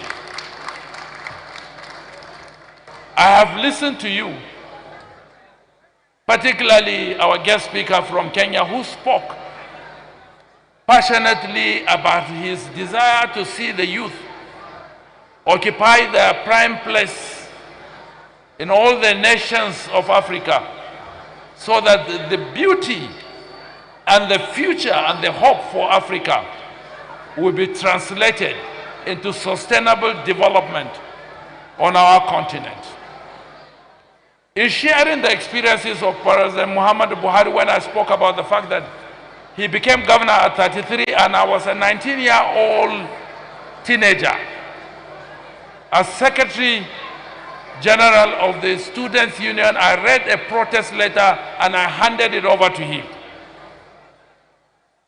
And I knew that I had charted a path and a course for myself. When I decided to launch myself into national politics, I was barely 32. I contested and won an election to come to the Constituent Assembly in 1988 to frame the 1989 Constitution. I was a bachelor, I was unmarried. As a young man, I had purpose in my heart that I would not move around with any form of sense of deprivation or entitlement mentality, but that I was going to stand for an election in a constituency that generally is not my hereditary constituency. But I grew up in the neighborhood. I contested election in spite of all oppositions, of every form of authority. I won the election. How did I win that election? I won that election because unknown to the forces that were opposing me, when the local government elections came up on non-party basis, I worked assiduously to put a local government chairman who was my classmate in primary school, who shared the same desk with me in primary school, who bears the same surname with me in primary school. I made sure he became the chairman.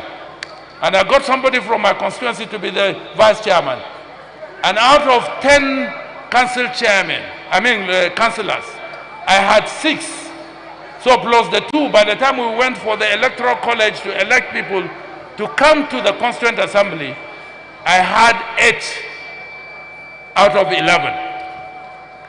As a young man, I knew that no form of authority, no form of platform would be thrown at me, but I had to work and ensure that I planned purposefully to get myself in the position that I can contest an election and win. What is the message? The message is that the young people, we are going to hand over to you. We are going to hand over to you. We are preparing the stage for you to take over. But you must come prepared. You must come with a resolution that what we are handing over to you, you are going to endear it, you are going to sustain it, and you are going to hand it over to future generations. This platform that has been created for you to come and share, I hope you have not just come to look around Abuja and see the beauty of Abuja. You have come to learn valuable lessons for the purposes of leadership that will be thrust on you. You have come to prepare yourself that if for any reason there is an opportunity to contest any office, President Muhammadu Buhari has prepared the platform for you. I remember from my personal experiences, after the Constituent Assembly, I became the first chairman of the Social Democratic Party in Gongola State at the age of 33. All other members of the executive committee in that party in Gongola State were far older than me. One of your members here, Ahmad Salijo Ahmad. His grandfather, not his father, his grandfather was a local government chairman of the same party where I was the chairman of the state.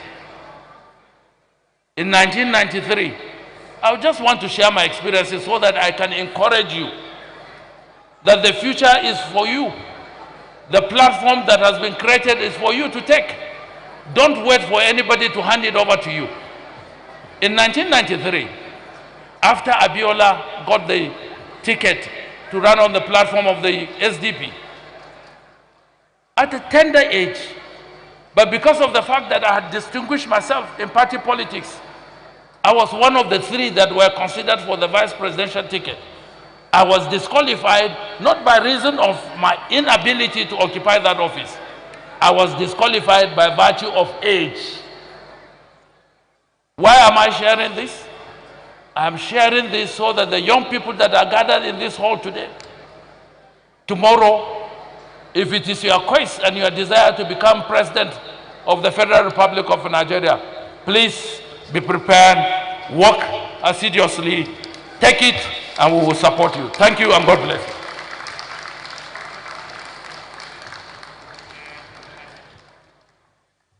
If you still have your hands, can you put them together properly? Thank you very much, sir, for that wonderful, wonderful speech. Well, remember we said in a bit we will take the, that actually signals the end of the session. The political opening formalities will be coming back at 3 o'clock, but officially we are back here at 2:50 so that by 3 we kick off the second session that will help us to take a deeper look at the issues that we have raised today. So please, our distinguished delegates and friends, please let's take this time out.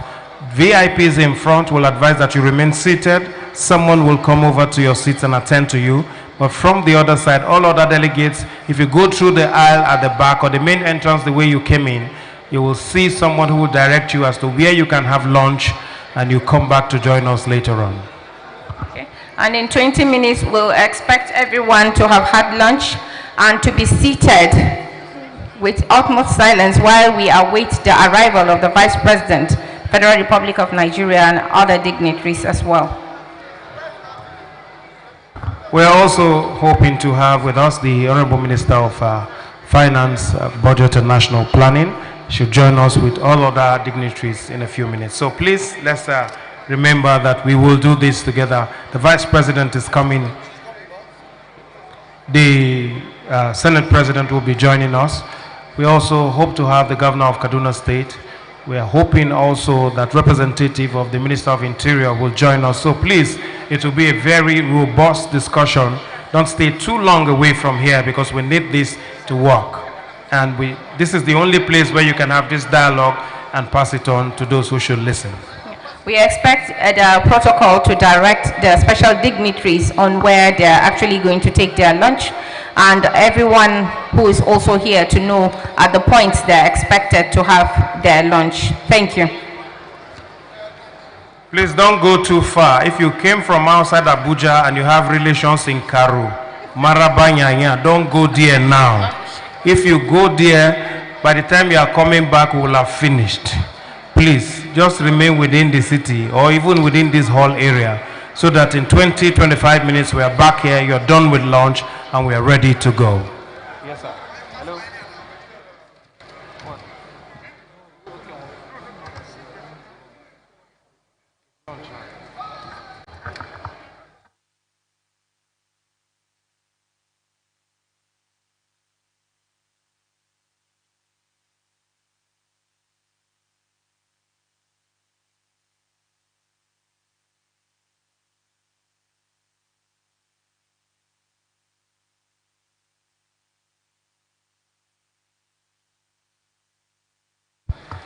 Please remember that if you have delegates from all those from behind, please let's go through the main entrance. You'll find where to eat. Someone will direct you. Our VIPs just remain in front. Our ushers and our protocols will show you how to go and eat. There's a different place, but I want to assure you that the food is the same.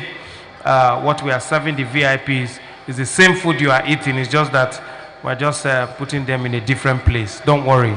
The same food. In fact, your own is better.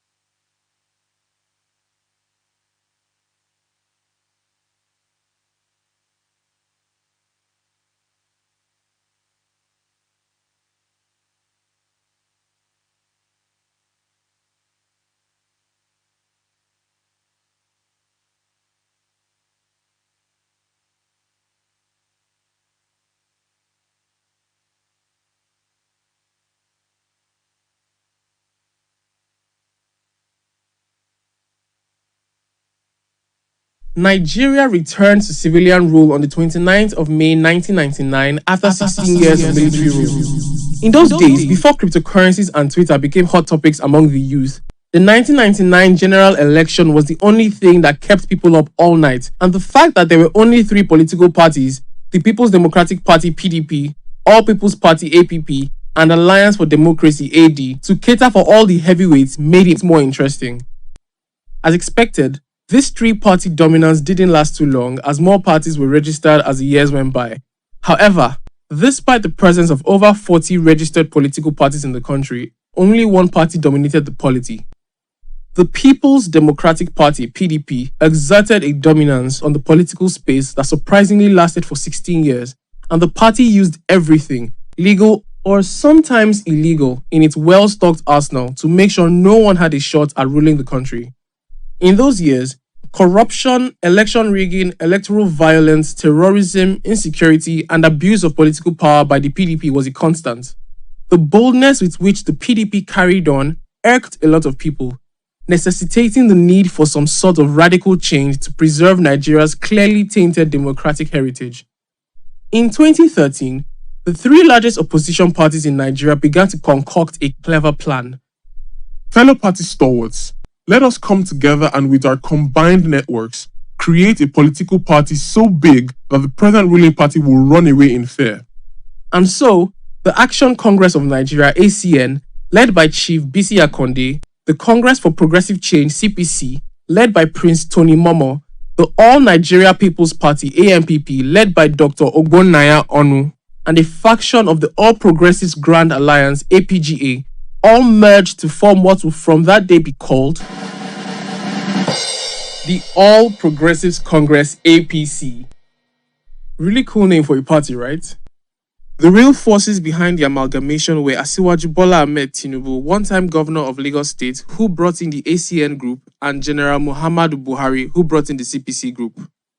And to show that they were really serious about this new marriage, the All Progressives Congress (APC) officially received approval from the Independent National Electoral Commission (INEC) on the 31st of July 2013 to become a political party. At its formation, the former governor of Osun State, His Excellency Chief Bisi Akande, was appointed as the interim chairman and was tasked with midwifing the affairs of the nascent party. Now let's talk about cool stuff like logos and party slogans. The logo adopted by the APC was a green-white-blue background with a broom on the white background. The party adopted change as its slogan. No surprise there, because change was what people all over Nigeria were expressly yearning for, considering how the last 16 years had gone. The party's motto, on the other hand, was justice, peace, and unity. The newly formed APC continued to gain national acceptance as the alternative to the political order of the time. So it wasn't surprising that before long, political heavyweights were knocking at the party's door. In November 2013, 5 serving governors from the ruling PDP, who were members of a faction of the party called MPDP, shall we say, caught the fever of progressive change and defected to the APC with all their supporters, as well as 49 legislators who joined the ranks of 137 legislators in the APC as a result of the prior merger. Things were really looking up for the newly minted party. The governors who defected to the APC were Rotimi Amechi of Rivers State, Abdul Fattah Ahmed of Kwara State, Rabiu Kwankwaso of Kano State, Murtala Nyako of Adamawa State, and Aliyu Wamako of Sokoto State. On the 14th of June 2014, the party held its first national convention where Chief John Odige Oyegun, a former governor of Edo State, was elected as the first substantive national chairman. It is important to note here that Chief Oyegun emerged by pure consensus. This was after the other aspirants for the chairmanship position agreed to step down. Other officers elected at the first convention were the APC Deputy Chairman South, Segun Adebayo Oni, Deputy Chairman North, Lawal Shaibu, National Secretary, Honorable Mai Malabuni, and National Publicity Secretary, Alhaji Lai Muhammad. The Oyegun-led NWC led the party to victory in the 2015 general elections, less than 2 years after the party began. A really impressive feat. Change was the battle cry of the party.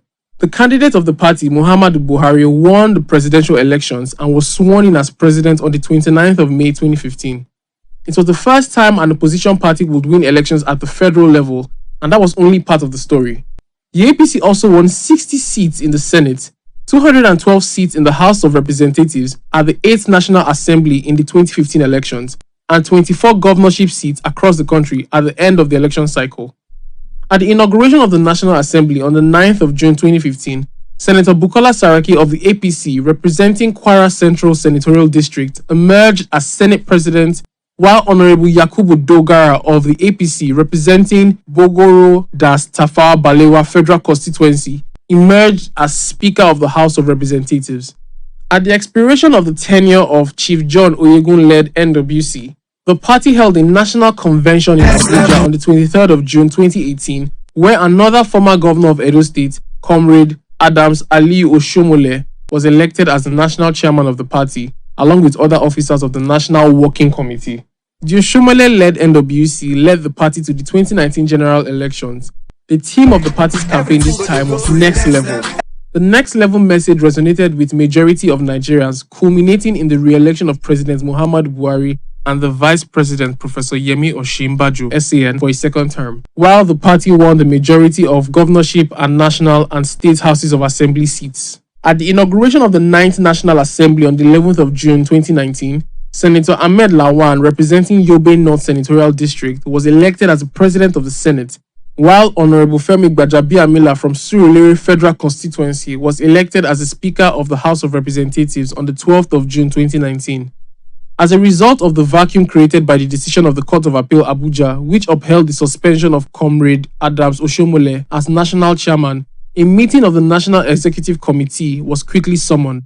At its meeting on the 25th of June 2020, the NEC of the party dissolved the National Working Committee and in its place appointed His Excellency Governor Mai Mala Buni to lead a caretaker committee and extraordinary convention planning committee till a national convention is held to elect substantive officers of the party. Barrister Ismail Ahmed, the national youth leader of the party, represents the youth, the strongest group in the party in the caretaker committee. The party's stock has continued to rise with a steady flow of new members to the party. The governor of Ebonyi State, His Excellency Engineer Dave Umahi, and the governor of Cross River State, His Excellency Senator Ben Ayade, recently joined the party from the PDP, bringing the number of APC governors to 21. Based on the reports emanating from the just concluded membership registration and revalidation exercise, it is clear that the APC is poised to retain power at all levels in the 2023 elections and beyond.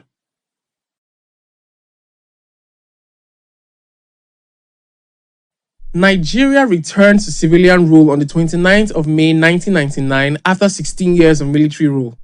In those days, before cryptocurrencies and Twitter became hot topics among the youth, the 1999 general election was the only thing that kept people up all night, and the fact that there were only 3 political parties, the People's Democratic Party PDP, All People's Party APP, and Alliance for Democracy AD, to cater for all the heavyweights made it more interesting.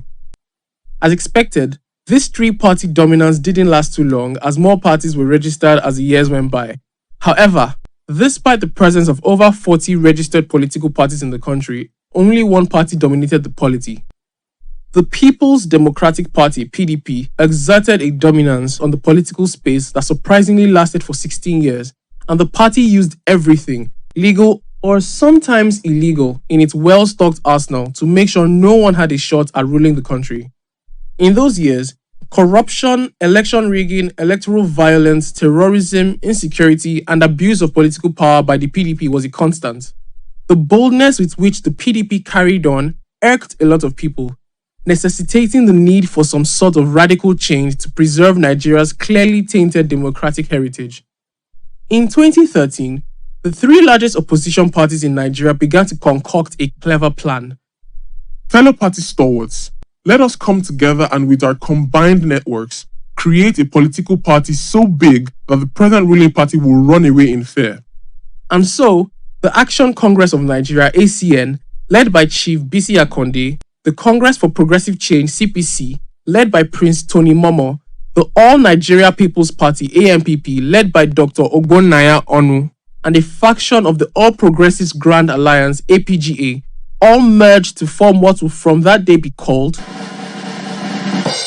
the All Progressives Congress, APC. Really cool name for a party, right? The real forces behind the amalgamation were Asiwaju Bola Ahmed Tinubu, one-time governor of Lagos State, who brought in the ACN group, and General Muhammadu Buhari, who brought in the CPC group. And to show that they were really serious about this new marriage, the All Progressives Congress APC officially received approval from the Independent National Electoral Commission INEC on the 31st of July 2013 to become a political party. At its formation, the former governor of Osun State, His Excellency Chief BC Akande, was appointed as the interim chairman and was tasked with midwifing the affairs of the nascent party. Now let's talk about cool stuff like logos and party slogans.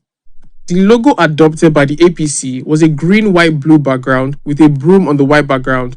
The party adopted change as its slogan. No surprise there, because change was what people all over Nigeria were expressly yearning for, considering how the last 16 years had gone. The party's motto, on the other hand, was justice, peace, and unity. The newly formed APC continued to gain national acceptance as the alternative to the political order of the time. So it wasn't surprising that before long, political heavyweights were knocking at the party's door. In November 2013, 5 serving governors from the ruling PDP, who were members of a faction of the party called MPDP, shall we say, caught the fever of progressive change and defected to the APC with all their supporters, as well as 49 legislators who joined the ranks of 137 legislators in the APC as a result of the prior merger. Things were really looking up for the newly minted party. The governors who defected to the APC were Rotimi Amechi of Rivers State, Abdul Fattah Ahmed of Kwara State, Rabiu Kwankwaso of Kano State, Murtala Nyako of Adamawa State, and Aliyu Wamako of Sokoto State. On the 14th of June 2014, the party held its first national convention where Chief John Odige Oyegun, a former governor of Edo State, was elected as the first substantive national chairman. It is important to note here that Chief Oyegun emerged by pure consensus. This was after the other aspirants for the chairmanship position agreed to step down. Other officers elected at the first convention were the APC Deputy Chairman South, Segun Adebayo Oni, Deputy Chairman North, Lawal Shaibu, National Secretary, Honorable Mai Mala Buni, and National Publicity Secretary, Alhaji Lai Muhammad. The Oyegun-led NWC led the party to victory in the 2015 general elections, less than 2 years after the party began. A really impressive feat. Change was the battle cry of the party. The candidate of the party, Muhammadu Buhari, won the presidential elections and was sworn in as president on the 29th of May 2015. It was the first time an opposition party would win elections at the federal level, and that was only part of the story.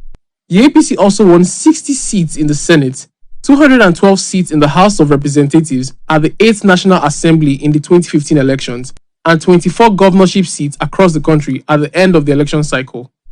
At the inauguration of the National Assembly on the 9th of June 2015, Senator Bukola Saraki of the APC, representing Kwara Central Senatorial District, emerged as Senate President, while Honorable Yakubu Dogara of the APC, representing Bogoro das Tafawa Balewa Federal Constituency, emerged as Speaker of the House of Representatives.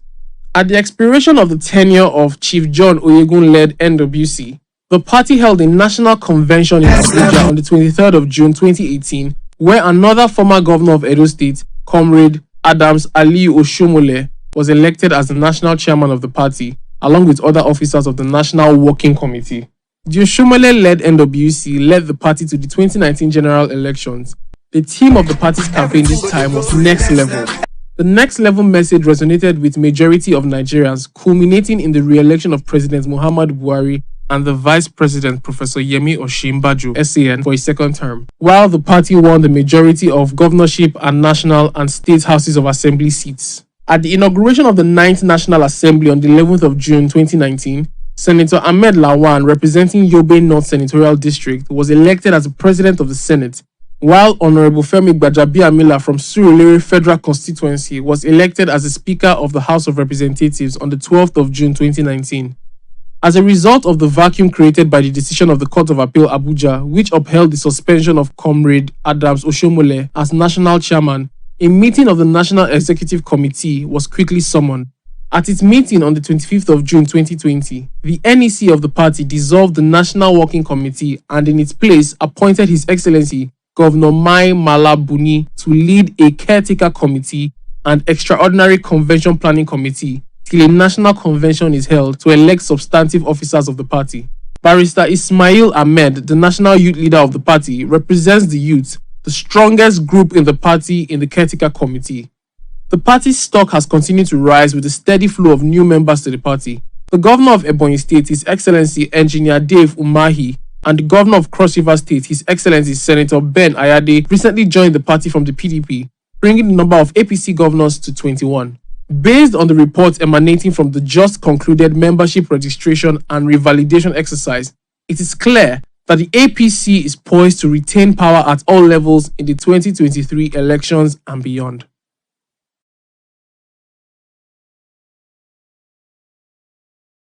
Nigeria returned to civilian rule on the 29th of May 1999 after 16 years of military rule.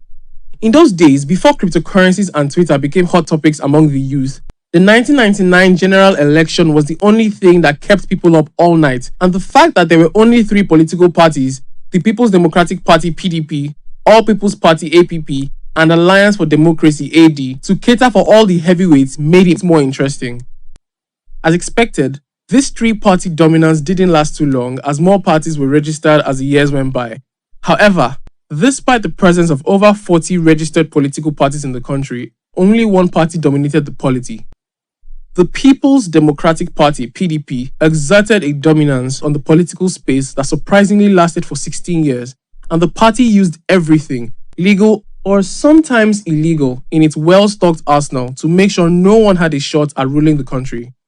In those years, corruption, election rigging, electoral violence, terrorism, insecurity, and abuse of political power by the PDP was a constant. The boldness with which the PDP carried on irked a lot of people, necessitating the need for some sort of radical change to preserve Nigeria's clearly tainted democratic heritage. In 2013, the 3 largest opposition parties in Nigeria began to concoct a clever plan. Fellow party stalwarts, let us come together and with our combined networks, create a political party so big that the present ruling party will run away in fear. And so, the Action Congress of Nigeria (ACN), led by Chief Bisi Akande, the Congress for Progressive Change (CPC), led by Prince Tony Momo, the All Nigeria People's Party (ANPP), led by Dr. Ogbonnaya Onu, and a faction of the All Progressives Grand Alliance (APGA), all merged to form what will from that day be called the All Progressives Congress (APC). Really cool name for a party, right? The real forces behind the amalgamation were Asiwaju Bola Ahmed Tinubu, one-time governor of Lagos State, who brought in the ACN group, and General Muhammadu Buhari, who brought in the CPC group. And to show that they were really serious about this new marriage, the All Progressives Congress (APC) officially received approval from the Independent National Electoral Commission (INEC) on the 31st of July 2013 to become a political party.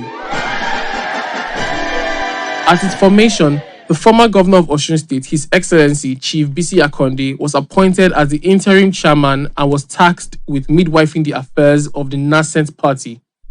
Now let's talk about cool stuff like logos and party slogans. The logo adopted by the APC was a green-white-blue background with a broom on the white background. The party adopted change as its slogan. No surprise there, because change was what people all over Nigeria were expressly yearning for, considering how the last 16 years had gone. The party's motto, on the other hand, was justice, peace, and unity. The newly formed APC continued to gain national acceptance as the alternative to the political order of the time. So it wasn't surprising that before long, political heavyweights were knocking at the party's door. In November 2013, 5 serving governors from the ruling PDP, who were members of a faction of the party called MPDP, shall we say, caught the fever of progressive change and defected to the APC with all their supporters, as well as 49 legislators who joined the ranks of 137 legislators in the APC as a result of the prior merger. Things were really looking up for the newly minted party. The governors who defected to the APC were Rotimi Amechi of Rivers State, Abdul Fattah Ahmed of Kwara State, Rabiu Kwankwaso of Kano State, Murtala Nyako of Adamawa State, and Aliyu Wamako of Sokoto State. On the 14th of June 2014, the party held its first national convention where Chief John Odige Oyegun, a former governor of Edo State, was elected as the first substantive national chairman. It is important to note here that Chief Oyegun emerged by pure consensus. This was after the other aspirants for the chairmanship position agreed to step down. Other officers elected at the first convention were the APC Deputy Chairman South, Segun Adebayo Oni, Deputy Chairman North, Lawal Shaibu, National Secretary, Honorable Mai Malabuni, and National Publicity Secretary, Alhaji Lai Muhammad. The Oyegun-led NWC led the party to victory in the 2015 general elections less than 2 years after the party began. A really impressive feat. Change was the battle cry of the party. The candidate of the party, Muhammadu Buhari, won the presidential elections and was sworn in as president on the 29th of May 2015. It was the first time an opposition party would win elections at the federal level, and that was only part of the story. The APC also won 60 seats in the Senate, 212 seats in the House of Representatives at the 8th National Assembly in the 2015 elections, and 24 governorship seats across the country at the end of the election cycle. At the inauguration of the National Assembly on the 9th of June 2015, Senator Bukola Saraki of the APC, representing Kwara Central Senatorial District, emerged as Senate President, while Honorable Yakubu Dogara of the APC, representing Bogoro das Tafawa Balewa Federal Constituency, emerged as Speaker of the House of Representatives. At the expiration of the tenure of Chief John Oyegun-led NWC, the party held a national convention in Abuja on the 23rd of June 2018, where another former governor of Edo State, Comrade Adams Aliyu Oshomole, was elected as the national chairman of the party, along with other officers of the National Working Committee. The Oshomole-led NWC led the party to the 2019 general elections. The theme of the party's campaign this time was Next Level. The Next Level message resonated with majority of Nigerians, culminating in the re-election of President Muhammadu Buhari and the Vice President Professor Yemi Osinbajo, SAN, for a second term, while the party won the majority of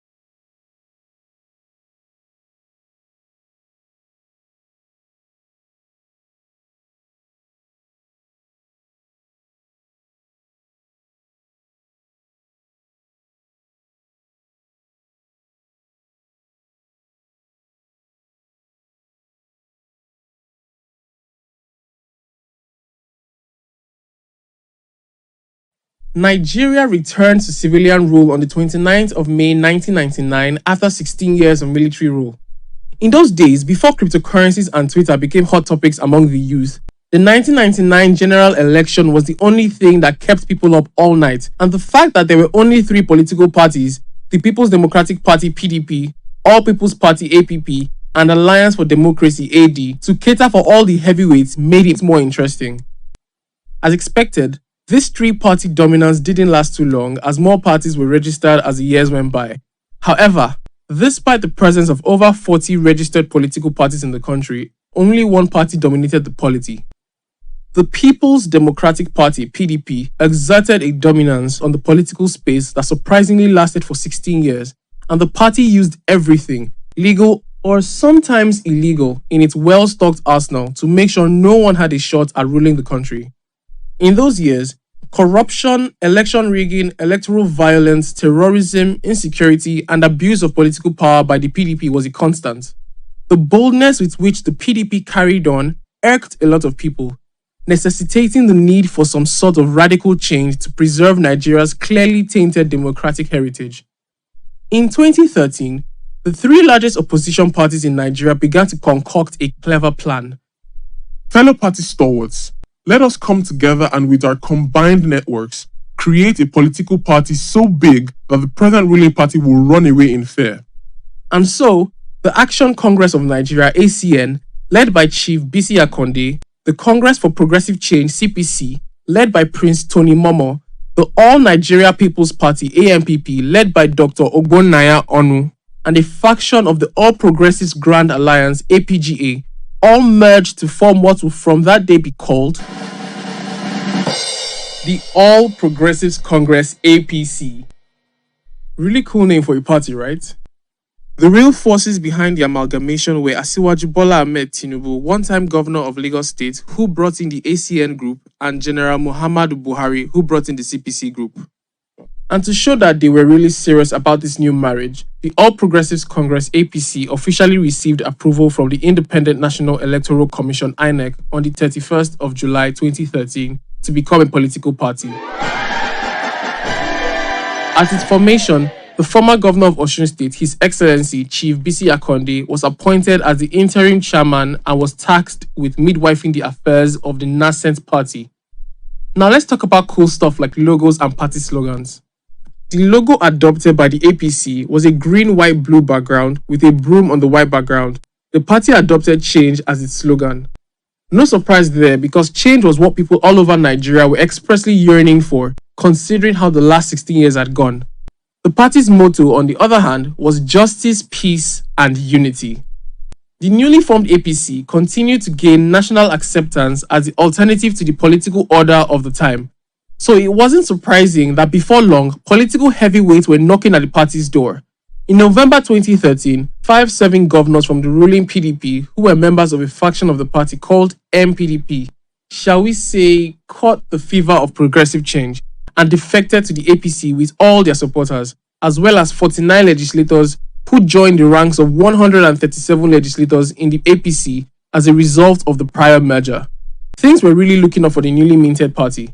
The governors who defected to the APC were Rotimi Amechi of Rivers State, Abdul Fattah Ahmed of Kwara State, Rabiu Kwankwaso of Kano State, Murtala Nyako of Adamawa State, and Aliyu Wamako of Sokoto State. On the 14th of June 2014, the party held its first national convention where Chief John Odige Oyegun, a former governor of Edo State, was elected as the first substantive national chairman. It is important to note here that Chief Oyegun emerged by pure consensus. This was after the other aspirants for the chairmanship position agreed to step down. Other officers elected at the first convention were the APC Deputy Chairman South, Segun Adebayo Oni, Deputy Chairman North, Lawal Shaibu, National Secretary, Honorable Mai Malabuni, and National Publicity Secretary, Alhaji Lai Muhammad. The Oyegun-led NWC led the party to victory in the 2015 general elections, less than 2 years after the party began. A really impressive feat. Change was the battle cry of the party. The candidate of the party, Muhammadu Buhari, won the presidential elections and was sworn in as president on the 29th of May 2015. It was the first time an opposition party would win elections at the federal level, and that was only part of the story. The APC also won 60 seats in the Senate, 212 seats in the House of Representatives at the 8th National Assembly in the 2015 elections, and 24 governorship seats across the country at the end of the election cycle.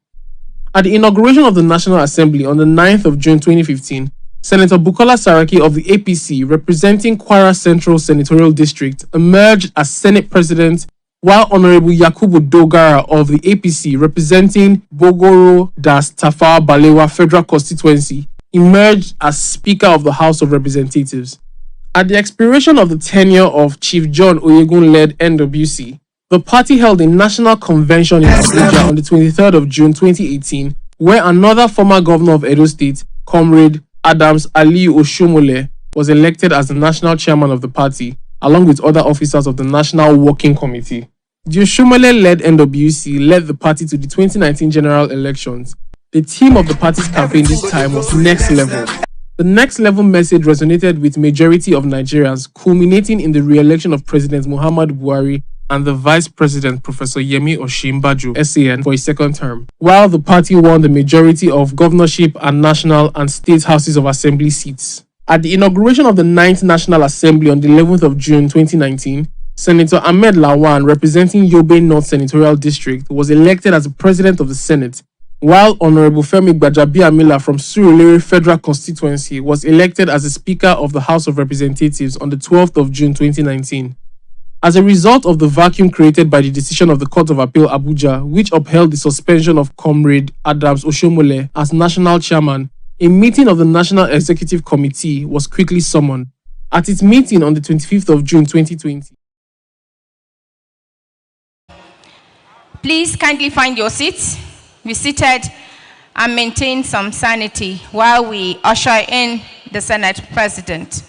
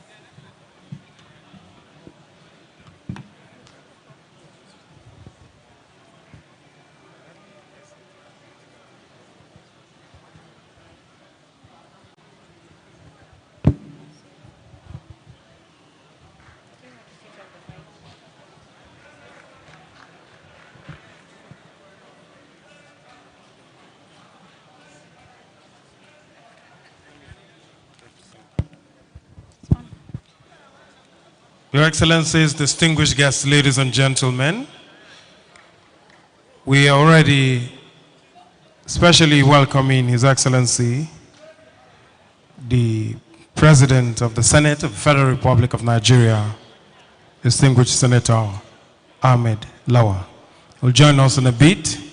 We also want to appeal to all our young people to please get seated. If you're just coming back from lunch, this is a good time to settle down on your seat as we get ready for the second session. We already have signals that some other of our VIPs will be joining us in a bit. Let me also especially welcome the Honorable Minister of Works and Housing, Babatunde Raji Fashola, Senior Advocate of Nigeria. You're welcome. Thank you very much, sir. We also want to thank all those who went out and came back, our Deputy National Youth Leader, our zonal youth leaders, and youth leaders from all the states. Our delegates, we thank you for staying. Please, let's get seated. Let's get settled in our seats as we get ready for the second session. As soon as His Excellency, the Senate President, settles down, we also expect the Vice President of the Federal Republic of Nigeria, Professor Yemi Oshibanjo, GCON, Senior Advocate of Nigeria, to also join us in a bit. As soon as they are here, we want to assure you that we'll get started with the program, and before long, we'll be done. I want to say welcome. Thank you very much for coming back quickly from lunch.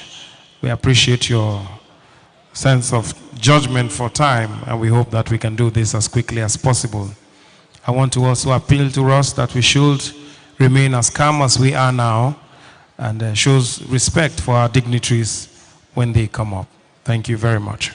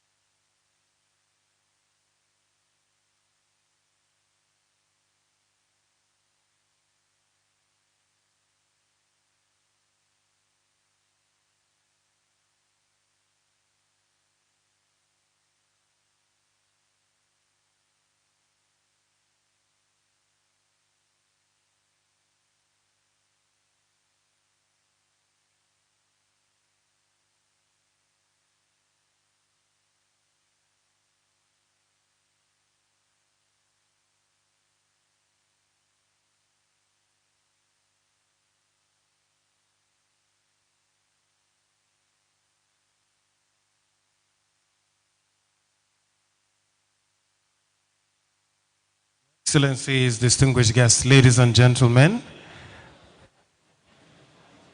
we want to specially welcome our special guests.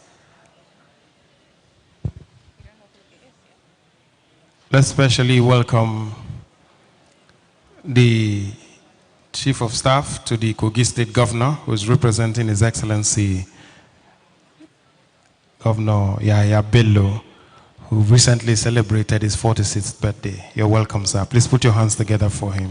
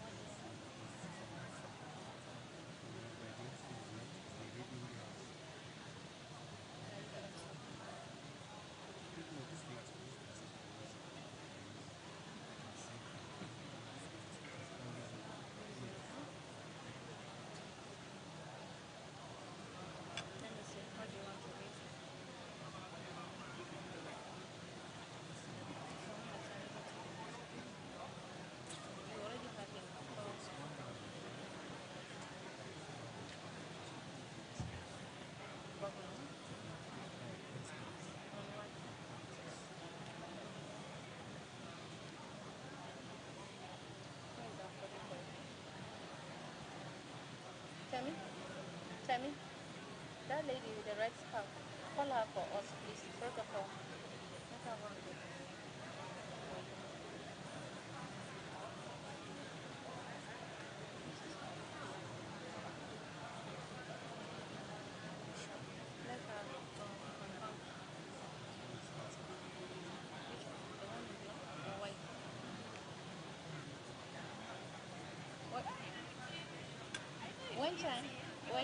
One time in black, who is here?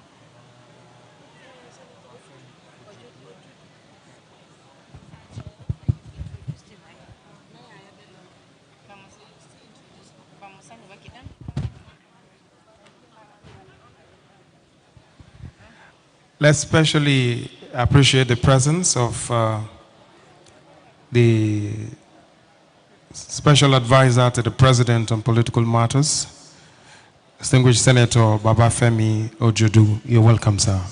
Thank you very much.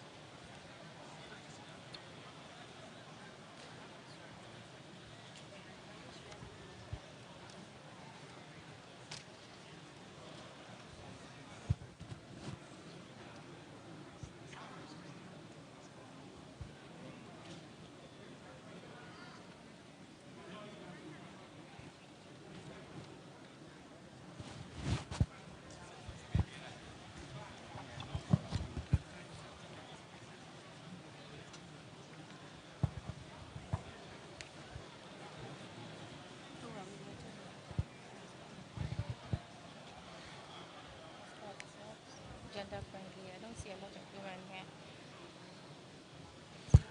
We want to specially appreciate all the women who are in the House, women parliamentarians, SAs and SSAs who have come to be a part of this, and our women leaders, grassroots mobilizers. Thank you very much. Please, let's appreciate them. Let's put our hands together for all the women in the building.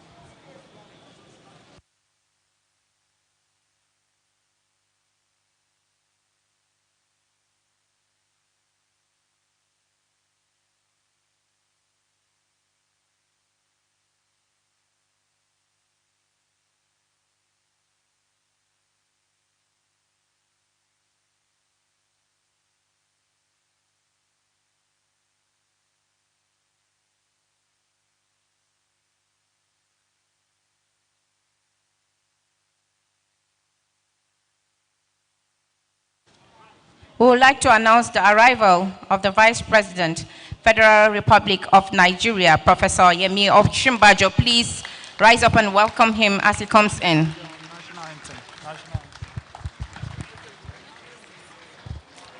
Thank you very much. We want to specially welcome our leader, our mentor, the Vice President of the Federal Republic of Nigeria. Distinguished guests, ladies and gentlemen, as we get started, we honor Nigeria right now by taking the national anthem.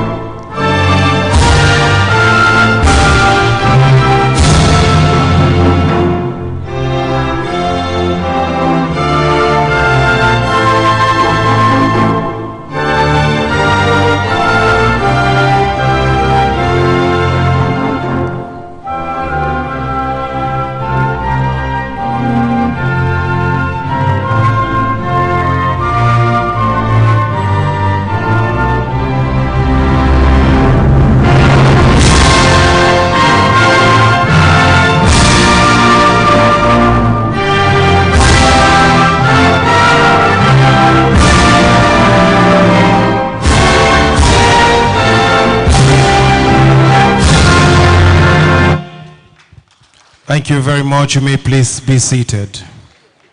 Your Excellency, the Vice President of the Federal, Professor Yemi Osinbajo, GCON, Senior Advocate of Nigeria. Your Excellency, Distinguished Senator Ahmed Lawan, President of the Senate. Your Excellency, before you came, we had done an opening ceremony, and we have had also a message from His Excellency, the President of the Federal Republic of Nigeria. We have also had messages from other people, very important and key to the goal of entrenching internal party structure that allows for youth participation and to ensure that youths take our party to where we expected it to be. In this second part, we hope also to consolidate on that, and we believe that you are also prepped for the things that will happen. And that is why we want to say welcome. As in a few minutes, we'll take a few speeches. We'll also have a few other messages from other speakers. But I want to say welcome to the future, because the future is a decision. We want to once again thank the National Youth Leader, Ahmed Ismail, for this initiative, and I think he deserves another round of applause. Please, let's put our hands together for him. Youths have their eyes on the future, like Ben has said, and the future and history has its eyes on the youth. The decisions we intend to take today will definitely forge a better tomorrow, especially for Nigeria. This is more than a gathering of youths, as we said, agitating for leadership, but it's actually a gathering of youths who are ready, not to push you aside, but to let you know, our leaders, that we are ready and will do better, God willing. To forge ahead, we would like to welcome the next speaker, who is none other than a youth himself, who is holding on to a position of great importance. He is Mohammed Sani Datijo, the Chief of Staff to the Kaduna State Governor. He will be delivering a paper titled Progressive Economic Reforms and Economic Empowerment at Subnational Levels. Mohammed Sani Datijo, we welcome you to the stage while you deliver your paper. Thank you. Please, let's put our hands together for him. He's a youth leader himself in many ways. Thank you, sir.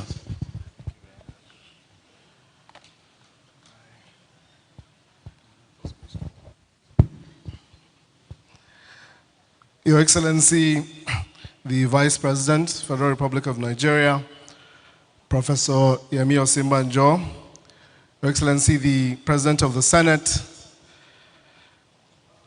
the Governor of Yobe State, Honorable Ministers, distinguished invited guests, my brothers and sisters, young progressives, members of the press, I apologize if I've mutilated protocol at any point. Good afternoon.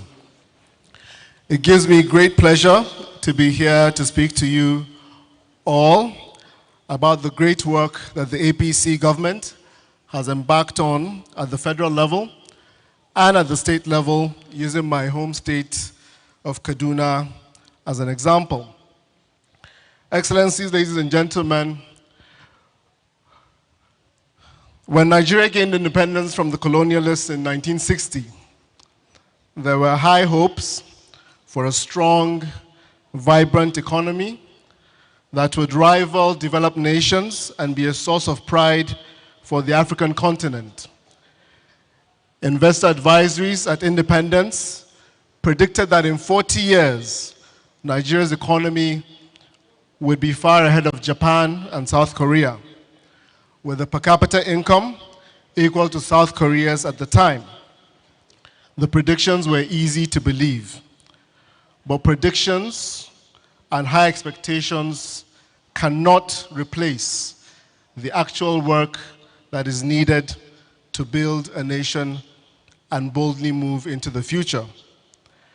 In 2013, when our great party, the All Progressive Congress, was formed, it carried with it the hopes, dreams, prayers, and of course the fears of everyday Nigerians. Fears because at the time, although crude prices were at an all-time high and had been for several years, there was very little to show. We had a government at the center whose economic policies were focused on benefiting the political few over the millions of Nigerian people who lived far below the poverty line. Excellency, ladies and gentlemen, Nigeria was in crisis and everybody knew it. We had to change that.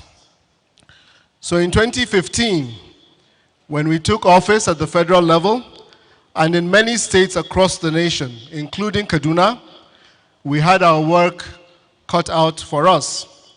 We knew that we could not fail. We understood that the status quo and business as usual had to be overhauled, disrupted. We set our sights on establishing a new normal. We set out to show, not by press releases or made-up numbers, but by the actual impact that we could deliver and we could directly empower the Nigerian people. At this point, it is important to step back to get a wider understanding of what we're truly dealing with. We have a poverty problem in Africa. Everybody agrees to this point.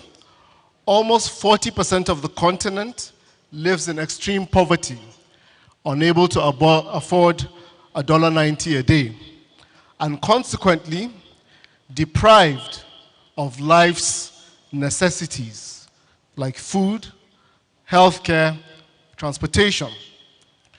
We can argue with some of the data, but that would be only quibbling, because wherever you look on the continent, the effects of poverty stares you brazenly in the face.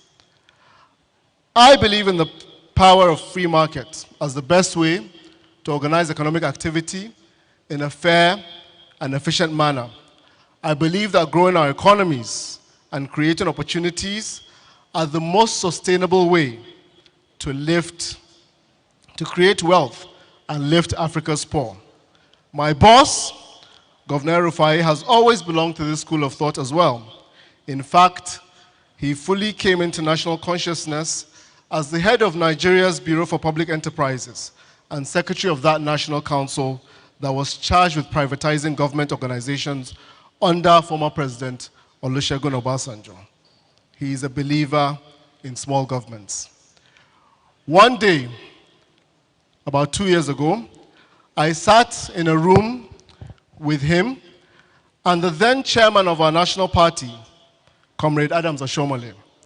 The comrade title before Oshomole's name was earned.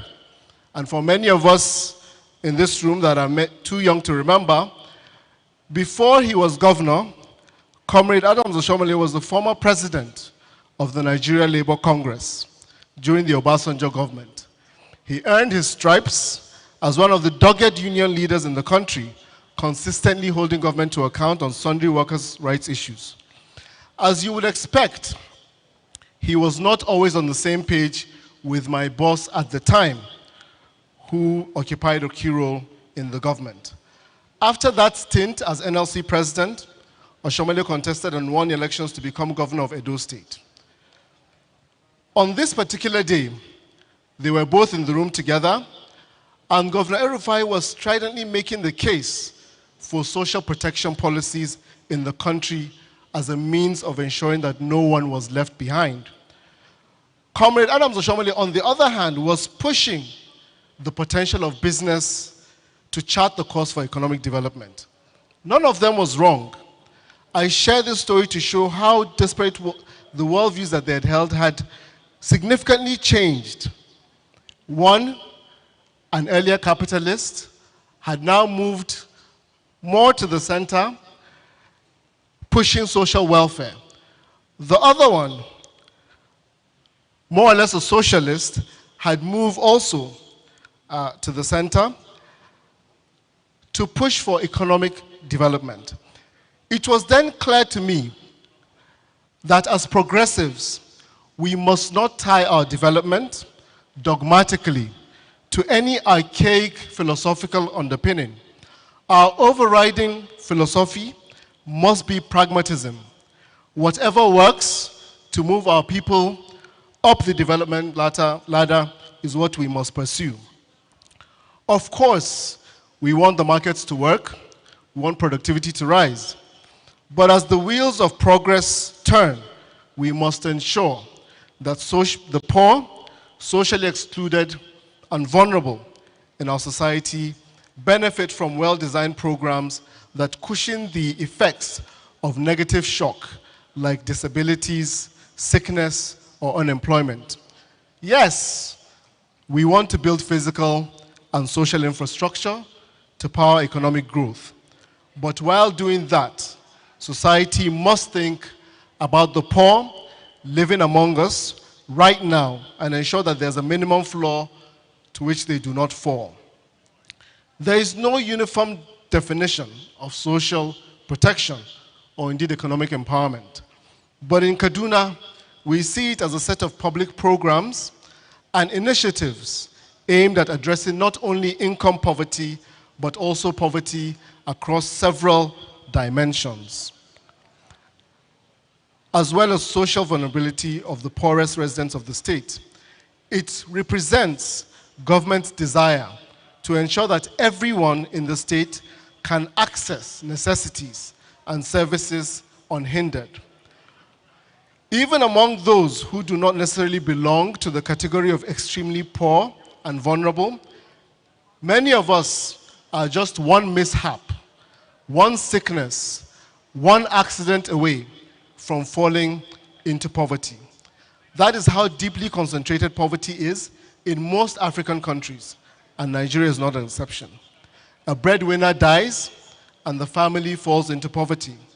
a child drops out of school, or the family becomes homeless. A terrible car accident happens, and suddenly a man is unable to earn a living. He is pulled daily to the roadside to beg for alms. Excellencies, ladies and gentlemen, regardless of how wealthy some of us in this room may be, we are all one close relative away from extreme poverty. It is not a theoretical conception to anyone here. Indeed, a global pandemic like the COVID-19 broke out, and millions lost their source of livelihoods while complying with government's strict lockdown directives to protect public health. It is unacceptable for citizens in a progressive society to live with reality that they are completely on their own in times of hardship like this. Social protection and economic empowerment, in a sense, must serve as a ladder to lift the poor out of poverty and as a safety net to those who fall into poverty. The aim must be to truly leave no one behind. There have been improvements in the approaches taken by progressive governments across the country towards social protection. There seems to be a proliferation of new social protection and economic empowerment programs across different states, with many of our states innovating new programs.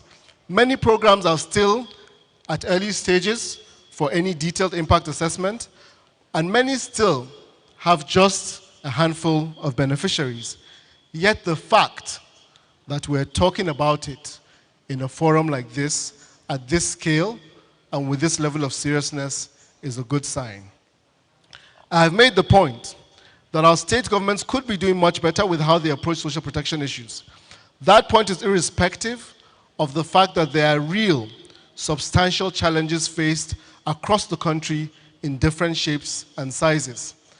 As much as we cannot allow the challenges to become a basis of failure to meet the needs of the poorest and most vulnerable amongst us, we must recognize their existence and know that they are not trivial challenges at all. And then we must find solutions.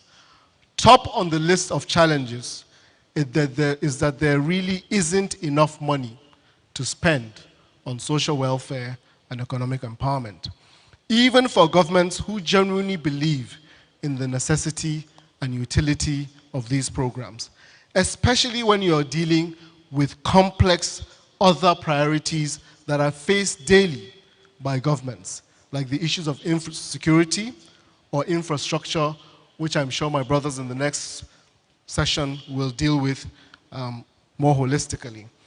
The revenue base in many states is too small to address the important competing needs which government must spend on, and implementing economic empowerment and social protection programs are not cheap. As a country, for instance, we still struggle with building a viable framework for taxation. Nigeria is one of the lowest tax countries in the world, with 1.5% tax to GDP ratio.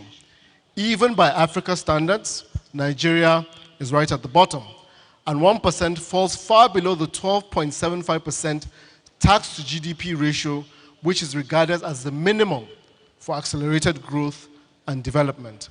Limited productivity and resources means that as governments are unable to expand economic empowerment and social protection programs, and in many cases unable to consistently fund available programs. We also have socioeconomic challenges to social protection, where attempts are made to divide the needy based on tribal, religious groupings, or even party classifications. Closely related to this are political challenges, where members of the ruling party or opposition party view social protection as rewards for party supporters, which defeats the purpose of the programs and causes distrust in the general population. Nowhere is the need for data more evident or critical than in the design, implementation, and monitoring of these programs. This is a serious challenge we faced in Kaduna And even as much as we pay attention to data, it has been difficult gathering credible data, especially because some kinds of data can only be realistically collected by the federal government. Take the national census, for example. The last census, which was highly controversial and highly contested, was conducted in 2006, 15 years ago. The only major social welfare survey we have come across has been the National Core Welfare Indicator Survey from 2008, which has been done by the NBS. Unique ID schemes, like the national ID, are weak so far, and we have a dearth of data on the various categories of citizens who need or would need social protection. Governments currently do not know the reasonable accuracy of the number of households, children, women, students, farmers, and other groupings in the state, and cannot authoritatively say how many of them can be categorized as poor and vulnerable. This makes planning for these programs very difficult. There have, however, been major successes. At the federal level, the party, led by the federal government, has established one of the most ambitious social impact programs on the continent from 2016 with the launch of the National Social Investment Program. With it came N-Power, designed to assist young Nigerians between the ages of 18 and 35 to acquire and develop lifelong skills. Beneficiaries in this program, graduates, skilled, unskilled, and out-of-school youth, all receive stipends for contributing to the development of the nation through various sub-programs like N-Tax, N-Power, N-Teach, N-Health. Additionally, the CCTs, conditional cash transfers, which directly target the lowest in our poverty bracket. The Government Enterprise and Empowerment Program, which provide low-interest loans for traders and artisans and farmers, and of course, the very popular Homegrown School Feeding Program, which is premised on the fact that we'd increase our enrollment numbers in schools if we provided an alternative incentive, namely food for our children. With these vital demographics covered, the people needed to feel the impact of the new progressive government were targeted and reached. And Nigerians across the nation have felt once again that we have a government of the people, which was chosen by the people. In Kaduna, under the leadership of Governor El-Rufai, our work was similar, but a lot more tedious. With fewer resources at our disposal and a lot of work to do, we began the process of gradually but surely increasing state government's spending in education, health, infrastructure, agriculture, and other key sectors. This year alone, under our commitment to prioritizing the development of these 4 sectors, over 72% of our budget has been deliberately channeled into programs and projects in these sectors. But we have not stopped there. It is one thing to spend. It is another thing entirely to generate revenue for development. That is why we carefully focus on developing the sectors and the areas that directly impact the lives of everyday Nigerians. We have worked to expand our state's capacity to collect more internally generated revenue. All this without hiking taxes or proposing new levies that affect the pockets of citizens. Your Excellencies, ladies and gentlemen, the truth is that good governance is not easy. However, it is also not hard. It is deliberate, it is conscientious, and it is understanding the problems first and developing tailor-fitted solutions to the issues that affect the men and the women on the streets who are looking to their government to not just provide an enabling environment for them to have better lives, but to provide better access to new opportunities to kickstart new endeavors. In 6 years, our party has shown that we are the party of the everyday Nigerian. We have shown this through our programs and policies. We have shown this through the initiatives that we focus on, and we have shown this through the numbers. Yes, as emphasized earlier in my remarks, we have been hit with several challenges. We have faced steep decline in crude oil prices. We have gone through 2 recessions. We have been hit with the unexpected arrival of COVID-19, which slowed down economic activities across the world and across the nation. However, we have confronted each challenge that we have faced head-on and together. As we move forward, conscious of the challenges ahead, ready to provide solutions to the problems that we face, and hopeful to be able to positively impact more Nigerian lives, we have our work cut out for us. However, we are young progressives, and by our very nature, we welcome any challenge. Let's get the job done. Thank you very much.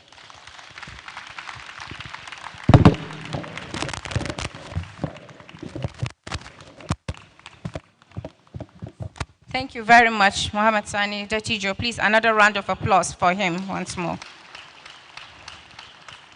We told you we can do it, even though I think some of us didn't understand half of what you were saying, but I can see from the faces a lot of people are actually impressed. Thank you very much for that paper. We'd now like to proceed with the program. I invite my co-anchor, Mr. Ben 200, to come and give us the lineup of the program as they unfold.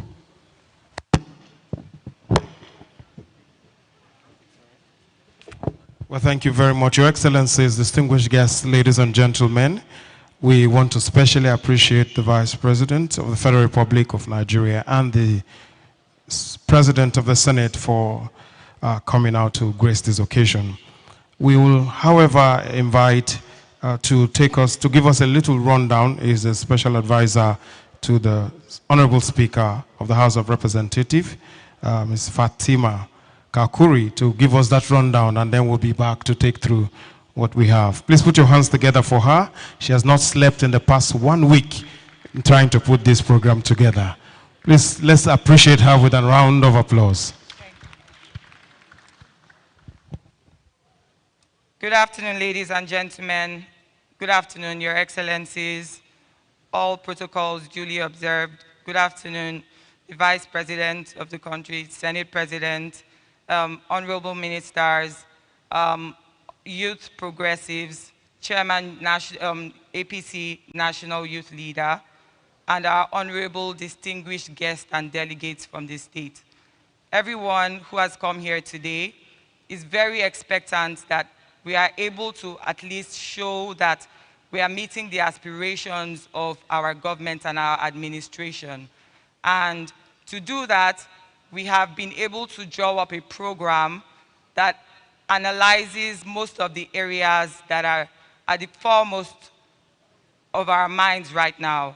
Some of those things that we are hoping to, that we had started speaking about and are hoping to speak about today are on political participation, which was our first session for the day. It was a very robust discussion. We had a lot of dignitaries here, such as the SGF and multiple executives of the party. We had engagement from party youth and progressives of the party. The second session today is actually going to be on the economic empowerment issues. First up, we're going to have the finance from Ekiti State, who would be speaking to us on some economic parameters that are able to engage us on some of the challenges that we have in doing business and how some progressive ways and strategies that we can use in mitigating those challenges. Second of all, we will be having 2 youth that have contributed vigorously to the development of the party, talking about infrastructure and power and how we can deliver sustainable solutions in achieving those. Then we'll then have the Vice President coming to speak to us about sustainable economic solutions as well as sustainable development, national development strategies. Afterwards, we'll be having the Minister for Works come and speak to us as well about political economy and infrastructure, which is, as we can agree, a very vital issue for us and one of the major milestones that our administration has been able to deliver over the years. We'll then have a panel which will be moderated by another Commissioner for Finance of Castina State, and we'll have a very robust set of discussions on different issues on economic empowerment, which we would like our audience to interact and engage with. So how we'll do this, or how we hope to do this, is if you have any questions which you want the panel moderator to engage on, please pass it down through any of our ushers, who will be placed at at all the four sides of the hall, to take that to the moderator, and your questions will be answered. Chairing that session will be the Senate President, who's here today to be able to engage us on some of those issues and what both the legislature and the APC government has done on economic empowerment. After that, we'll have a video message communique by our National Party Youth Chairman, and we'll be closing out for the day. We thank you very much for your participation throughout this process. We're just very happy that we have such robust engagement from all our delegates from the states and the national level. And we look forward to fruitful outcomes from these sessions. Thank you very much. Thank you very much. Please put your hands together for her. She had taught English somewhere before.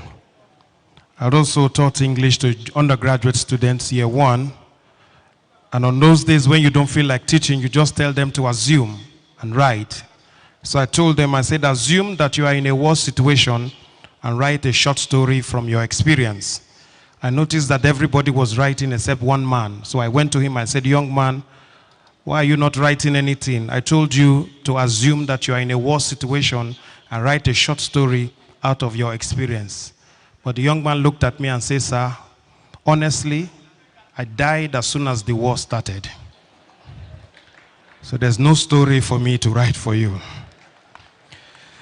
We want to specially appreciate our keynote speaker. He delivered a very wonderful lecture about Nigeria and Kenya and transformed this lecture into an international one. He's, of course, the national leader of the New Democrats and presidential candidate for the 2022 elections in Kenya for the New Democrats, John Yahaya Nene. Please put your hands together for him. He's been here since morning and is still around with us. Thank you very much, sir. We appreciate you. A little while earlier, as we opened, we had Mohammed Sani Dattijo, the Chief of Staff to the Kaduna State Government, give us a side of the story. But to every story, there are two sides. So to hear the other side of that story, which of course makes it complete and robust, I want to invite also one who's young, who's also a Commissioner of Finance for Ekiti State. Let's welcome Honorable Akin Oyebode. Please put your hands together for him as he comes up to also speak for us this afternoon about all the sides that make up the story. Let's clap for him as he comes up. We had prepped him before, but this story must be complete. We have heard the Kaduna experience. We have had one side of it, but the other is also here. Another round of applause for this young man. What am I speaking about? Your Excellency, the Vice President of the Federal Republic of Nigeria, Professor Yemi Osinbajo. Please permit me, sir, to maintain the already established protocols in view of the time that we've spent here.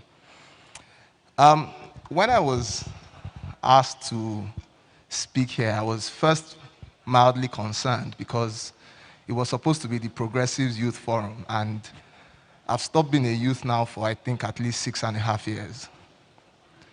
And one of the biggest challenges that we often find is that everyone speaks about young people and the future for young people without necessarily having the young people leading the conversation. So I'll just share a few insights. From my work, first at the Lagos State Employment Trust Fund, and then subsequently my work within the government of Ekiti State. And I'd like to just share three very quick ideas. The first is just the conversation around economic prosperity, and a conversation that we've had for a very long time.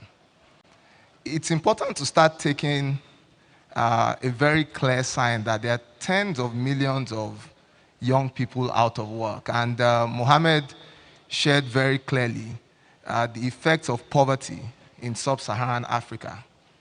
But for me, the real conversation is, how do you democratize opportunities for young people? And at the heart of that conversation is a very clear discussion on the role that technology plays in this democratization of opportunities. So I won't waste too much time, but to leave a few clear ideas. And for me, the first is that we must, again, start to look at how much does it cost to provide the infrastructure that underpins this. So we know, I think, and I can say this clearly because Kaduna and Ekiti states have significantly reduced the cost of laying broadband in their states. But it's important to again ask those states who continue to charge significant amounts to lay broadband infrastructure, that this is the gateway on which the fourth industrial revolution is built on. And it's important as government that we create a pathway for young people who are using technology to do all sorts of amazing things by reducing the cost of the backbone that requires. So again, it will be to plead with the Vice President and the members of NEC that for those states who still charge exorbitant right-of-way tariff, it's important to start to think about that very differently. The second point for me will be just the cost of political participation. Again, if we are to say across board that the educational requirements to run for very many offices in the country are requirements that you can attain at the age of 18. For me, it's then a bit contradictory to set higher barriers for the age requirements across many of these offices. I certainly believe that if you can vote in an election, you should not be excluded from the opportunity to being voted for. And it starts to reduce, it definitely starts to reduce the age barriers that prevent young people from even having the experience to run for office. But above that, as a political party, I believe that the All Progressives Congress, as a party, we should be very clear about our targets. We should be very clear about some affirmative action that increases the number of women and young people that we present to the country to run for elective positions across various offices. We won't get to that destination immediately, but it's certainly a very critical piece of increasing inclusion for young people. I think my third comment will be around a specific opportunity that I think can help raise tens of millions of jobs and the kind of jobs that we require in a country like ours. It's not enough to put 50, 60 million people in jobs. We must start to think about the quality of those jobs and especially the wages that are offered by these jobs. One experience that we had at the Lagos State government was bringing in one of the largest business process outsourcing companies in Southeast Asia into Nigeria, a company called Tech Experts. And Tech Experts today, within 3.5 years of operating in Lagos, now employs over 1,000 young Lagosians. But more importantly, they are able to offer them salaries that will quadruple our current national minimum wage. And I think that this is an emerging opportunity that the country has to take extremely seriously. There are tens, maybe hundreds of these kinds of companies across the world. And as these companies look for new markets to expand from rising wages in Southeast Asia, I believe Nigeria can start to become a destination for these kinds of jobs. And I think this is the kind of action that we require today as a country. Because if you look around the room, many of the people have engaged. I try to ask them a simple question. What does it mean to you to be a Nigerian? And there's no unique, and the number of my colleagues in the room, that building a nation is a destination, or it's a journey rather, not a destination. And that for a 60-year-old country, while we're impatient to build the country of our dreams, some of the people in the room here have done their part and will hopefully soon exit the room. And it will be left to many of us to carry on that nation-building exercise from where they've left off. Thank you very much, ladies and gentlemen.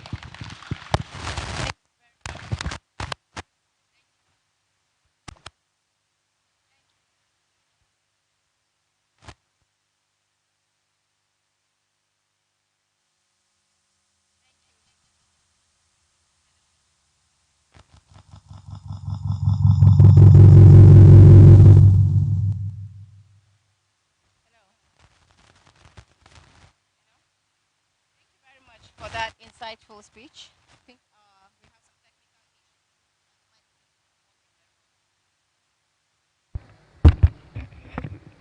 some Thank you very much. To quickly go ahead with the program, well, I know everyone here is eager to listen to the Vice President come on stage. We quickly want to welcome Ahmed Zakari and Ahmed Sahijo, who will co-present a paper within a short limited time. Their paper is titled Infrastructure Reform, the Power Sector. Please, you're both welcome.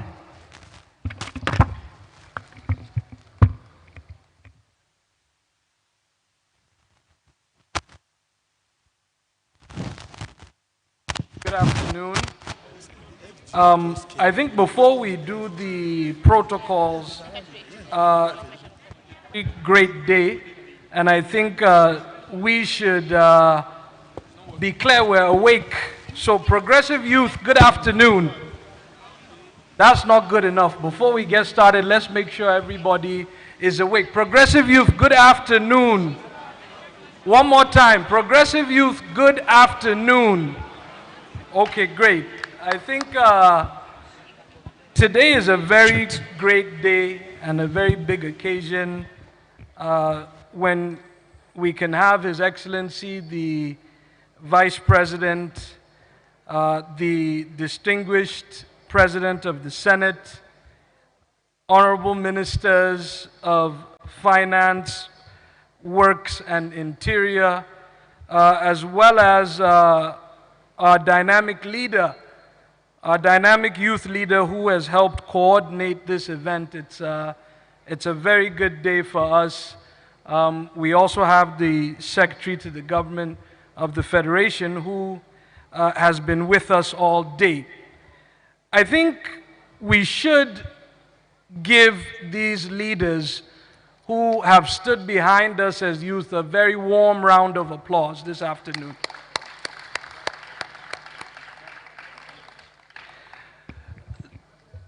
Our discussions as youth have come in on various levels, and I'm very happy today that Ahmed Salihijo, the MD of the REA, and myself, both as youths under the age of 40, have an opportunity to engage and are given the opportunity to work actively in this administration.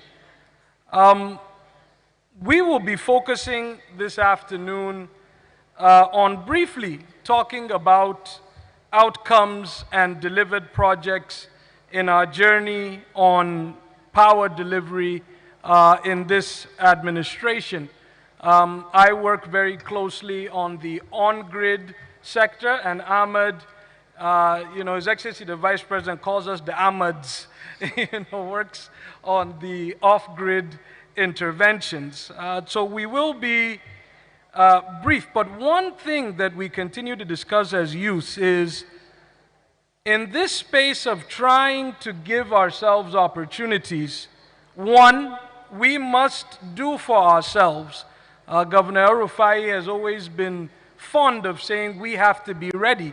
and that nothing will be given to us. Number two, we must support ourselves. I think working together, as Ahmed and I and many here have done, is something that will take us to the trajectory that we want, and then we must speak clearly in one voice. And I think what the youths, the progressive youths, are saying is that we are ready. And we are ready to participate, to lead, and to give our own back to our country. I think in brief, some of what we've been able to do. President Buhari has said that in the life of this administration, we will eliminate the metering gap that is causing significant challenges for us in the power sector on grid. Thus far, we've been able to roll out 600,000 meters in as short as 5 months. This has created more than 10,000 jobs in installation as well as in assembly. And these are all Nigerian jobs for our teeming population that youths are taking advantage of. Additionally, as we do know, this administration has put a deep focus on completion of projects. And you can see that with the completion of the Kashimbila Hydro, the completion of Zungeru Hydro, which is 700 megawatts by the end of this year, as well as what is being done through the National Council on Privatization with the AFAM 3 power plant. We are seeing increased completion of projects and investment in the sector. And quite interestingly, through the work we've been doing with the leadership of the Honorable Minister of Finance for Budget and National Planning, as well as the Honorable Minister of Power, this administration has reduced the power subsidy by 20 billion naira a month. And I would say that is a big deal. We are also quite thankful for the foresight and wisdom of Mr. President that identified the power sector as one of the areas that could catalyze jobs, and more jobs for the youth. He set up a presidential power sector reform working group led by His Excellency the Vice President, which includes the Governor of Kaduna, the Minister of Finance, the Minister of Power, and the CBN Governor. And through that increased coordination, we've been able to make all of this progress. And I would say that that is a very unique meeting because the leaders that we have allow some of us that are younger to drive the agenda, and they tell us where we need the support. I will pass on to my brother Ahmed to talk a bit on what we've been doing on the off-grid sector. Thank you very much, Ahmed. I thought you were going to let me to wait for longer than that. So, Your Excellencies, please allow me to rest on the existing protocols. And before I go into my own technical presentation, I would just like to say I'm really proud to be here today as a progressive youth. I'm very happy that my agency, the Rural Electrification Agency, and I would challenge any agency to give me this stat. 3 out of my 4 executive managers in executive management are under the age of 38. So I think we are the template of what agency should look like. My executive director ref is under 38. Also, my executive director technical services is also under the age of 38. So I'm very, very proud of that. Once again, before I go into it, I just wanted to also share a very short story. I don't know whether it's the mask. Whenever I go to any office and I take off my mask, they'll say, "Oh, you're so young." You know, I'm very glad that 1 or 2 strands of white hair is beginning to grow now.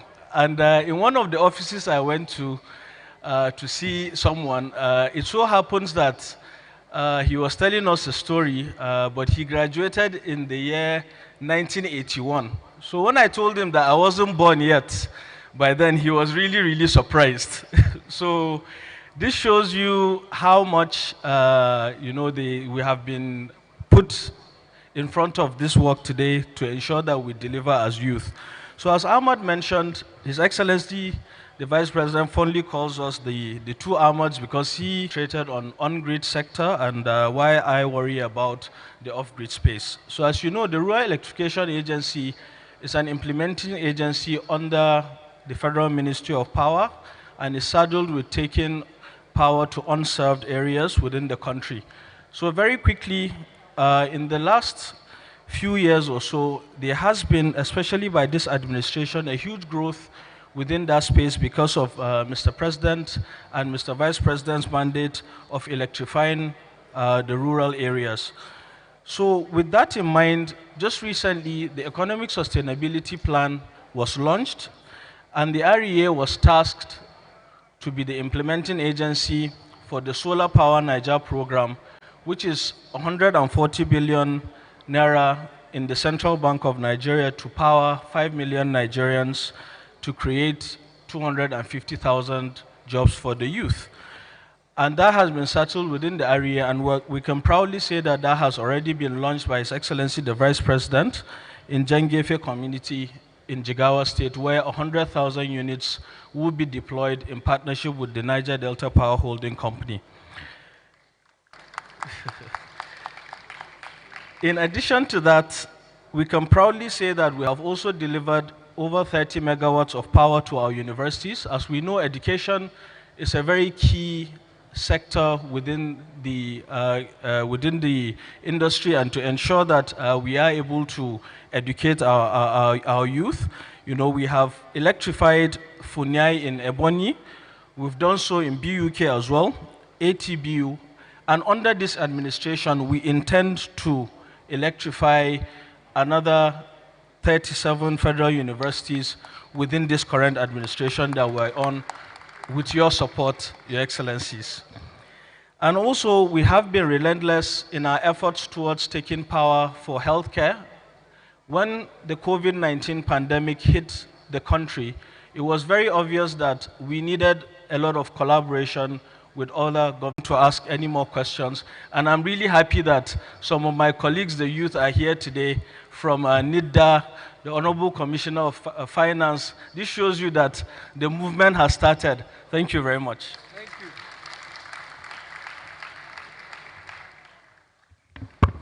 Thank you very much. They have a lot to share. Their experience is a successful one. Please put your hands together for them. And they get the Vice President's blessing. Let me especially welcome His Excellency, the Secretary to the Government of the Federation, Mr. Boss Mustafa. Please put your hands together for him. Thank you very much, sir. Also with us today, we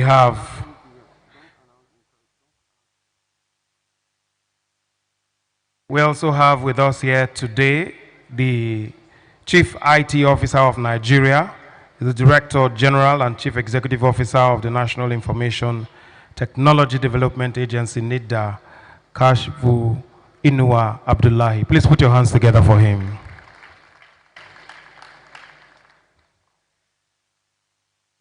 We want to specially appreciate all of us for coming through and for making this a success.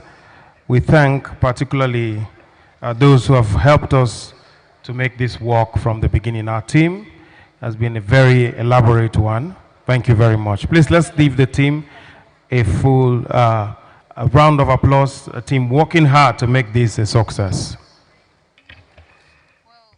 We'd like to announce the next speaker, who is His Excellency Batunde Raju Fashola, the Honorable Minister for Works in Housing. He'll be here to give a presentation. Afterwards, we'll take on the Vice President of the Federal Republic of Nigeria.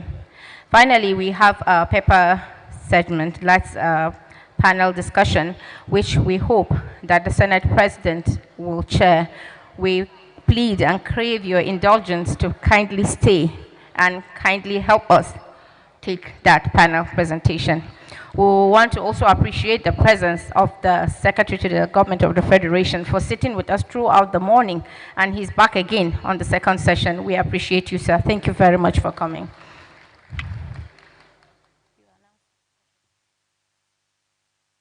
So for the next presentation, let's therefore welcome His Excellency. We still remember him sometimes in the posters as the best governor that we have had, changing Lagos to a story of success.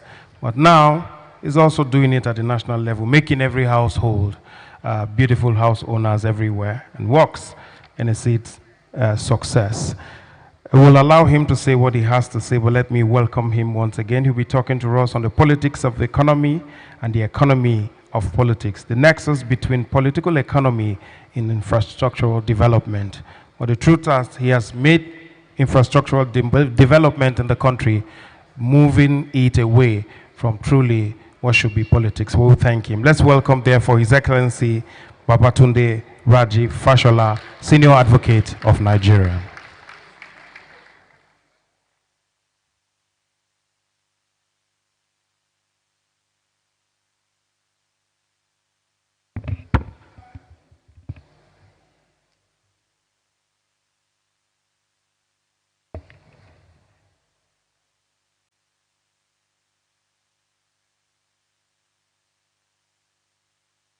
Your Excellency, the Vice President, the President of the Senate, the Secretary to Government, my colleagues, honorable ministers, young progressives, distinguished ladies and gentlemen. Let me start by sharing with you a conversation that took place sometime in 1992. And I again don't mean to offend anybody, especially the young Ahmed that said he wasn't born in 1981. So, but in 1992, an organization decided to, as it were, retire many or all of its personnel. And in place of the retiring personnel, they put in very young people. And this happened in the UK. And the response of the British press was that, oh, you can't do anything with young people. The reaction of the head of that organization was that you can't do anything without young people. It later turned out that he was right. Those young people went on to win the English Premier League that year. That club was Manchester United, and the manager was Alex Ferguson.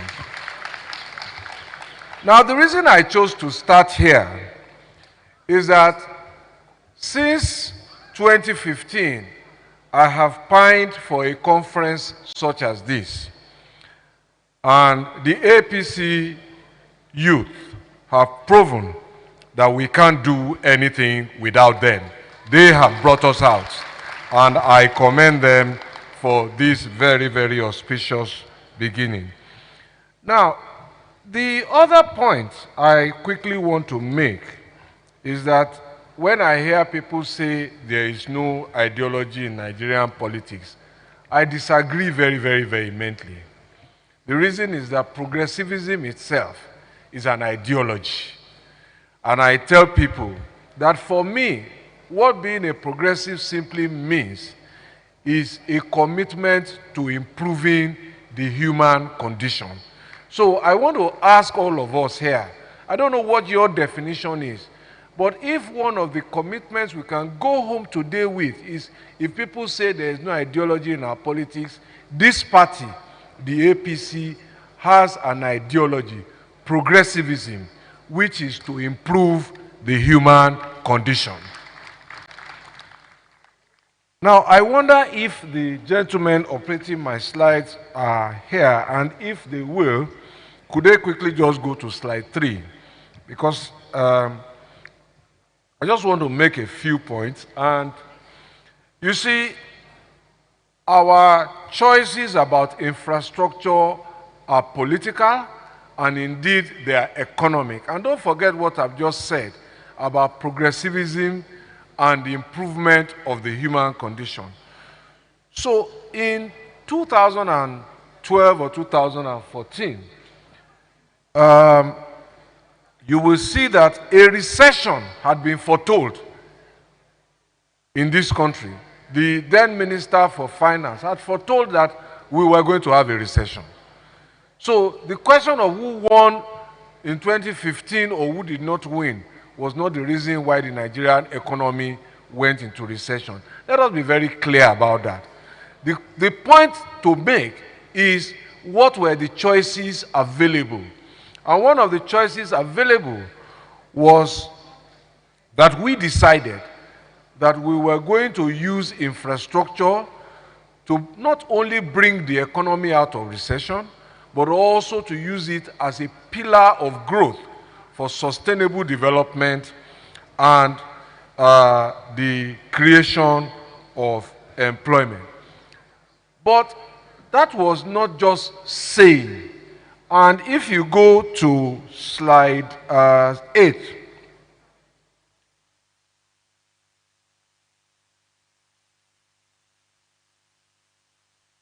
you will see that we then prepared a plan. So we didn't just say it. We prepared a plan, an economic recovery and growth plan. And then we decided that we were going to fund that plan. Now, if you will go back to the slides showing the budgets for 2015 when this administration took office, I think it is useful to set the context. Can I have the moving microphone? I need to move. There was a mobile microphone. I need to see, thank you very much, if it's working. Thank you very much. You see, if you look at this slide, in 2015, the price of crude oil, as had been said, had come down significantly to 48. But I think the slide that should interest us is from 2009 to 2014. The price of oil was steadily climbing, 61, 79, 94, 94, 97, and 93. But even at that time, they were already saying we were going into a recession. What were the policies that defined how all this tremendous wealth was being used? It's a matter for a debate when the time comes. And I'm going to be ready to lead that debate for our party and for our government. But let us go to 2015, the budget slide. Very quickly. Now, this is the budget we met in the Federal Ministry of Works. For all of Nigeria's roads, 18 billion naira. In 2015, that was the year I left as governor of Lagos. And the budget for roads in Lagos, for that same 2015 that I left for works, was at least 50 billion naira for one state. This was what they left in 2015. This was what we met. So it's important because these records have been kept. But look at what we... 2016, we went to 260 billion. Then to 274. Then to 365. And then it started to taper. Again, this is important because it takes me to the next slide very quickly. If you move this slide forward. No, one more, please. And further. And further. Remember this slide. And it speaks to where we are today. It speaks to the reason why we have now over 800 different contracts across the 36 states of Nigeria and the federal capital, building one road, a bridge, or rehabilitating one item of public infrastructure or the other. And that covers 13,000 kilometers of federal highway network across Nigeria today. That is progressivism.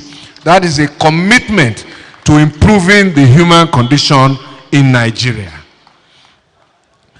Now, I will pause quickly there, and you ask, oh, how is the human condition improving?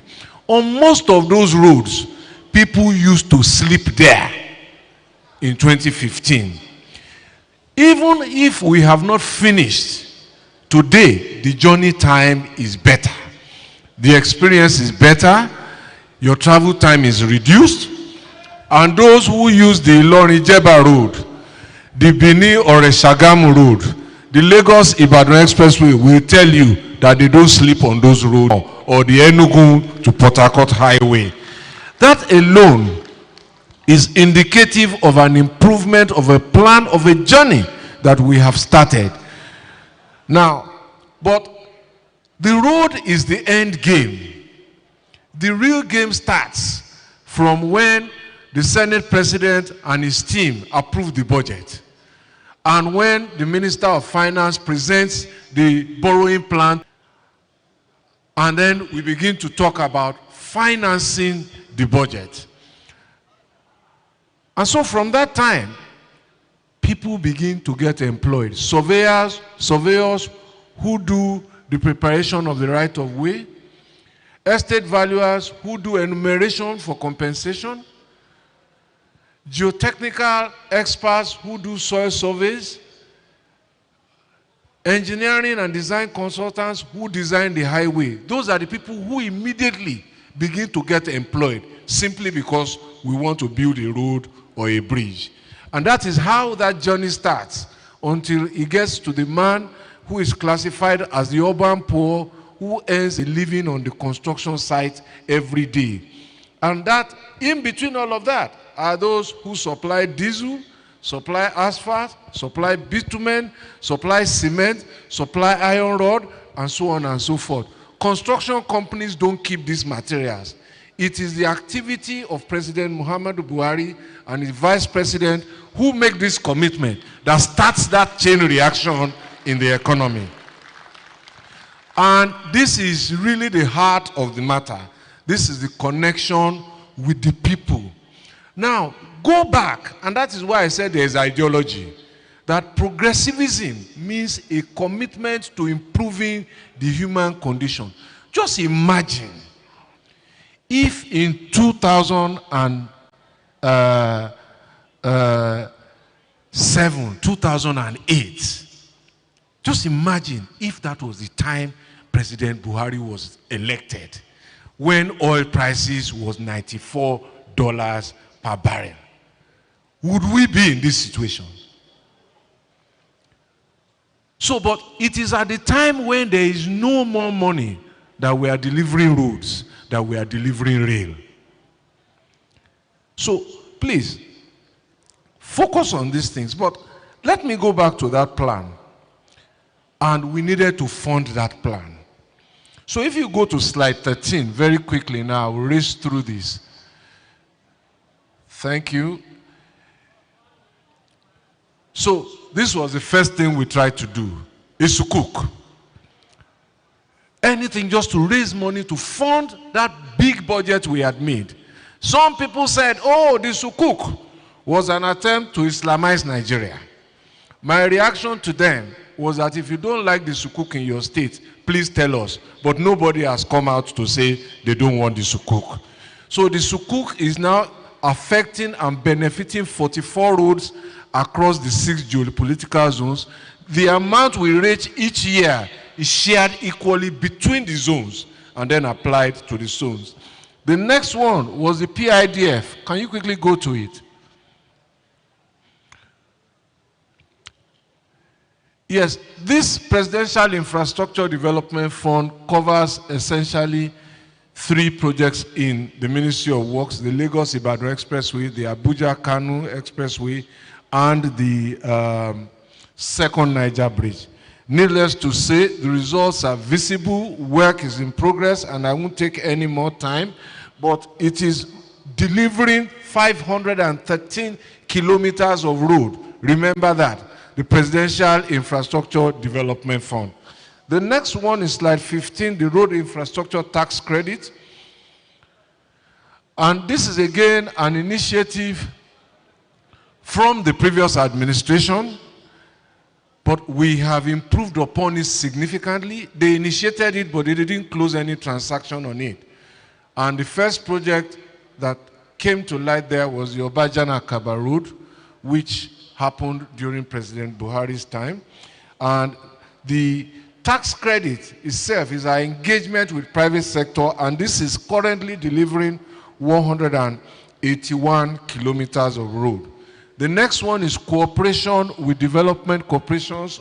If you go to slide 18 very quickly, what we're doing with the Northeast Development Commission, and this is impacting our ability to rebuild some of these bridges, Kuzum, Dilchim, and Wurungadi, and this is the amount of investment in this area in Adamawa. These bridges were largely damaged as a result of conflict.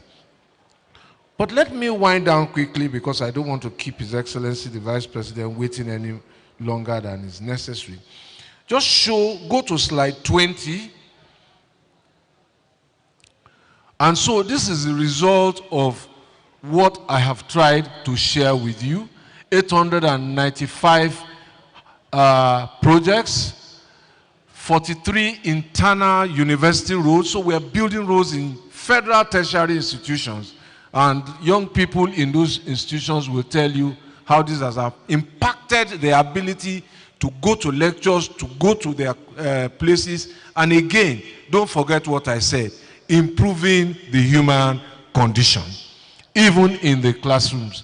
And construction of housing estates in 34 states across the country, so people get shelter. Is that improving their condition? You agree? Bridge rehabilitation. So whether it is Koto Cafe, whether it is Chachangi Bridge, whether it is Isaac Boro Bridge, whether it is Third Mainland Bridge, across Nigeria, that is going on. But interesting thing about it is creating work, sustainable employment. So there is a new cadre. Somebody had to ask me, I didn't know we had divers in Nigeria. I said, yes, we do. But we haven't created the maintenance economy. That maintenance economy has started. And that is item 7 there. The Federal Executive Council approved it to create a maintenance economy for Nigeria. And people say, oh, maintenance culture. I say maintenance is not a culture. It is an economy. And we must consciously create it to employ people and to keep sustainable employment. Let me move quickly to slide 21. And please don't forget this. 21, very quickly. You see the Lagos-Ibadan Expressway, the Bodo Boni, and the second Niger Bridge, and the Apapa Orunshoki Expressway have one thing in common. They seem to have defied solution by every government. They seem to have defied solution. So one of the things I always like to tell people is that the Buhari administration and the APC government has taken head-on the most difficult projects in this country and is making progress with them now. So it's for 16 years, the Lagos-Ibadan Expressway was a litany of woes, but it is now nearly completed. Bodo Boni was awarded 3 times. It failed. The work has now started. It was the vice president who went to flag it off. The first bridge has been built. The second bridge is in progress. Road network is being built. The second Niger Bridge, very interesting. It always comes up during political rallies, but the bridge never shows up.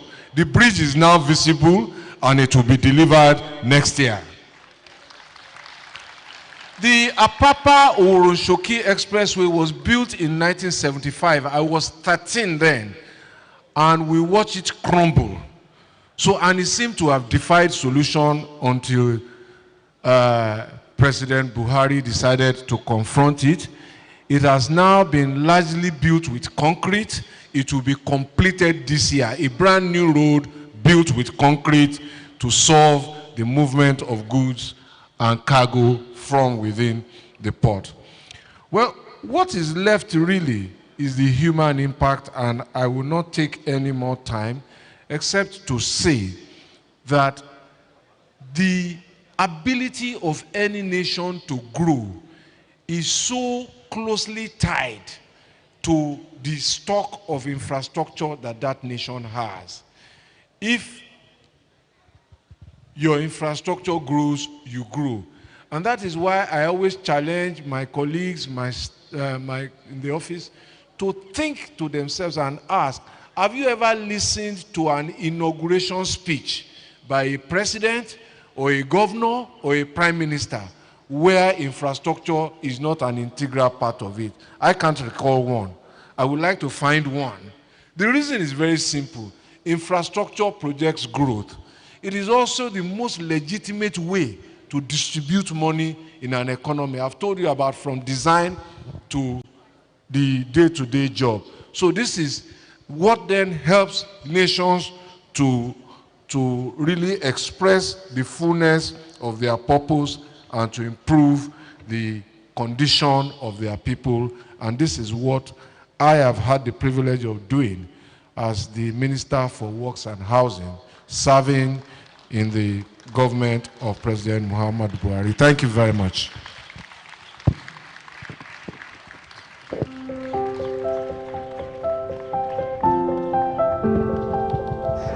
This administration is laying the foundation and taking bold steps in transforming our country and liberating our people from the shackles of poverty. I've been working with Just Beggar for a month now. I was a farmer before.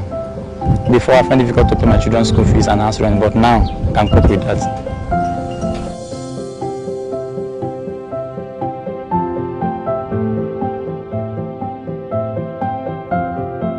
Before I was employed, I depended on my parents for financial help, but now I'm able to stand on my own. I'm independent on my own. I'm financially stable, and the most important impact it has given me is the knowledge. Nothing can trump the progressive ideals. Progressivism is about improving the human condition.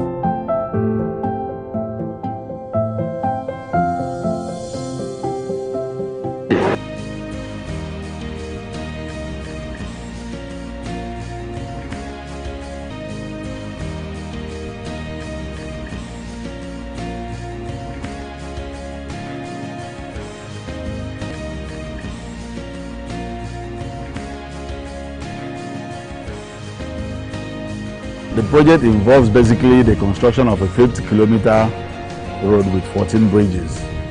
We have what we call the mini bridges, 10 of them, and other 3 major bridges. The ongoing Bodo Boni Road project by Julius Berger kicked off October 2017 and is to run for 58 months. So we're hoping to conclude by August 2022.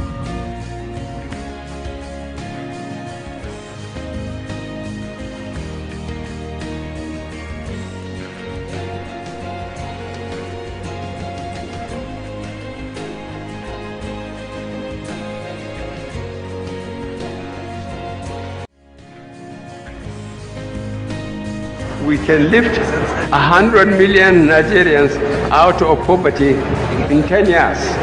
This administration is laying the foundation and taking bold steps in transforming our country and liberating our people from the shackles of poverty.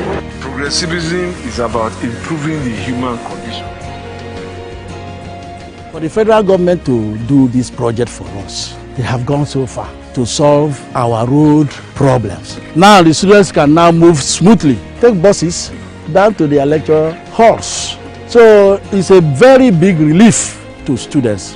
Some students, they now actually come to class more. They even use this road more than the other road that they used to use before. And then some used to come to class late, but now all those has changed.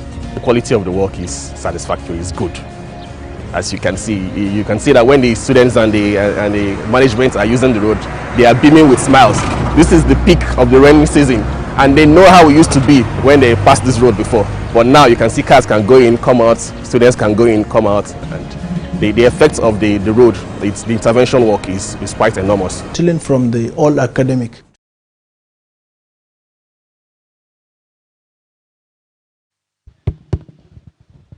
Well, thank you very much, our technical crew. Very professional. Can you put your hands together for them?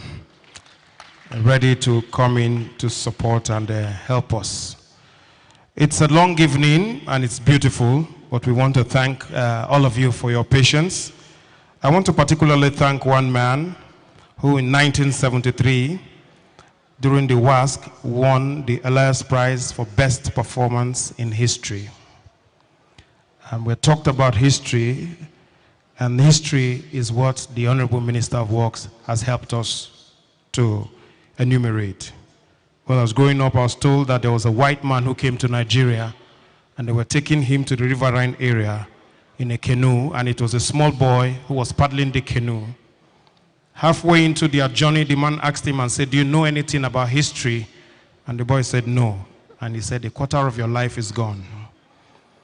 Later on, he asked him, he said, "Do you know anything about geography?" The boy said, "No." He said, "Another quarter of your life is gone." Later, he asked him and said, "Do you know anything about chemistry?" And the boy said, "No." And he said, "The third quarter of your life is gone." In the middle of the river, the boat capsized, and the white man was drowning, but the boy was swimming. And the boy looked at the white man and asked him, he said, "Sir, do you know anything about swimmiology?" And the man said, "No." And the boy said, "You are on your own." In 1971, this man won the school prize for English oratory. In 1972, he won the Adeoba Prize for English oratory. In 1979 and 1980, he served at NYSC in Old Bendel State. In 1981, he already became a law lecturer. And by 1999, he had become a professor of law. In 2013, he was invited to join other notable Nigerians to design and produce a manifesto for the young APC and bettered the roadmap to a new Nigeria. And that is the document that we have been working with. So to tell us where we are headed is one who has been in the struggle with us, who understands the youth, who served this country in his youth, and today can speak boldly as the Vice President of the Federal Republic of Nigeria. So distinguished guests, ladies and gentlemen, I bring to you our friend, one who understands us and is willing to work with us, Professor Yemi Oshibanjo, GCON, Senior Advocate of Nigeria and Federal Vice President of the Federal Republic of Nigeria. Please put your hands together for him. Thank you. Thank you very much. Thank you. Thank you very much. Please sit. Thank you very much.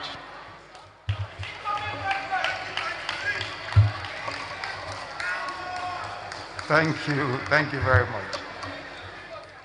The President of the Senate, distinguished Senator Ahmad Ibrahim Lawan, and other members of the National Assembly present, the Secretary to the Government of the Federation, Mr. Boss Mustafa, the Honorable Minister of Finance, Budget and National Planning, Hajia Zainab Shamsuna Ahmed, the Honorable Minister of Works and Housing, Mr. Babatunde Raji Fashola, Senior Advocate of Nigeria, the Honorable Minister of Interior, Ogbeni Raouf Aregbesola, the members of the organizing committee of this Progressive Youth Conference, all who have helped to put together this great conference, and the leadership of the All Progressive Congress, distinguished paper presenters, panelists, the All Progressive Congress youths and other party faithfuls present, honored guests, ladies and gentlemen. Let me say how very pleased I am to have been invited to make a few remarks at this very important conference. And this conference is important indeed because it is a gathering of the demographic majority of our young people in our party. So this is a conference of those who by natural order, the natural order of things, will be in this party long after people like me and many of my colleagues seated are long gone. So we have the present and we have the future of our party rolled into one here today. And they have modestly described themselves as progressive youths. Permit me, therefore, to take advantage of the strategic importance of this gathering to share a few thoughts with you. And most of the issues that I will raise cannot be resolved in these few remarks, and I don't intend to resolve them in these few remarks. All I hope I can achieve is to agitate and encourage further reflection on some of the issues. Let me begin with the issue of political participation, or as some will describe it, political citizenship. It's evident just from voter turnout alone that the vast majority of young people either do not register to vote or do not vote at all. Those who even participate at all would rather engage within the very constrained space of social media platforms or join pressure groups. Neither of this is necessarily bad, but while media engagements and pressure groups are important for drawing attention to the issues, they cannot transform the lives of millions for good or for ill. But political parties can.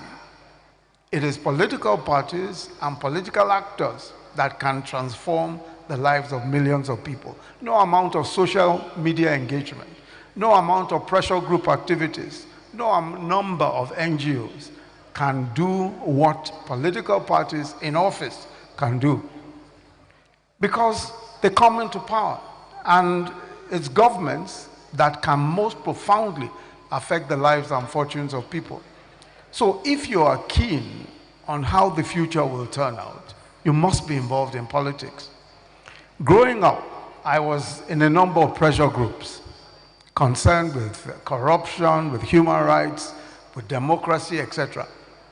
As a young lecturer, I wrote papers, I argued at conferences, but it was only in 1999, when the AD won elections in Lagos, that I was able to serve as Attorney General.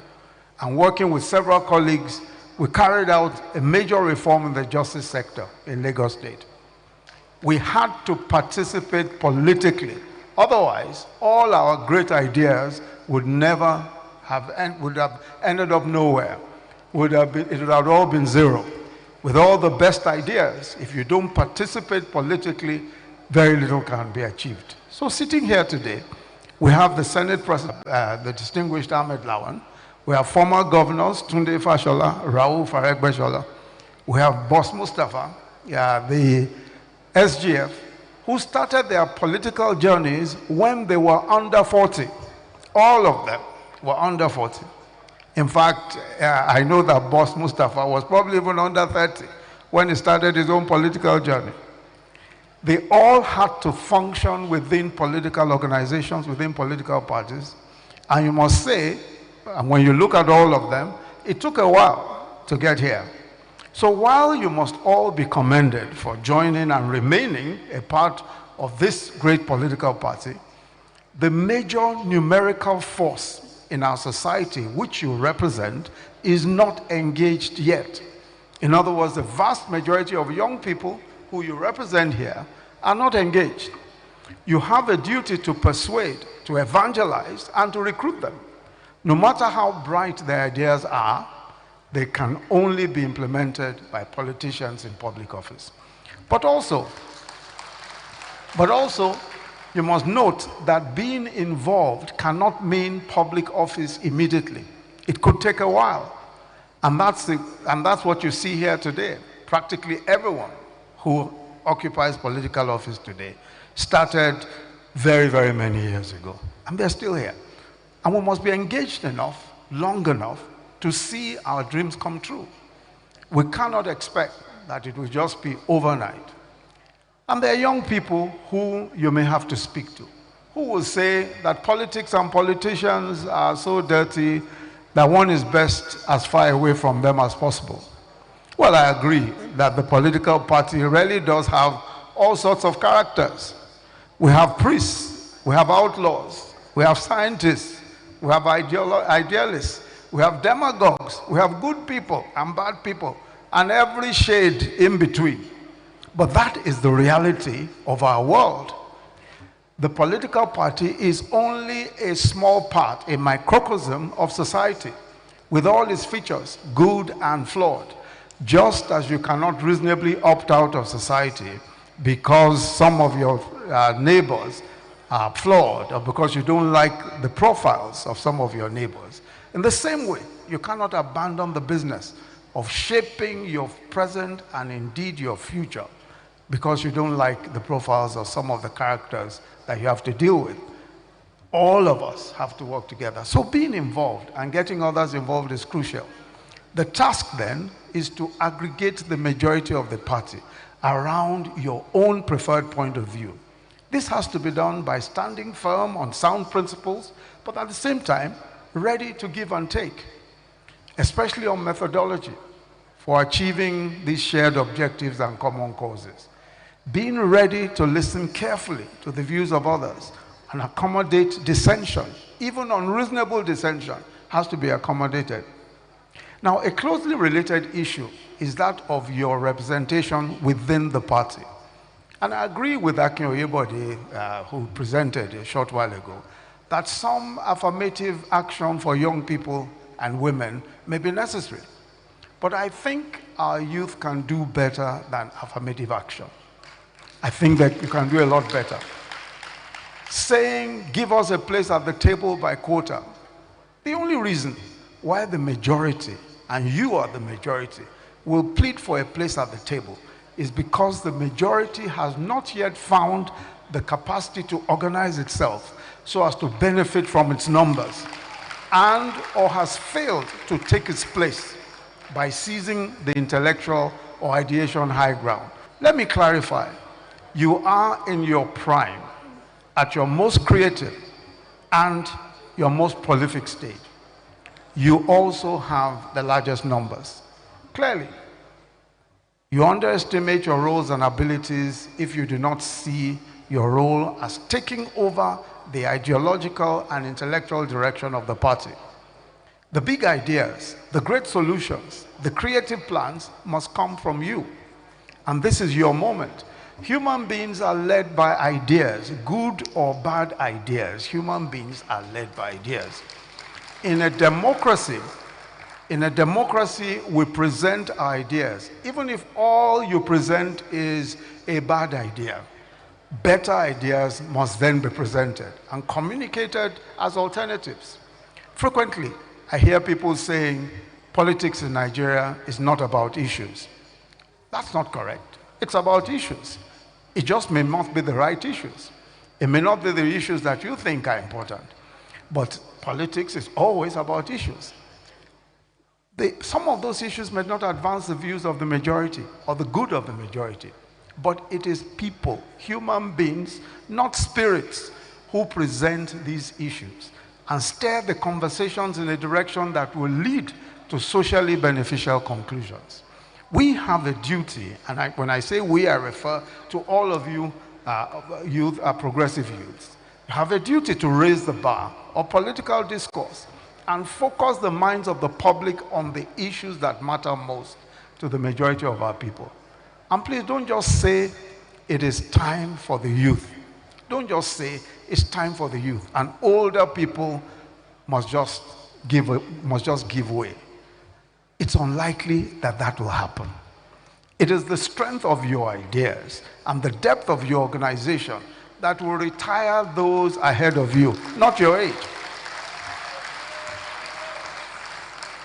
And I'm also, frankly, not very impressed with the notion that the role and power of young people is somehow postponed until elders have gone, or that there is some kind of generational queue to which we all must subscribe. Even if that was true at some point, that we must all be on some kind of queue. Today, that notion stands on very weak legs indeed. In the era of disruption and disruptive innovation, we have seen disruption in business, in commerce, in entertainment. Why not in politics? Politics is about service to the people, but at the heart of that is also about ideas. Movements of every kind are activated around ideas and numbers. The larger the number of those persuaded by an idea, the stronger the movement. The fifth issue, which I want to mention briefly, what are these issues that should engage our minds today?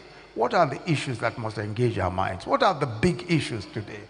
And what are the big ideas to resolve them? How can a country of 200 million people growing at about 3.2% a year, or 26,685 children born daily, provide enough jobs and opportunities for decent livelihoods? How can we bring millions out of poverty? The president has promised that we will in 10 years bring 100 million people out of poverty. A perfectly achievable target. But how? How are we going to go about it? What are the great ideas that we need? How about human capital development? Importantly also, how do you unite diverse tribes and faiths to build a great and indivisible nation? How about security, law enforcement, and the rule of law? Best models. How about ideology? Where do we stand as a party? What does our orientation imply? Can we widen our ideological scope? These are the big questions today. And the ideas that will rule our world will prevail in the coming years. These are the issues that should engage your thoughts and deliberations regularly. On the last issue, the question of party ideology, although it is true that our party's dominant tendency appears to be left of center, this is sometimes described as progressive or the progressive orientation, the human condition, bettering the human condition. And I agree also with Mohammed, who presented earlier, that pragmatism rather than left or right is the way to go. This means that we must reject any purely laissez-faire economic model.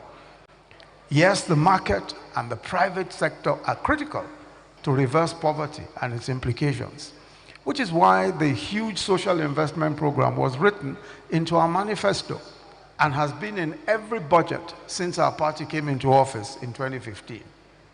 So how, going forward, how do we fund and sustain a much larger social investment program? These are the questions that we must answer. There are, and here, are still responsibility for education and healthcare. So the conversations which we must promote in our states, our state excos as well as legislatures, must be how do we fund education and how do we develop curricula that will prepare our young people for 21st century jobs. And these are questions that must be answered, especially at the state level.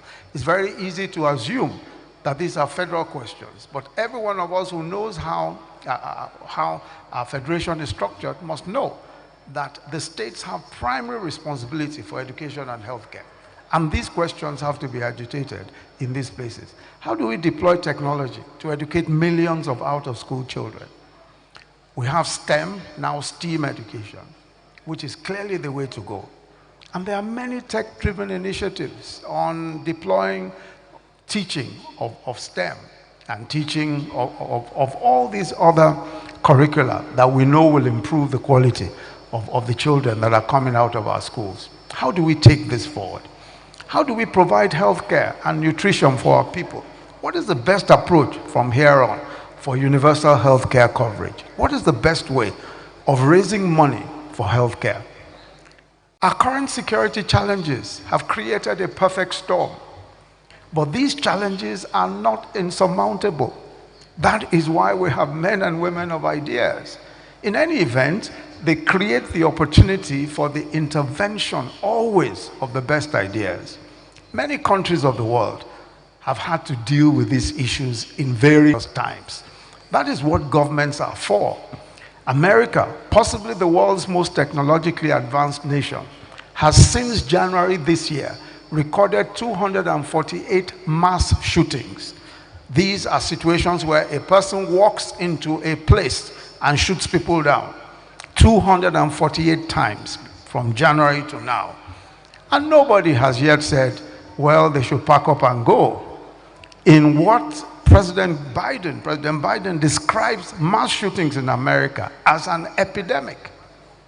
These problems are the business of governments. This is what governments do. Governments resolve them, which is why we say as a government, and President Buhari has said repeatedly, we are the best people, we are the best team to those problems, and we will solve those problems. And we will indeed. Now, when you look at a lot of what we're seeing, when you look at a lot of what we're seeing today, in resolving these issues, I think that the party and its think tanks have huge roles to play. We must contribute to the pool of ideas for resolving some of these issues and some of these problems. We must continue to push those ideas. And these opportunities that we have, including think tanks that will come forth from here, are the opportunities to resolve many of these issues. We don't throw up our arms in the air. We don't sound as if we are the only ones who have a problem. All over the world, governments and countries have issues. An issue of existential importance to our nation is how to deal with the parochial tensions and divisive tendencies which are rising every day. You may rightly or wrongly blame generations before you for creating or deepening the notion that we should identify ourselves first as tribal or religious entities before our national identity, and how this has incrementally deprived us of the great benefits of the sum total of our diversity. Whatever your views may be, it has become the responsibility of your generation as well to fully advance the truth that indeed we are created equal, that our aspirations as people, whether you are Muslim or Christian, whether you are Igbo, Hausa, Ijaw, Yoruba, will be helpful. We must hold our agencies and government units more accountable for inclusion and fair representation.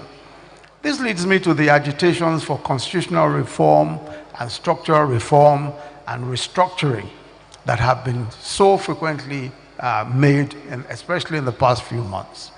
In sum, the agitations generally seem to seek stronger states or deeper fiscal federalism. Yes, we have the El-Rufai committee report, which is our party's own contribution to the debate, and at least that should form the basis for further debate. And as Mr. President has said, we must also take advantage of the ongoing constitutional reform process to get our position across. He also said in his June 12th speech that government is willing to play a critical role in the constitutional amendment process without usurping, of course, the powers of the National Assembly. So this opens up opportunities for further engagement on these issues. We can debate these issues. We can talk about these issues. And I think that these issues must engage the attention of those of you in the youth in our party. The principle that we are stronger together than in little parts is a sound principle. And it's my respectful view that those who advocate the breaking up of the country are terribly wrong. Our size is crucial for geopolitical and economic relevance. Our people will be better served by a large, populous and diverse country. As with all big and diverse countries, our business is to make this union work. It is to give everyone a sense of belonging. It's to continue to balance the inequities and provide a socio-economic framework that guarantees everyone a fair chance. This country can take all of us every one of us, regardless of tribe, religion, gender, or even age. And I want to urge you to continually seek ways of making this union fairer and more just for the benefit of all. It is the responsibility, and I believe the very pertinent responsibility of those of you who are here today, to ensure that we frame the debate in a way that ensures that we divert our energies to how to make this nation stronger, how to make this diverse nation stronger. Those are the arguments we should be having today. All of those waiting on the sidelines, hoping that this big country called Nigeria will break up into bits so that they can pick up the pieces, will be very sorely disappointed. And I'm very sure that those of you who are seated here today will prevent that from happening. Thank you very much.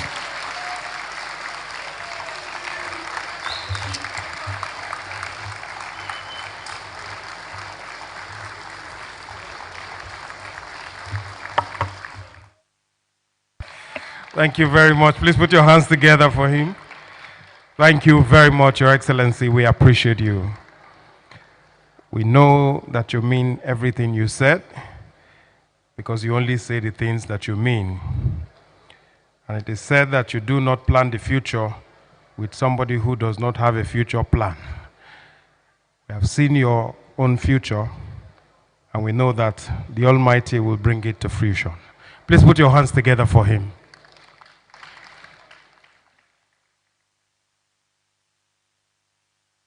We would like to invite on stage National Youth Leader, Barrister Ismail Ahmed, to appreciate the Vice President before he leaves.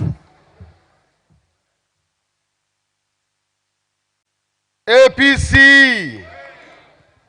Your Excellency, the Vice President, thank you very much. I wanted to introduce you to the stage, but didn't allow me to do that. Please, can we all rise up for a 20 seconds round of applause for His Excellency, the Vice President.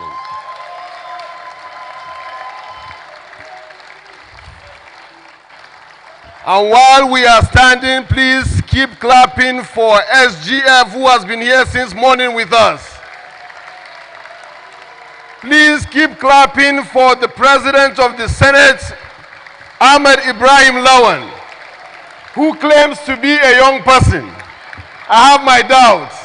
Please keep clapping for the Honorable Minister of Works and Housing, Babatunde Raji Fashola, who was twice our director in the campaign that delivered this government. Please keep clapping for the Honorable Minister of Interior, former Governor of Osun State.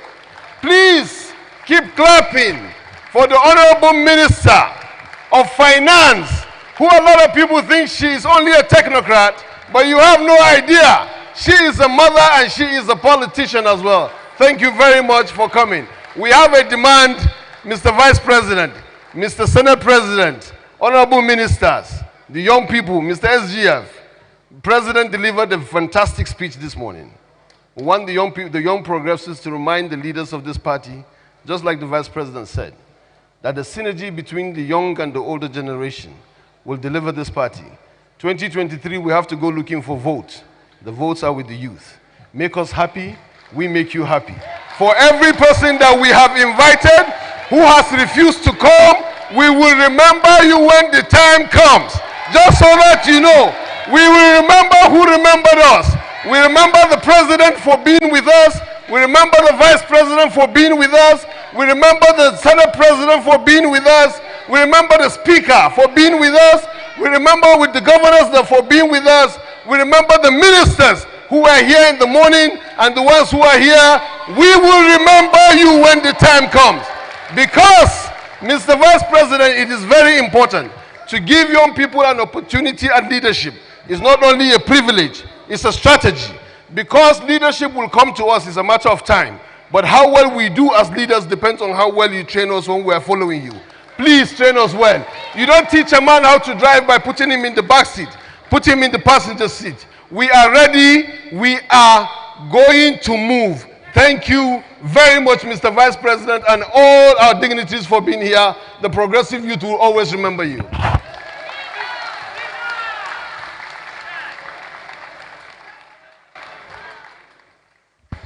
Thank you very much, Your Excellency. We appreciate you. Thank you very much. Let me also say that as the things are, as the Vice President takes his leave, only those who are allowed to take selfie with him should go outside. The remaining of us will be here. And we want to thank the Senate President who has graciously agreed to also continue to chair and be in charge of this. Thank you very much, sir. We appreciate you. Please put your hands together for him. We are going to take a virtual speech at the moment. And distinguished guests, ladies and gentlemen, at this time, we are taking a virtual travel to Kaduna in a bit. Let me therefore confirm from our technical crew if we have been able to connect with the governor, His Excellency Malam Nasir El-Rufai, the executive governor of Kaduna State, who will be speaking to us virtually at the moment. Please put your hands together for him. Let's clap for the governor. He's joining us virtually. We also want to specially appreciate His Excellency Ogbeni Rauf Aregbesola. Thank you very much. The Honorable Minister of Interior, we appreciate you for coming through. Also, we welcome Her Excellency Dr. Mrs. Zainab Ahmed, who is the Honorable Minister of Finance, Budget and National Planning. You're welcome, ma'am. Please put your hands together for her. I also want to especially appreciate Mr. Asukwo Ekpeyong, who is the Commissioner of Finance for Cross River State. We now move over to Kaduna, where His Excellency Malam Nasir El-Rufai is joining us virtually to deliver his speech. Please put your hands together some more for him as we get ready to take that speech. For inviting me.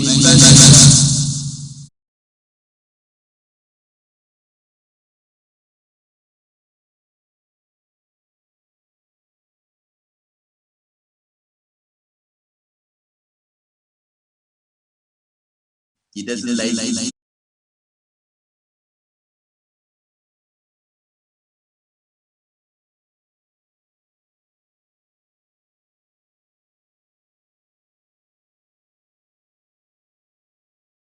but the days that State Executive Council and the Deputy Governor is away to Morocco on official duty, and one of us must be present to chair the Executive Council meeting.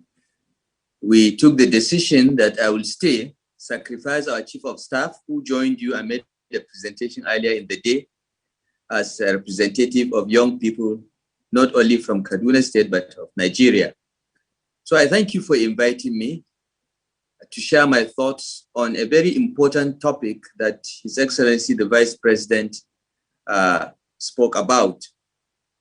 What do we need to do to move forward together, united as a country, as a truly modern and federal state? This is what I want to spend the next few minutes talking to you about. You, the future of our party, and the future of our country, the largest demographic in the country, and as His Excellency the Vice President clearly said, all you need to do is organize yourselves, participate in the political process, and we'll be happy to give way for all of you. We are too old for this job. It is time for young people to take over. So I have always and strongly advocated for a rebalancing of the Nigerian Federation through a pragmatic policy to devolve powers from the center to the states and local governments. Let me first state that as a student of governance for nearly 3 decades, and then a practitioner of nearly 20 years, I have learned that no single national policy or program is a solution to any nation's problem. In the arena of governance and government, unfortunately, there are no silver bullets.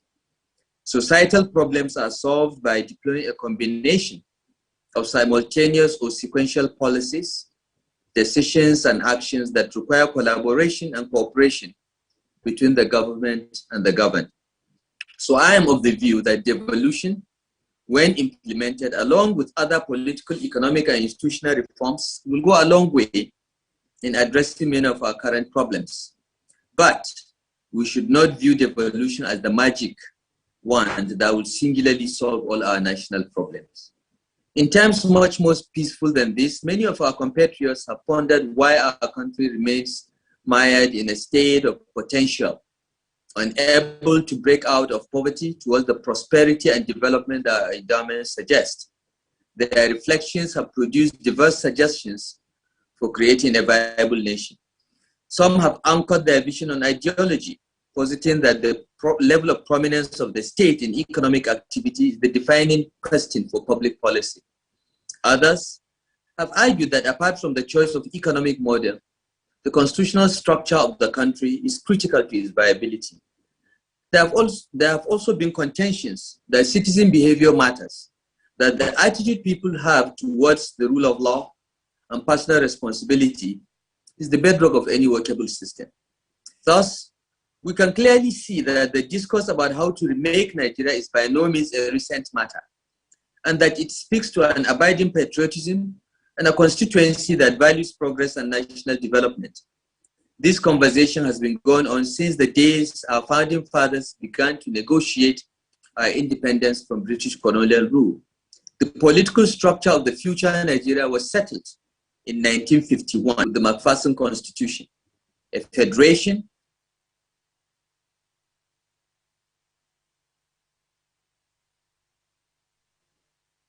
with a central counted by vast populations.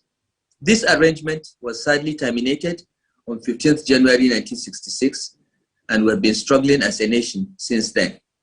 Recent events, particularly rising insecurity and emboldening of insurgent and separatist groups, have only made it more urgent to acknowledge the depth of the problems and begin to foster consensus on the best way forward to move together as a viable country, strong enough to protect all who live in it, flexible enough to devolve powers and responsibility to the states, and progressive enough to promote equal opportunity and a common citizenship for all.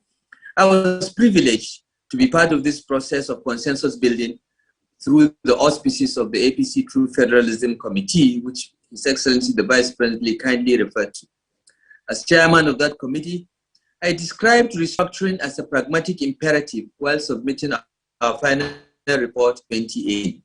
Our committee recommended that the federal government should retrench its overbearing presence and concentrate on internal security, national defense, monetary policy, and foreign relations. It should decentralize the police states to run and maintain their own police services subject to agreed rules. We propose that several constitutional matters, including the control of oil, gas, and minerals that are currently in the exclusive list, should be placed on the concurrent list.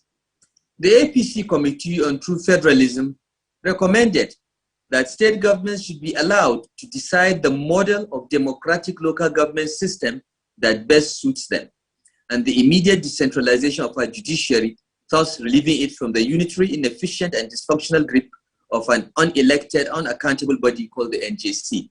And should the majority opinions in certain states decide that a voluntary merger of like-minded states would enhance their prospects, we proposed a mechanism for achieving such mergers.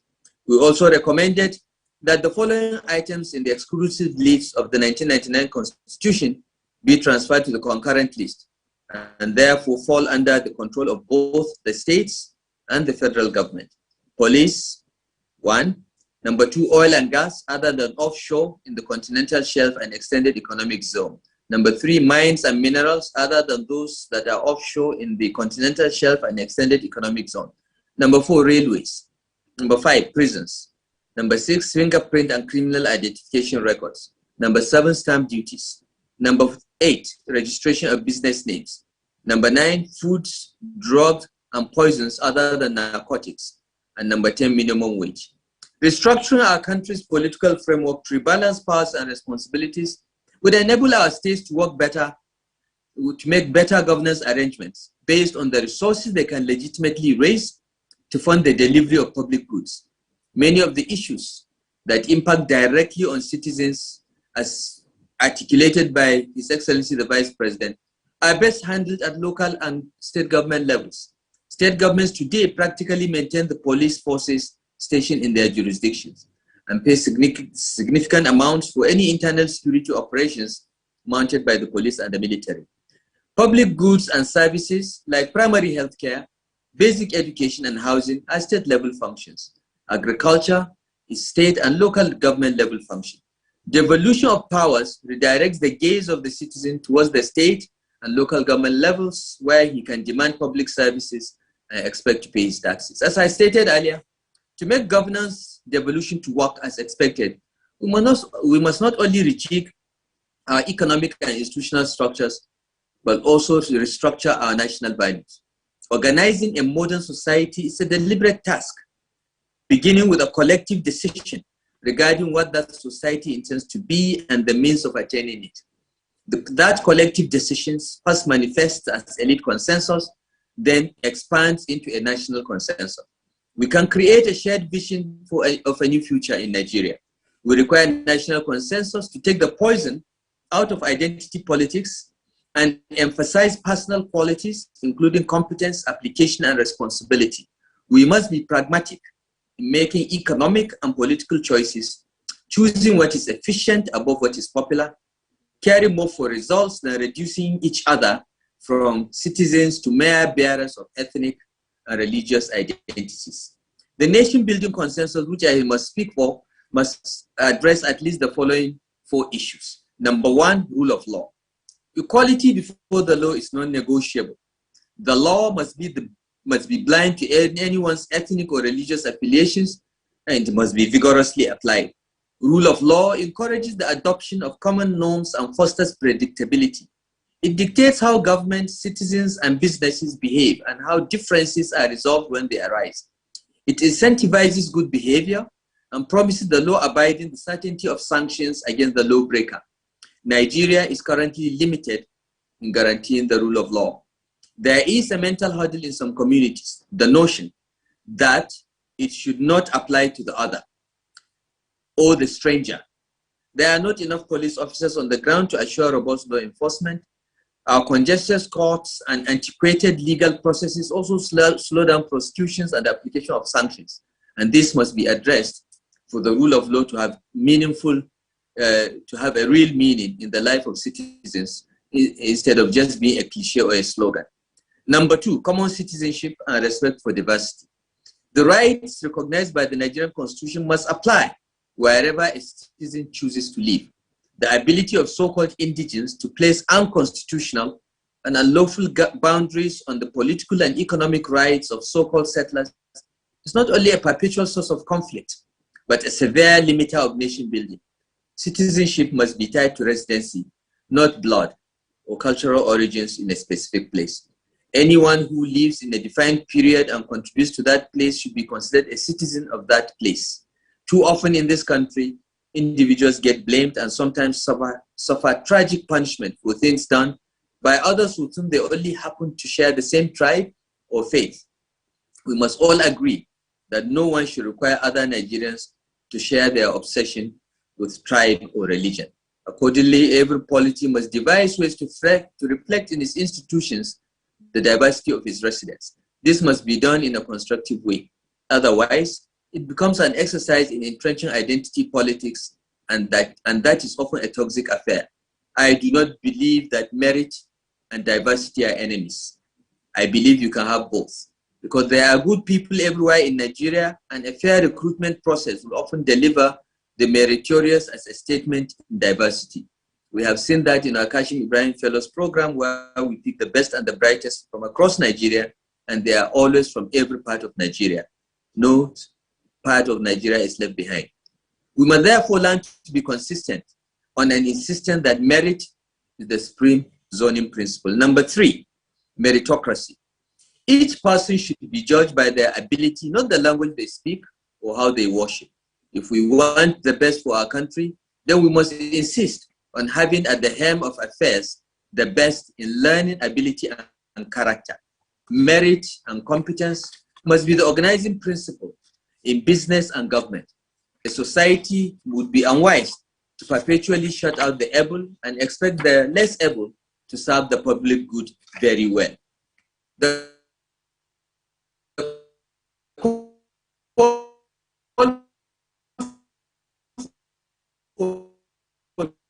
merit and that them and society well. The best way to pull competent people is by deciding to educate everyone well.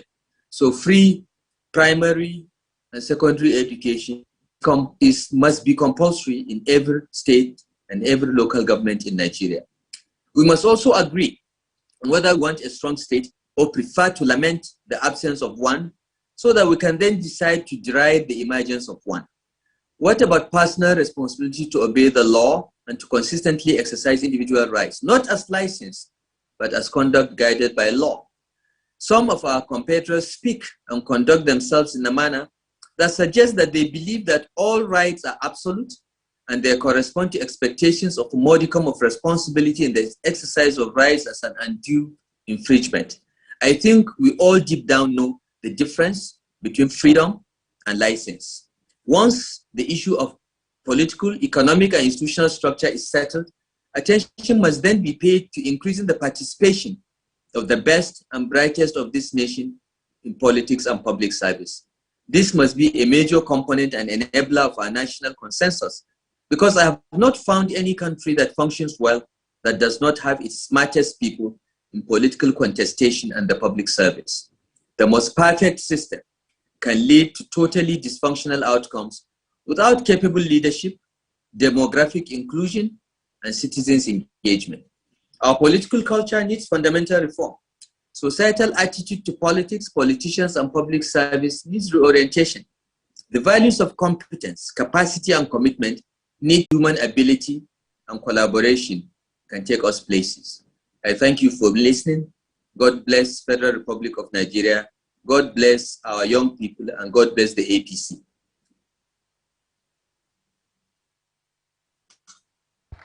Thank you very much. Please, let's give him another round of applause. His Excellency, the Executive Governor of Kaduna State. Thank you. Well, just before we go for the panel, we want to travel a little to Kogi, where we are told that the governors and their representatives do not use paper, they just speak from their hearts. A few years ago, I was invited to the commissioning of a bridge in Kogi, many years ago, and the person who had come to commission that bridge was a minister, but he had not read his speech before that day. While we were on the bridge, there was only one copy of the speech, and the PA to the minister had that speech. And remember, the minister had not read it before. So in between collecting the speech from his PA and reading it, there was this wind that came and took the speech from him and took it, and the thing went into the river. And we're all on the bridge, and the minister needed to make a speech.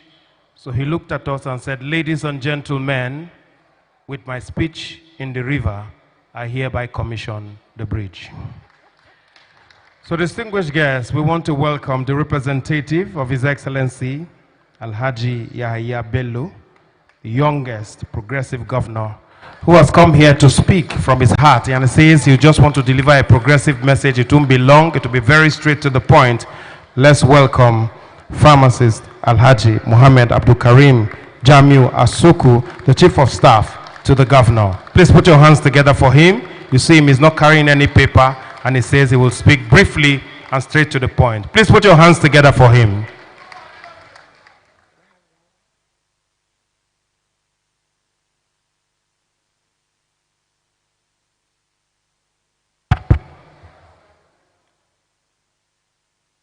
Your Excellency, the Vice President, Federal Republic of Nigeria, Professor Yemi Osinbajo, SAN. Your Excellency, the President of Senate, distinguished Senator Ahmed Lawal, other members of the National Assembly here present, members of the Federal Executive Council here present, the youth leader of our great party, All Progressive Congress, my brother, Barrister Ismail Ahmed. I want to say congratulations for a successful event. My brothers and sisters, youths, the great youth of All Progressive Congress, members of the Fourth Estate of the firm, distinguished ladies and gentlemen. I want to stand by sending the apology of His Excellency, my boss, my mentor, and my leader for life, His Excellency Yahaya Bello, who just celebrated his 46th birthday just 3 days ago. and he has received leaders of thought across the nook and crannies of this country, and is busy reaching out to those who were there to celebrate him. And out of that busy schedule, he delegated me, and I have been here since morning in recognition of the great importance of the great youth of our party, All Progressive Congress. Indeed, His Excellency is supposed to be one of the panelists here in this very important event to discuss on the topic social cohesion, security, and politics of exclusion. And all these three are centered around the youth of this country. I want to stand by saying that for a responsible government, for any government to be responsible, you must have to meet the yearning and the need of the people. And for any government to meet the yearning and the aspiration of her people, you have to take the security of your citizen very, very important.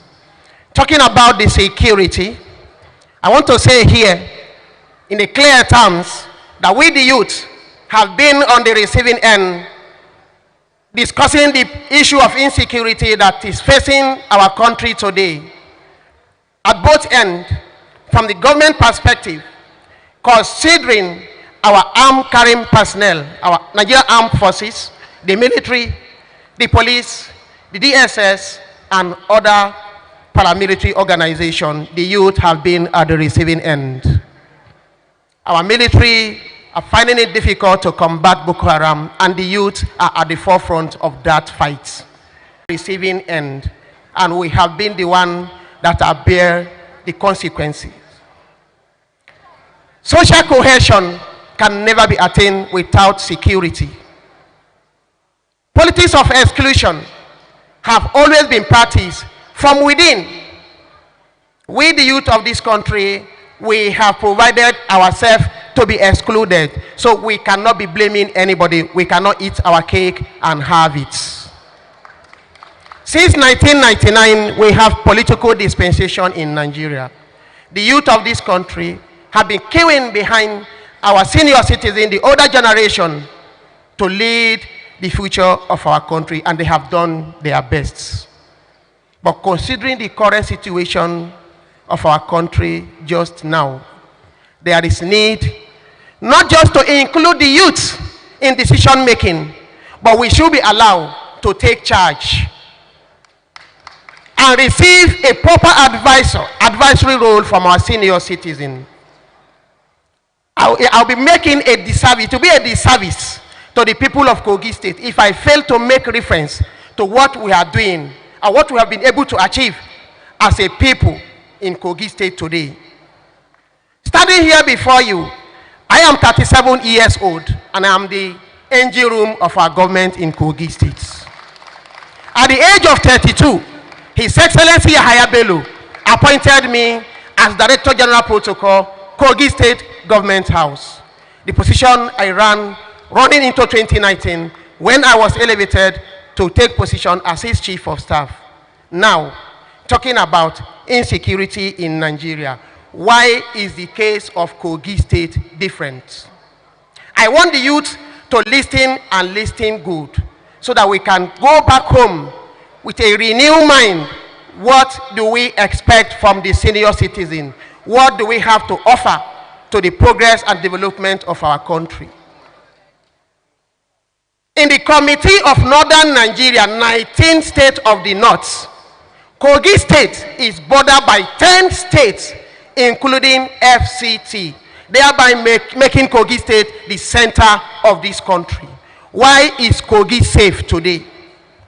Meanwhile, before 2016, when we came on board, Kogi State could as well be regarded as the kidnap capital of this country. What did His Excellency Yahaya Bello did that is different from other states? It's what? Total, not just inclusion of youth and women in decision making, but he allowed us to take charge, and we are driving the security of our state to where it is today. We are talking about economy, we are talking about infrastructure. No matter how beautiful is our economic policy, no matter how excellent is our infrastructural development, all amount to nullity without security of life and property of our people. So I challenge the youth of this country to take up the challenges and ask for power. Absolute participation, not just inclusion. Take charge, as we are doing in Kogi State, so we can secure our nation. That is the only way we can achieve social cohesion. Political exclusion is from within, not from outside. We constitute 60 to 70% of the voting population of this country. How can you be crying for political exclusion when we are the one excluding ourselves? We have to have a rethink. We have to re-engineer our mind. Come out and participate. Thank God for His Excellency the President have signed into law the Not Too Young to Run bill. And thank God for our party, All Progressive Congress, open a window for the youth to come in and become a member, active member of the party. Power will never be served a la carte. Power is taken, not given. Don't take backbench and expecting someone to call you to come and drive. You listen to His Excellency Senator Owele Rochas Okorocha in the morning. He has challenged you.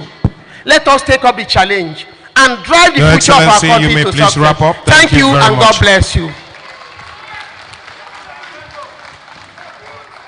Thank you very much for that very short speech, sir. We were quite inspired. Our next and almost rounding up the program for today is a panel discussion on economic empowerment. And we would like to call on the stage the panelists for this session. We want to appreciate everyone who has stayed through the program with us. We truly appreciate you all. We have first on the list, His Excellency Ogbemi Rauf Arigweshola, who is the Minister for Interior. Please, you are welcome to the stage as one of the panelists, sir.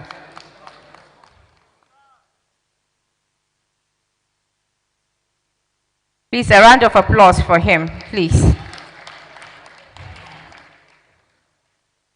We also have Her Excellency Hajia Zainab Ahmad, who is the Minister for Finance and Planning. You're welcome, Ma, as one of the panelists, too.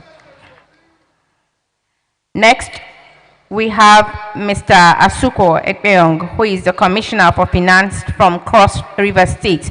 You're welcome to join the panel, sir. We are not done. We also have Kasim Mutalab, who is the Honorable Commissioner for Finance from Katsina State. He's also going to be part of the panelists. Kasim Mutalab from Katsina State, the Honorable Commissioner for Finance. You're welcome to the stage, too. And finally, we have Kashif Inwa Abdullahi, who is the Director General, National Information Technological Development Agency, to join these dignitaries on the stage as one of the panelists. You're welcome too. Finally, we have Mr. Daniel Bala, who will be moderating this session. Mr. Daniel Bala, please come on and take the mic.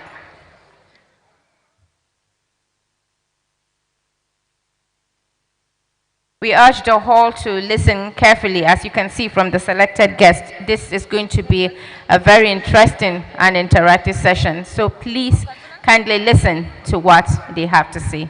Thank you.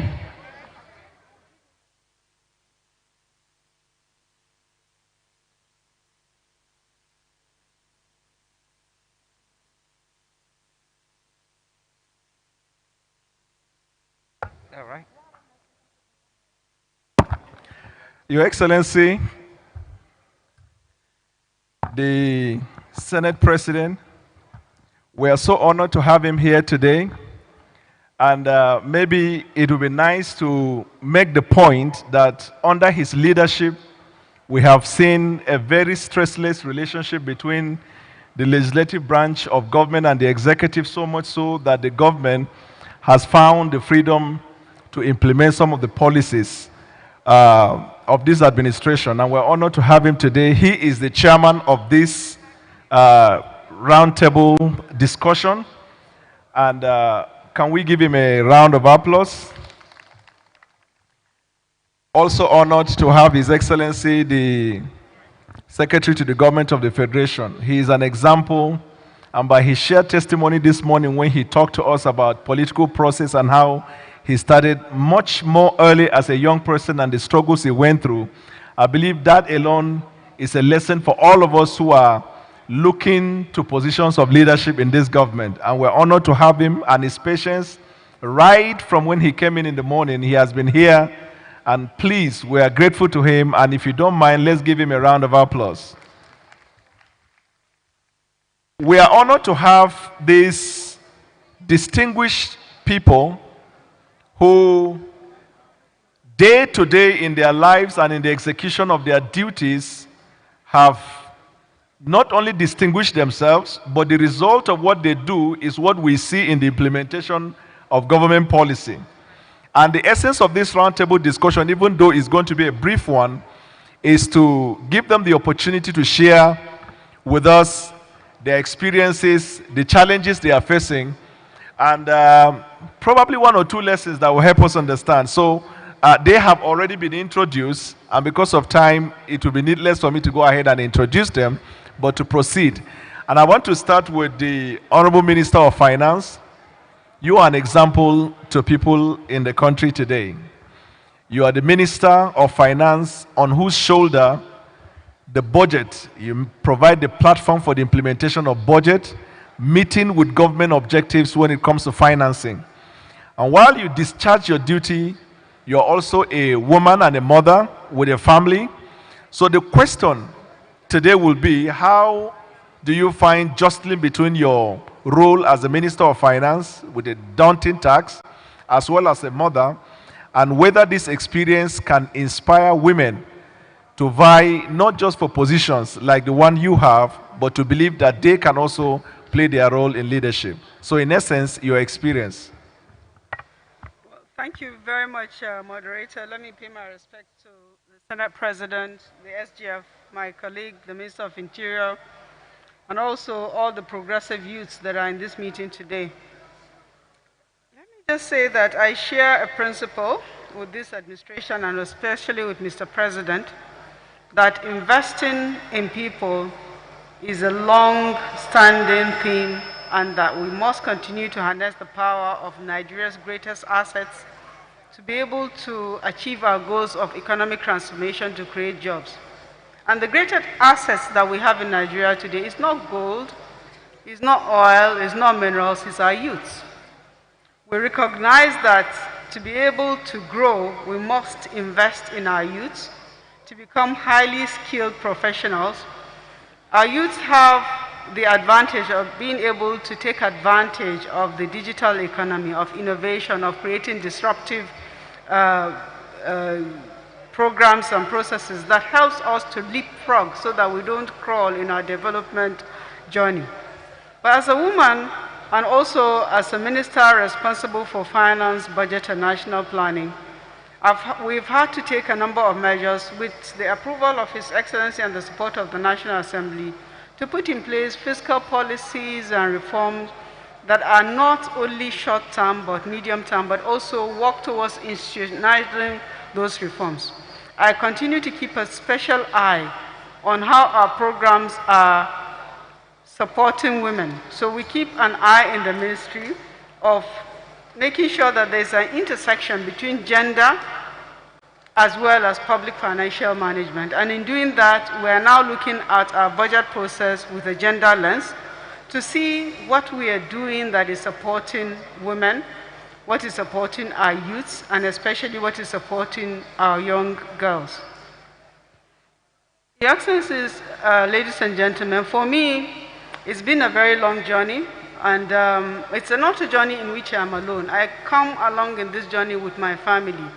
Every day for me is a journey along with my family. I have complete support from my family. I just want to tell the young girls out there that you can actually have it all. You don't have to sacrifice your family life to be able to lead an active public life and to be able to succeed.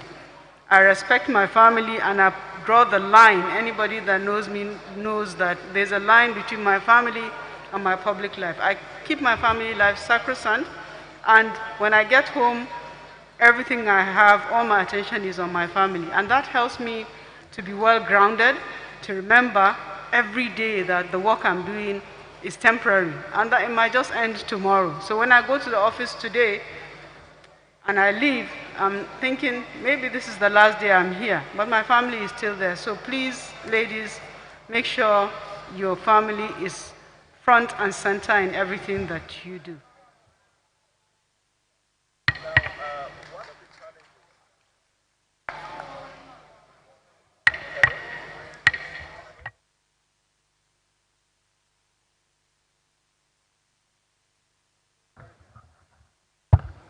Right.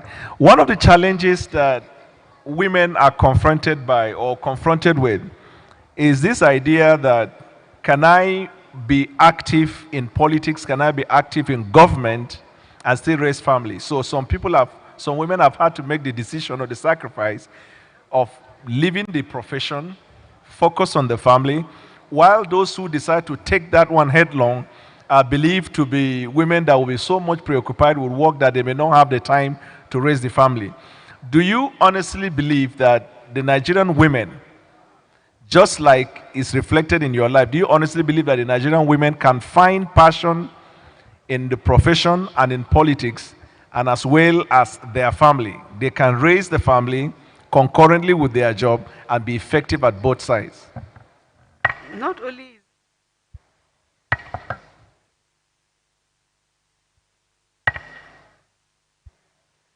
well, it's not only that I believe it, I actually live it. My life is centered around my work and my family. And you can have both and succeed in both. It is important for girls and women to continue to develop yourself so that when you stand in the workspace, you're actually as good as everybody else that you're working with. It is not enough for you to be there as a number to fill a space, but you need to hold your own onions. We try to be as good, and in fact, as good as the next man that is with you, so that you are respected for what you can deliver, not because you are a woman, but because you have the qualities, the professional orientation, and also you have the skills and the knowledge that is required for the job. So develop your skills, but also do not relegate your family to the background. Thank you very much. Honorable Minister of Interior, insecurity pervades our land today.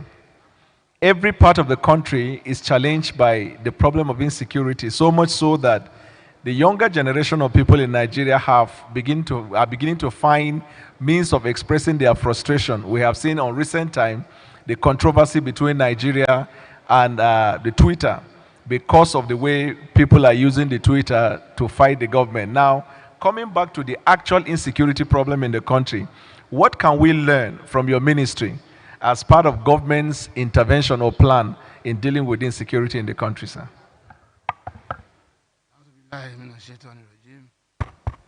Okay, it's on. I recognize the Senate President, my brother, Ahmed Lawan, the party chairman, my sister and friend, the Honorable Minister of Finance, and Ismail, and all those who have labored to put this together. I thank you. Oh, my own, the SDF, the boss. Thank you for being part of us. It's a pleasure. Your question is totally at variance with the letter sent to me. I will answer, but I will not give it much of a time because that's not why I'm here. I'm here to review empowerment and youth engagement. And I think that is what I will speak largely on, though I will respond to your question about my ministry and internal affairs and internal security. I titled the piece I wrote for this event, Our Unstoppable Youth. But before I go into it, I feel endeared to a speech made by Winston Churchill, former Prime Minister of the United Kingdom, which is quite relevant and which I want the user to take away. He said, "Hear this," and I'm quoting him, "Hear this, young men and women everywhere, and proclaim it far and wide. The earth is yours, and the fullness thereof. Be kind, but be fierce. Be kind, but be fierce. You are needed now more than ever before. Take up the mantle of change, for this is your time." And that actually signposts why I'm here. From insecurity to the economy, to political stability, to our future as a people, as a nation, this quote is very relevant. And it speaks to why I think the effort to put it together came in the first instance. Be kind and fierce. You are needed now more than ever before. Take up the mantle of change, for this is your time. I must thank the youth of our great party, the All Progressives Congress, most sincerely for their kind invitation. Let me commend you also for coming up with this conference, a platform for ideation, agenda setting, and constructive engagement, not just among yourselves, but also with select leaders and elders of our party. I would like to begin by examining the idea of the youth as it applies to our meeting here. The general definition of youth given by most dictionaries is social, which is the period between the childhood and adulthood. This is rather vague, too broad and elastic, as it can stretch from 12 to 50, or any period that catches anyone's fancy. Youth has also been conceived of in psychological terms as a thing of the mind. Using this, it is possible to have a 70-year-old man or woman identify as youth, dressing like youth, walking and talking like one, and having mannerism of one, and even sharing ideas of youth. There's a man called the big boy in Ibadan of those days. He was always dressing like a youth, yet he was almost 70 years old. The United Nations is more precise in categorizing the youth in biological terms as those between the ages of 15 and 24. However, a UN agency, UN Habitat, extends it to 32. A more appropriate taxonomy will come from the African Youth Charter of the African Union that defines the youth as those between the ages of 15 and 35. This, for our purpose, is more representative. Those within this age bracket represent the idea of the youth in our party and represent also the immediate future of the party. Having this conference is a reflection of the self-awareness within this group, and I'm happy that we have them. And I must implore you to direct this consciousness to obtain an advanced level of usefulness to the party, the nation, and to yourselves. You are simply announcing yourself to the world as worthy successors and inheritors to those in power today. If this rule of historical succession is correct, then you will certainly at some point take over the affairs of the party and of the nation. You must recognize then that we are simply managing the party on your behalf. That is for you. We are simply managing for you. And what is being done today will impart on you. And what you will do when your time arrives will likewise impart on those coming after you. This understanding should spur you to ensure that nothing goes wrong now, and that the party adopts the right policies and programs that are called with the party's long and short term, national and your own interests. And I pause here to explain what I mean. You see, taking a back seat, believing that you can just be pushed around, does not help your cause. It's not about winning or losing election. It's about preparing yourself for leadership and ensuring that nothing goes bad absolutely before your time. So you must be conscious, you must be alert, you must be ready to work and correct things even now. It is imperative, therefore, that you do better than what obtained now. This is the essence of progress, and I'm happy with the definition given by Fashola. This is the essence of progress. Working now to ensure that you have to do better tomorrow. There cannot be progress if the present generation cannot improve on the present and the past, and if the future cannot improve on the present. If you are to be taken seriously on this mission, then you must prepare not just to do what is being done today, but to seriously improve and advance, and firstly improve on what they are doing. It's not just enough to be ailing us and be, no, within the party. And that is why, let me pause here. This open conference is good, but you must follow it up with strategic sessions. There are things I can never say here. Not because I don't want to say them. I cannot say them. We are dealing with a party. We are dealing with national management and administration. So there are issues I cannot voice out. So here is just to join you in the photo opportunity and media talk. But in strategic sessions, we'll be able to talk to ourselves, because we must prepare you as we demanded for the role you must take in not too far a future. If you are to be taken seriously on this mission, then you must prepare not just to do what is being done today, but to seriously advance and vastly improve on what we are doing. First, you must be widely read and have a keen understanding of history to know what we did right and what we missed, not just now, several years back. How you can improve on what works and avoid what failed. And look at what the Minister of Works showed us. What he didn't add, which I want to take away and add to his own, is that before this administration, all federal government roads will take no matter how small, no matter how long, will take 10 years to be completed. Go and do the record and check. No federal government road works anywhere in Nigeria was completed earlier than 10 years. No matter how short, no matter how long. What did that reflect? That reflected the smallness of allocation to Federal Ministry of Works by all the governments since independence.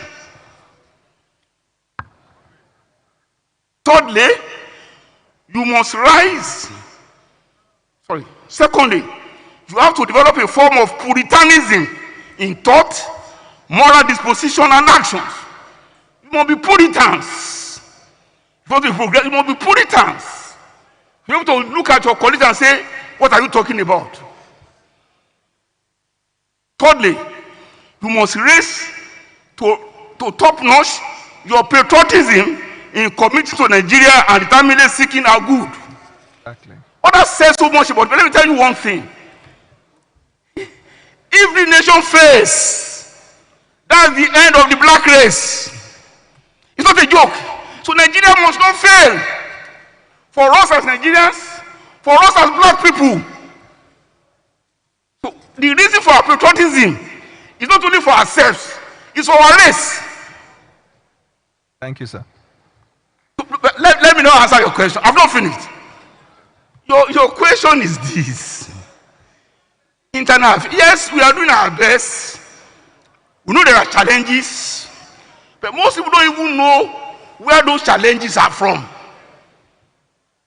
Look, what we faced last year from March to some extent up till now with this COVID nonsense is huge and has a telling effect on our economy. That human beings will be without work for close to 6 months and there will be no challenge. It's almost impossible. Happily, we have managers who are up to the task. That is why it is not worse than what it is. I'll stop at that. Thank you very much.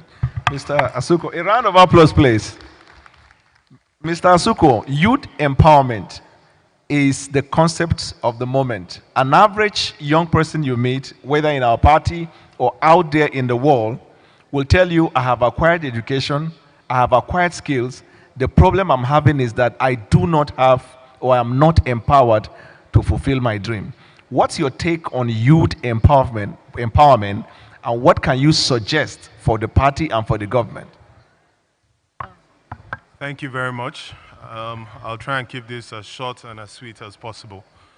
Permit me to stand on all existing protocols, pay my respects to the Senate President, the Secretary to the Government of the Federation, my line minister, Honorable Minister for Finance, the Honorable Minister for the Interior.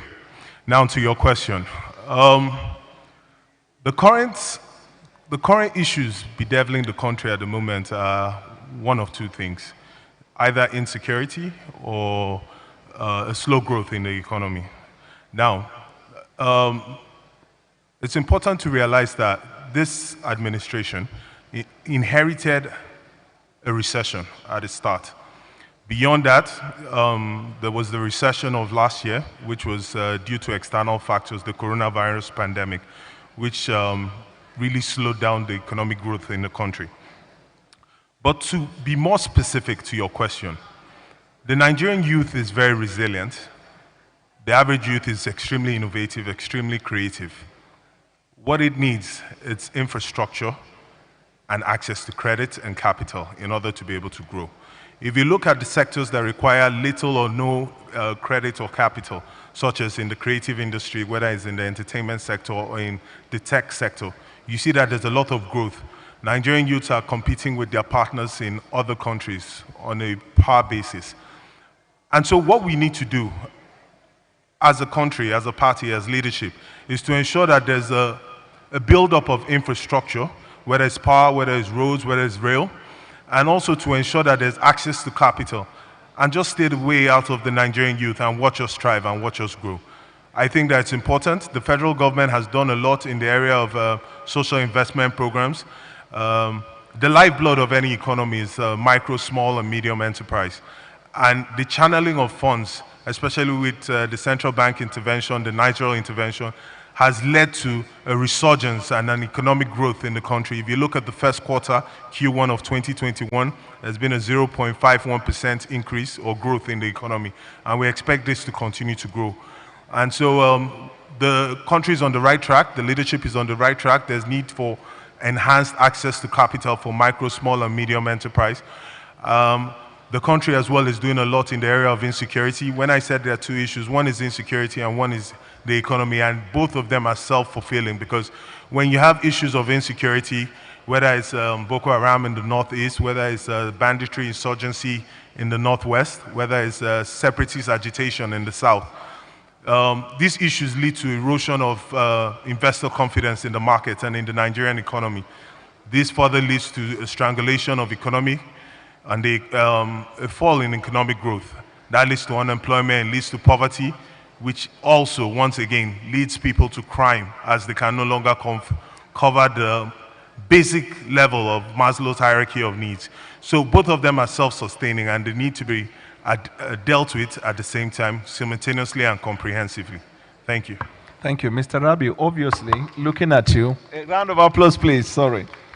Obviously, looking at you, one can safely conclude that there is empowerment by this government. Now, other panelists here have talked about opportunities, whether you look at finance ministry, you look at interior, and with the one or two things he has highlighted as the opportunities that are there for young people, whether in this party or in the government, to take advantage of.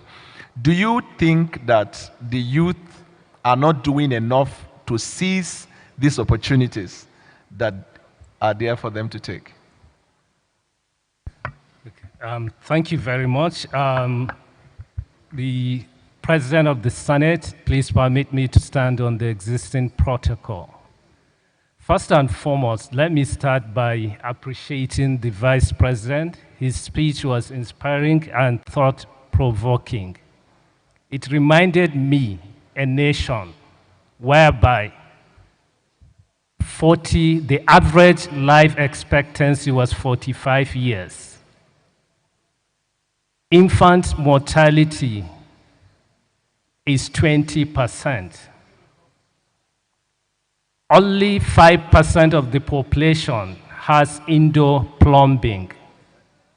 Less than 10% of the population has access to electricity.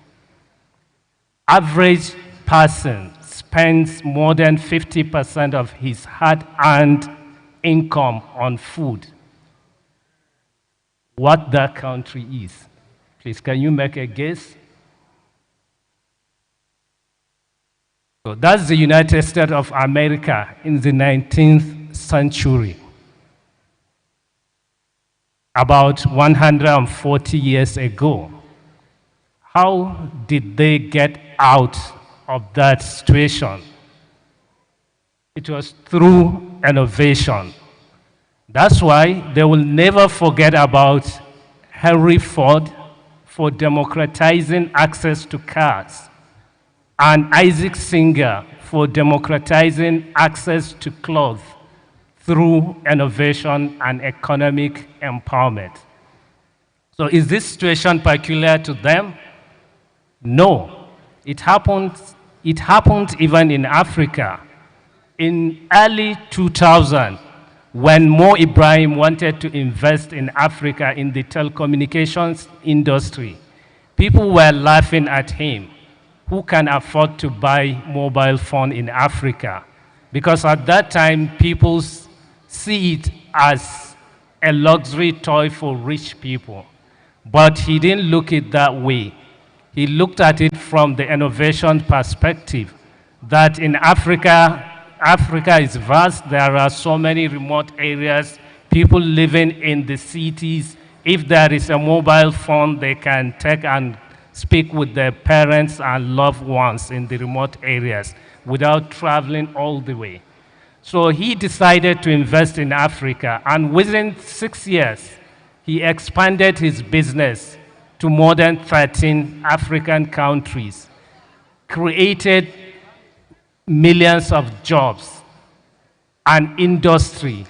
Today, the telecommunications industry is adding more than $200 billion to the African economy. So that's the power of innovation. And the Honorable Minister of Finance, she talked about innovation. How can we be innovative? And innovation is the only thing that lifts nations out of poverty. It happened with South Korea, Japan, and other countries as well. So in Nigeria too, we can do it. This is possible. And this administration from inception, it started with focus on human capital development. Because when you talk about innovation, digital economy, it is about knowledge economy. It is about what you know. Your greatest resources is what you know, not what you have in terms of natural resources. So the government has the political will. It has started. The president has resignated our ministry from Ministry of Communications to Ministry of Communications and Digital Economy. What it means is communication is just a means to an end. The end is economy. How can you use technology to empower your citizens? And today, the way things are, the best or the fastest growing economy is digital economy. And when you talk about digital economy, it is youth-centric. You need the digitally native people to drive that economy. It is disrupting the way we work, the way we live, and the way we do things. And we have the populations, talented populations in Nigeria. That's why the government approved the National Policy for Digital Economy strategy. And my minister, my mentor, and my boss, the Honorable Minister of Communications and Digital Economy, is doing fantastically well to implement that policy. At NIDA, we have several initiatives focused on helping our youth to create and capture value from digital economy. Last month, we unveiled our strategic roadmap and action plan, which has 7 strategic pillars. Firstly, is developmental regulation. We call it a developmental regulation because as a regulator, we regulate to unlock opportunities, not to stifle innovation. And when you talk about digital technology, it's a new thing. It's not something you can regulate. So what we do, we work with the ecosystem, create a use cases before we start thinking about regulation, because it will be difficult for you to innovate within the confines of regulation. Then we do a lot on digital literacy and skills, because you need to have the knowledge for you to even understand and embrace the technology to use it. We promote digital innovation and entrepreneurship, which is the best way to lift nation out of poverty, because as we speak today, more than 90% of jobs in Nigeria or businesses are small and medium enterprises. So we were looking at how can we cultivate innovation-driven enterprises out of these small and medium enterprises. What I mean by innovation-driven enterprises, they are enterprises that you can start small and grow bigger, and mostly with the target global market. That's how you can get unicorn companies. And we do a lot in terms of creating the ecosystem, which is also a youth-centric. How can we tap from their ideas? How can we help them to take their ideas from inception to impact? That's why we have initiatives like Technology, Innovation, and Entrepreneurship Support Scheme, whereby we identify youths with promising ideas, take them to innovation, IT innovation hubs for training, incubation, and acceleration. And at the end, we give them a startup voucher to start their own business. Yes, thank you very much. Talking about the economy, Honorable Minister of Finance. Okay, go ahead and clap your hands, please. He says so many great things. Talking about the economy, one of the core components of the mandate of this administration is the economy. And the economy is what everybody is looking at. The nation rises or falls on the economy. Can you tell us what exactly you and your ministry you're doing regarding the economy and how you can impact on the people?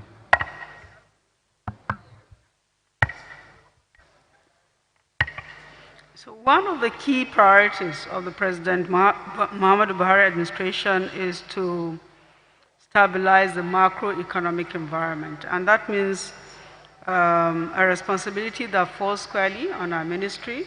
We are expected to provide fiscal measures that provide that macroeconomic stability.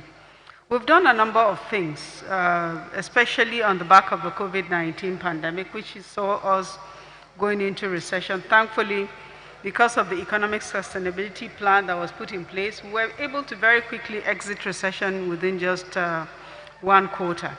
In the ministry, we had developed a strategic revenue growth initiative because we have to focus on domestic revenue mobilization. As part of the consequences of the COVID for us was not just the health pandemic, but also the decline in economic growth, which resulted in recession, which also means for us to be able to come out of that recession, we needed to spend a lot of money in the economy. It meant we needed, by the approval of the National Assembly, we needed to borrow more than we planned to borrow, to enable us to reflate the economy. So this borrowing means we have to put a lot more attention on domestic revenue mobilization so that we'll be able to meet government's liquidity requirement, but as well as meet our obligations in terms of settlement of debt service obligations.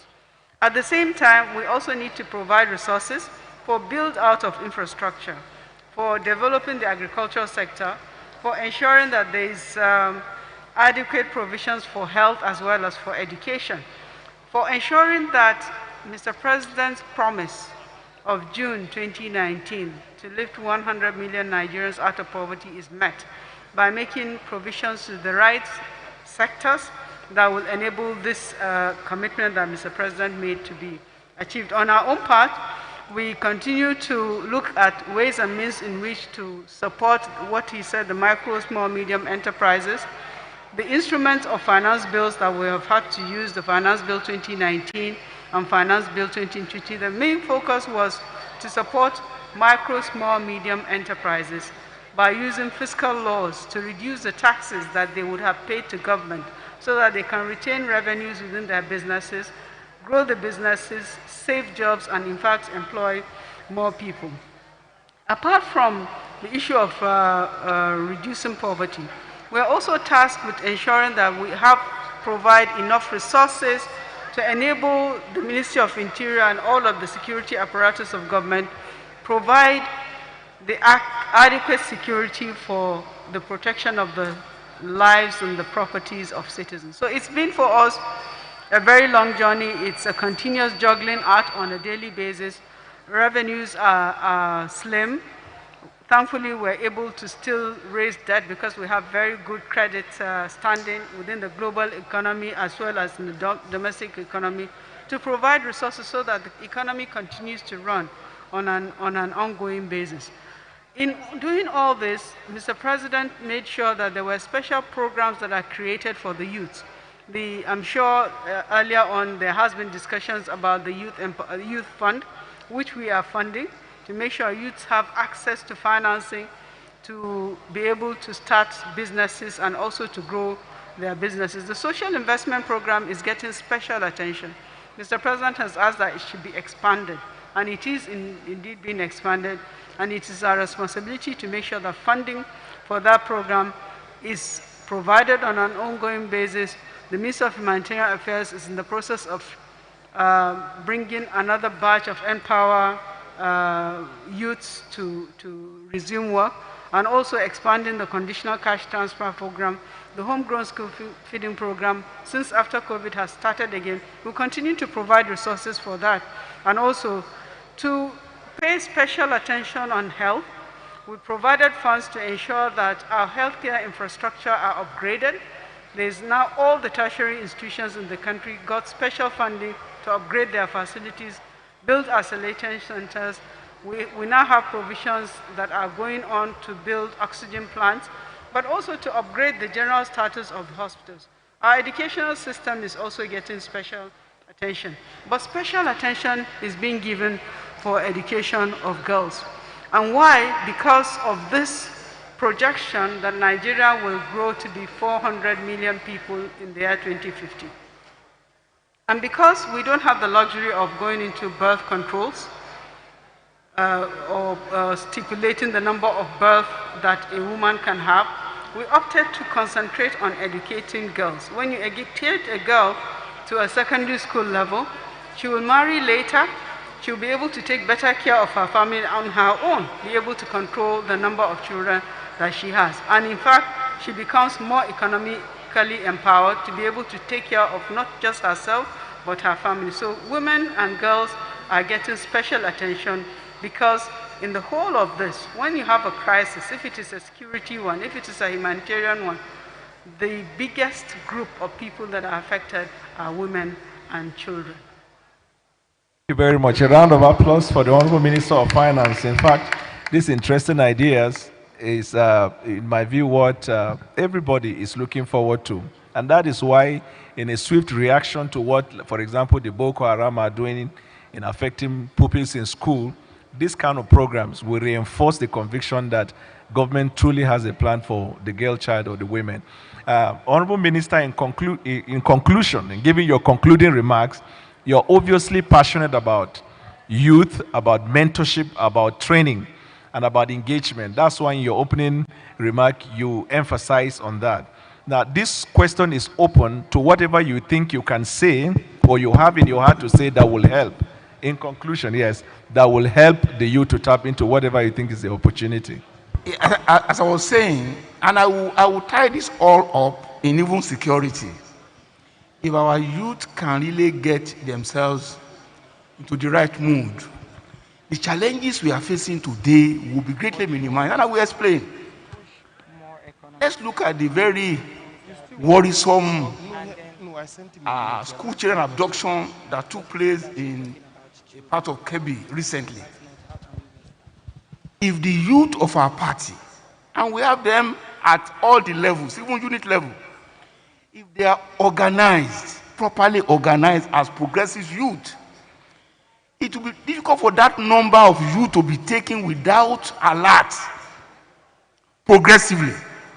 However, how could we get the PYC that has this quality leadership to bring about this beautiful setting and all that we have had and people who have delivered the speeches there, and yet the right organization to the unit level of youth is lacking. So I'll go to it. The youth should recognize the need for internal democracy in the party and be resolutely committed to it as sacrosanct. All party positions, offices, and all legislative and executive positions contested on the platform of the party, therefore, has to be democratically contested. Let that be your communique. That's the way you can be empowered and be involved in the party process and governance. This should be the minimum irreducible demand of the youth. The era of imposition of candidates for offices should be brought to an end. And you must lead it, because that's the only way for you to be there. You don't beg for position. You must organize and struggle for it. We must understand, as late Claude Ake, professor, said, that democracy is a system of governance, not a system of power. We are all interested in power, largely, not in governance. We must be interested in governance.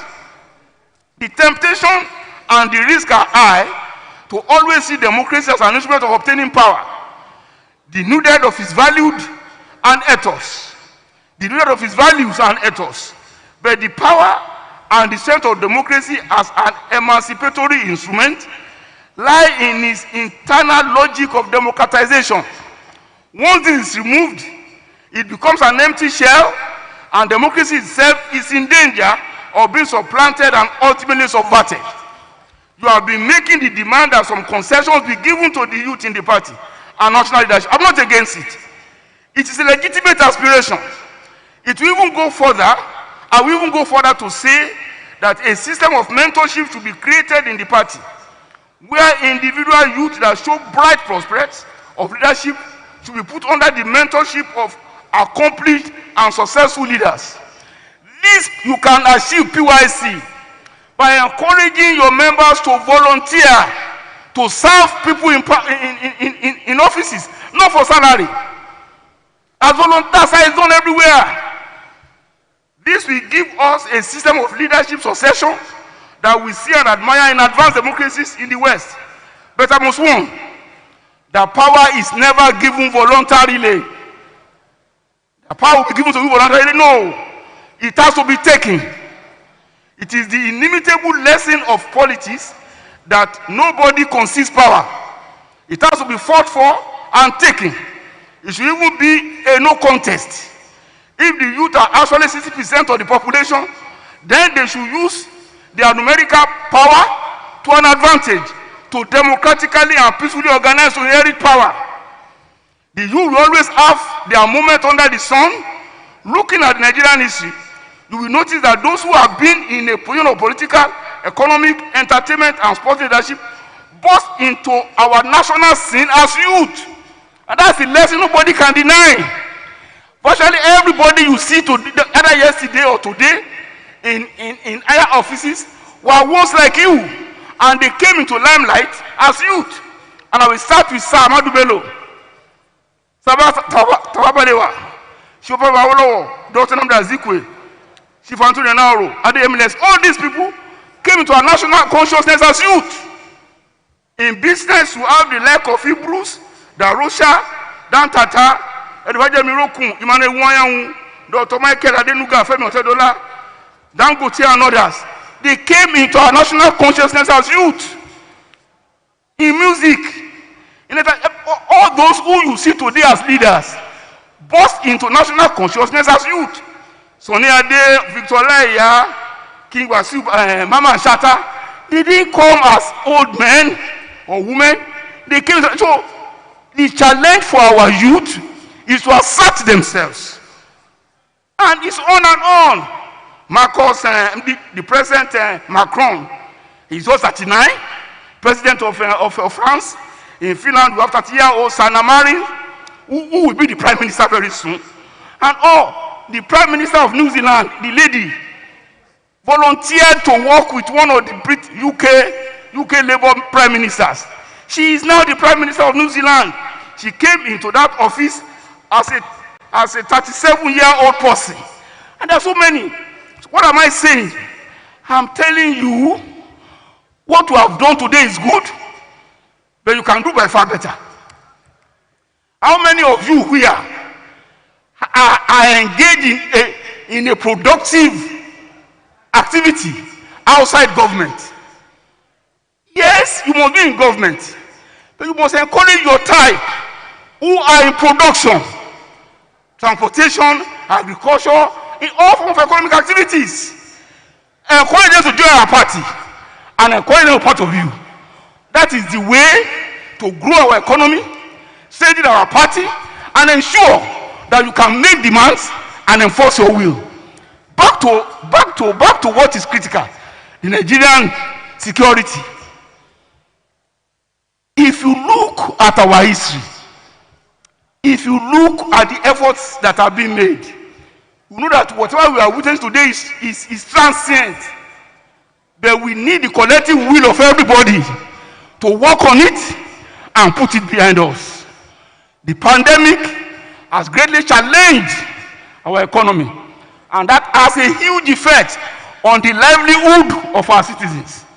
So we need a collective resolve to tackle our challenges on security and get over the challenges. Thank you. Thank you for your attention. Thank you very much, sir. I'm afraid I'm told we have come to the end of the meeting, end of the round table discussion because of time, but there is a very important question directed to the Honorable Minister of Finance, and I would like to read it out. What innovations can we see in the last 2 years of Buhari's administration that will reduce the bureaucracy of SME, startups, and tax tenures in order to boost job creation?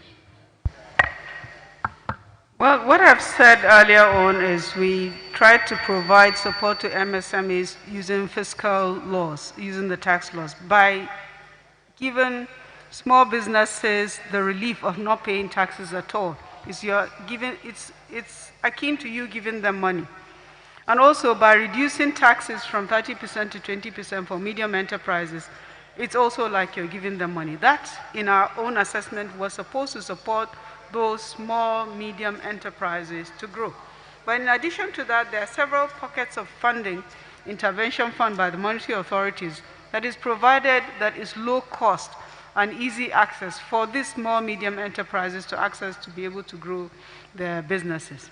Indeed, during the COVID period, we've had to work with the monetary authorities and the commercial banks to be able to stay debt service, to suspend debt service for businesses so that they can keep the liquidity that they have to be able to sustain and run their businesses. Innovation is playing a very key role in the management of the public finances.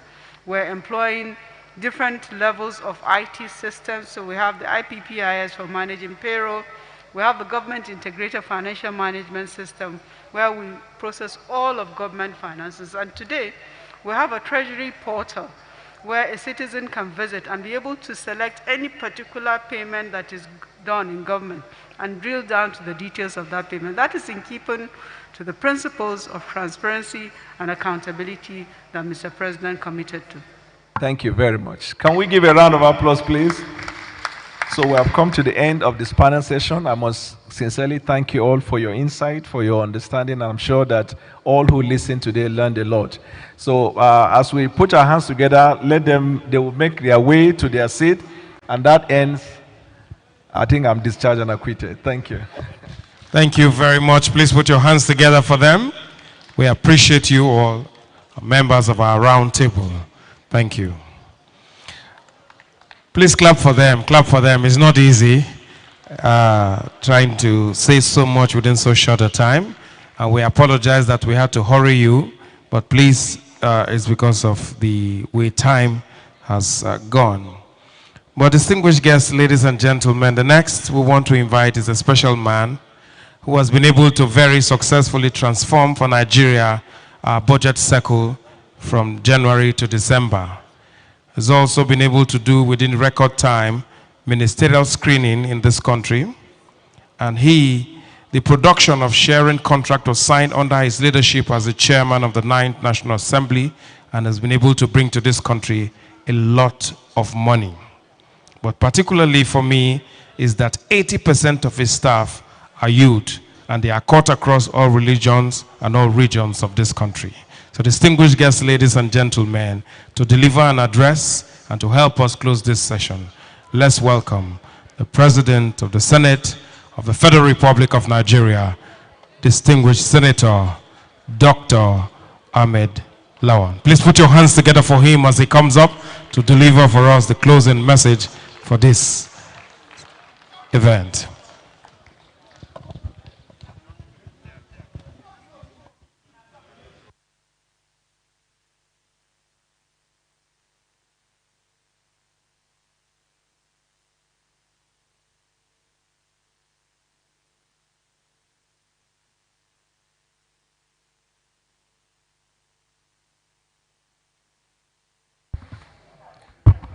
Your Excellency, the Vice President, recognized in absentia, Your Excellencies, the governors present here, the SGF, Secretary to Government of the Federation, honorable ministers, the chairman of the APC youth, or the leader, and of course, very distinguished youth, distinguished ladies and gentlemen, gentlemen of the press. I will speak as a politician, as a parliamentarian, and as chairman of this session. First of all, let me thank the organizers of this very important and maiden conference for inviting me to be here. And thank God that Ogbeni, the Honorable Minister of the Interior, provided me a way out. I talked with the chairman or the leader of the youth, APC, that I am a youth, and he questioned that in private, and he did so when he came on stage. But the various definitions of youth gives me an opportunity to be one, and I'm happy to be here also as a youth.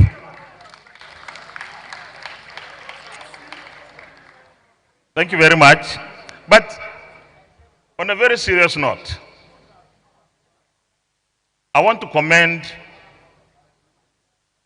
the youth of the APC across this country. You have done so well to get this administration into office in 2015, and you repeated that in 2019. I believe that you deserve better applause. I'm going to differ with so many positions made here on how we should engage or empower our youth. Some of us feel that power is taken, not given. Maybe the youth should wait and follow a process of transition. My understanding is, if you want to teach someone how to drive, you don't keep that person at the back of the seat. You don't. You either give that person the steering and sit beside him and tell him this is the way you should turn the steering, or you control the steering, he sits beside you at the front seat so that he sees what you do. I believe that what we need to do for our youth in APC, particularly and in this country, is to get them to the table where decisions, policies, and legislations are made.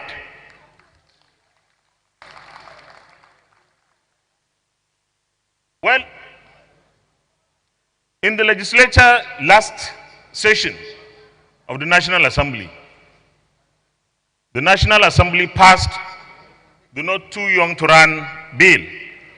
And I want to commend Mr. President for signing that bill into law. Today it is a law. But I believe that we need to go beyond Not Too Young to Run, the youth to run to somewhere. Somewhere desirable, a destination that will make them very productive and participate in governance that we require. Nigeria, we always say, well, we have the potentials to grow. It's one country that has all that it needs to grow, and it remains potential. Why wouldn't it be potential? Why?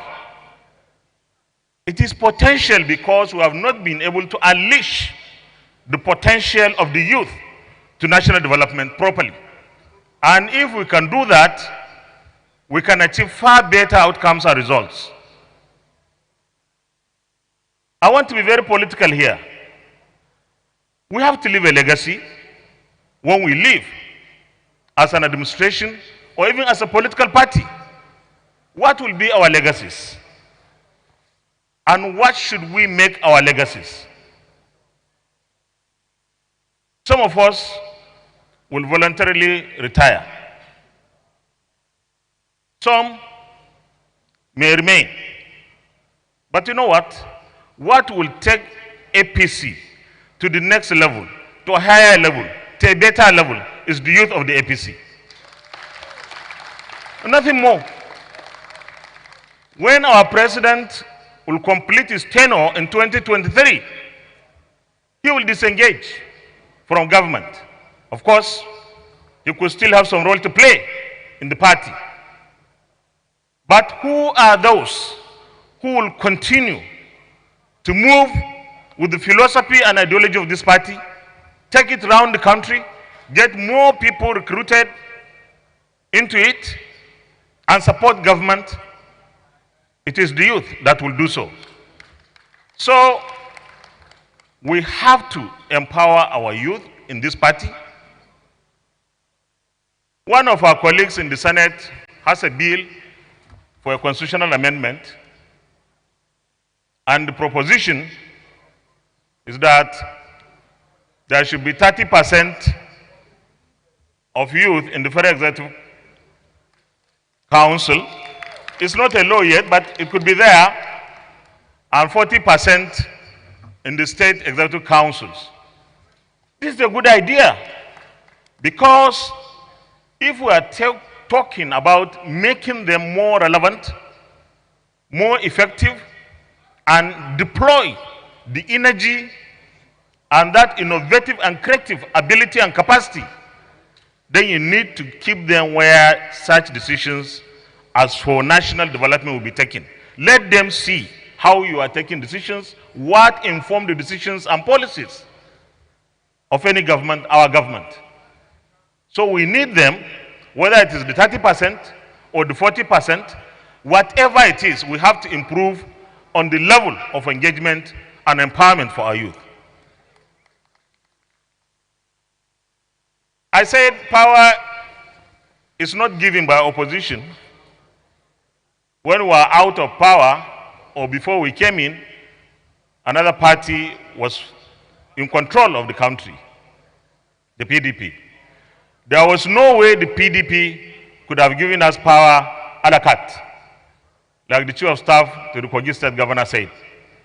But the people of Nigeria mobilized, and of course the APC was hot, and that government was voted out. Power was taken. But when it is a family affair, and this is my position, power is given, not taken. When it is a family affair, imagine yourself with your children, your sons and daughters. You want them to be better than you. At one point, you say, well, you call your son or daughter and say, I'm retiring. You have to take over the running of this business, or so on and so forth. But when you say power will not be given, that family is dysfunctional. that family is dysfunctional. So power is given and can be given. And how I wish it will be given. Well, so much of the politics, and I'm with you. I am on your side. Even though I've been disqualified by your chairman or our chairman, but I'm still on the side of the fact that we can give power to our youth. We should enable them, prepare them, mentor them, and tell them this is the way to go. You have seen us done it, and you can do better because of the energy that you have, and of course your capacity. And these days, our youth have more capacities. What they may lack is that political clout, because no matter how well technologically based you are or digital you are, my brother, when it comes to politics, you have to learn. And I will tell you my experience. After I returned from my studies from the UK with a PhD in 1996, in 1999, I ran for the House of Representatives for my federal constituency, Bade Jakusko, in Yobe. My first two outings to the campaigns were so unsuccessful.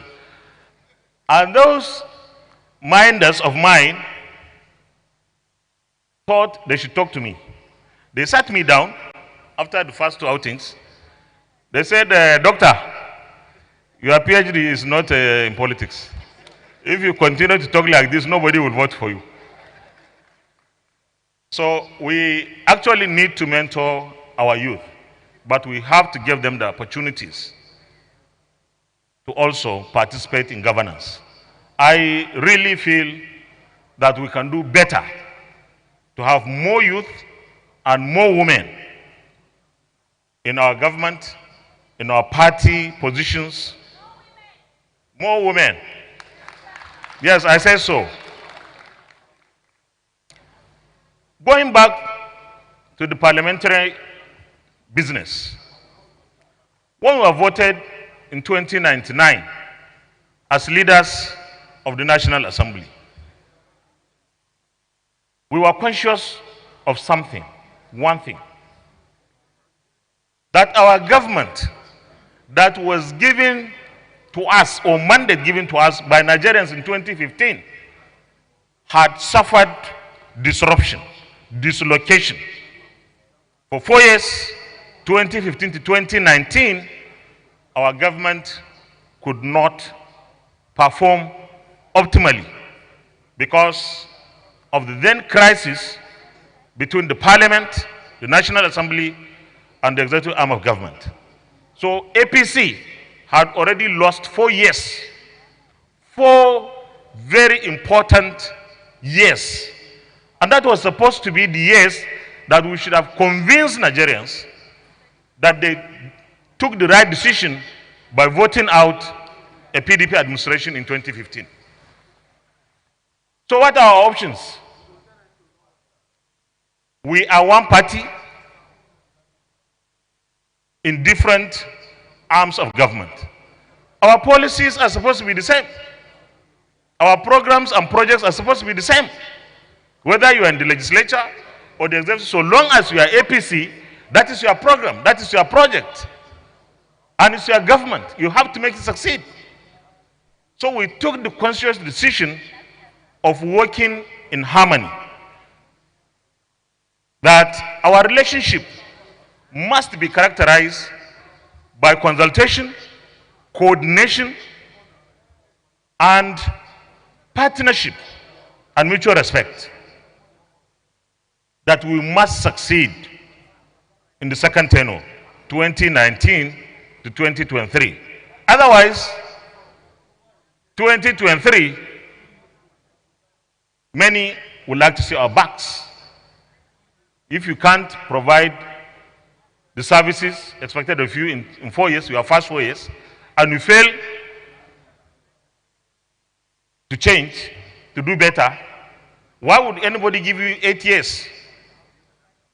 So we felt we have an obligation to Nigerians who voted for us, to our people in APC, to our country, that we must work in such a fashion and manner that government is able to deliver services to Nigerians.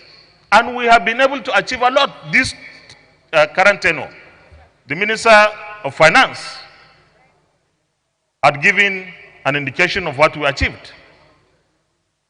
Of course, the budget cycle, which we thought was one very important issue that we must address.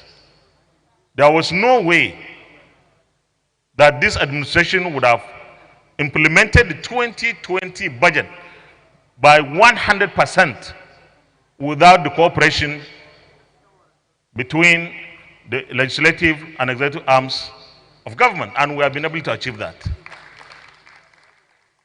And of course, many times when the people from the executive side come to talk, they will talk very much about themselves and very little about the National Assembly. Honourable Minister, thank you very much. At least you have said something.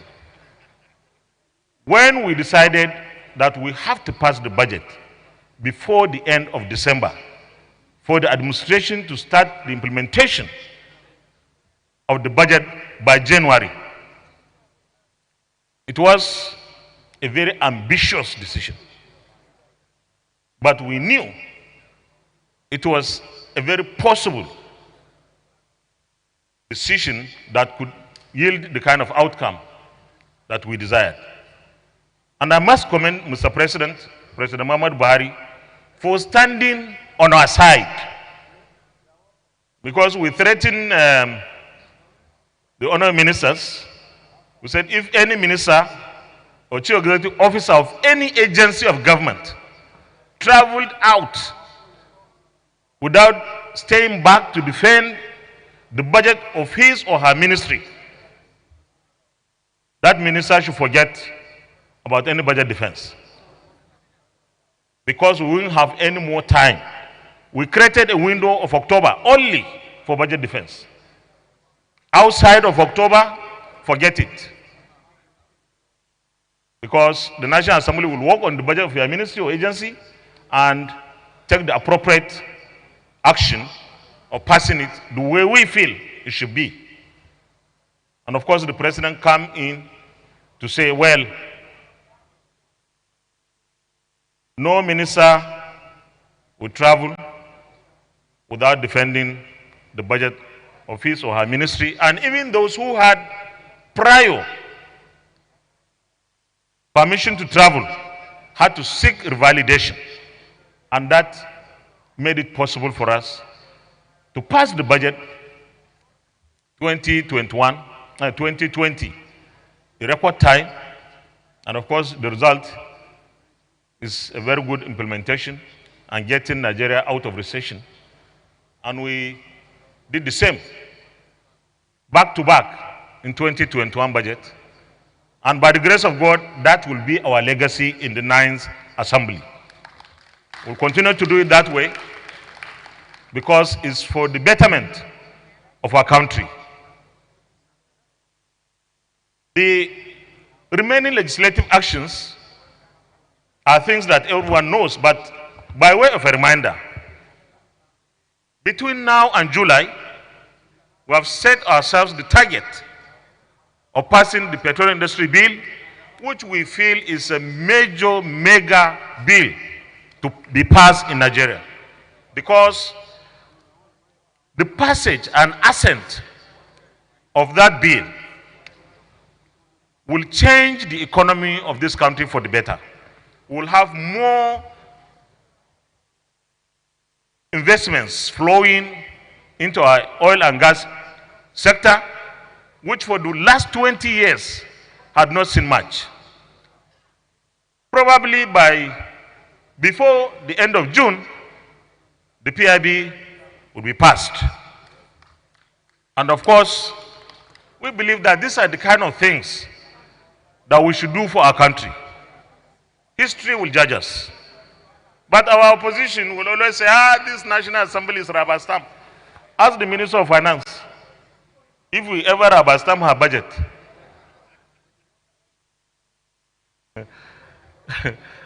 We never rubber stamp her budget. But of course, because we don't fight publicly, say nasty things about ourselves or call ourselves names, the opposition is not happy. Well, you have to worry for the next 2 more years. Because ours, what is before us, is to do what is right for the people of Nigeria. If we disagree with anything from the side of the executive, we will say so. But we don't have to fight publicly. But we will reject what we think is not appropriate. So, I believe that is, for now, a price tag on us. But there's a price for anything. And if someone will put a price that is just in name, but we are able to deliver, so be it. I am sure our party is very happy with us.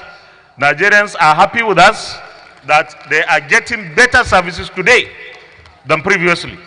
And that is our motive, and that is our reasons for staying on this course. Finally, the youth of APC, anything we are doing today could have maybe the kind of outcomes that we need in this short term, or maybe long term,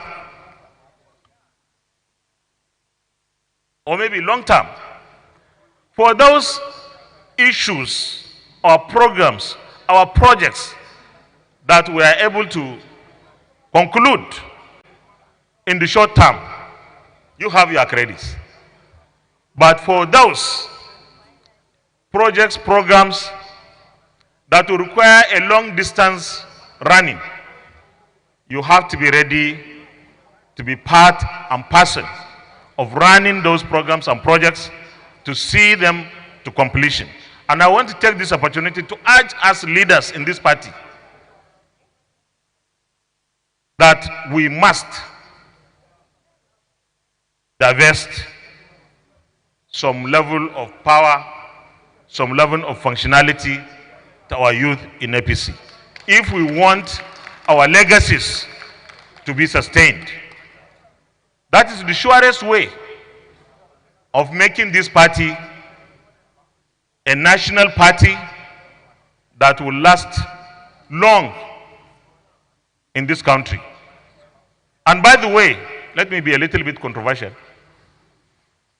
You know, whether we like it or not, the truth is, President Muhammadu Buhari remains the person with the bulk of the support we get across this country in APC. And when he leaves, he will still have some role, but I dare say it is after he leaves office that APC will face its challenge. Yes, we have to know our value then. And the value of APC presently is APC minus President Muhammadu Buhari. Whatever it is, that is the value of APC. So we need to do a lot to build this party.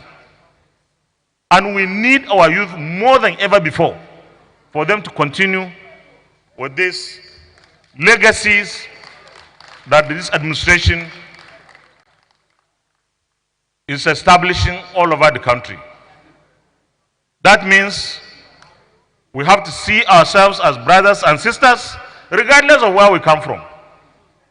Regardless of where we come from. And I would like to commend my friend and brother who calls me a name I don't like, Governor Nasir El-Rufai, for talking to the point that our tribe, our ethnic group, our religious persuasion should not matter when it comes to uniting this country.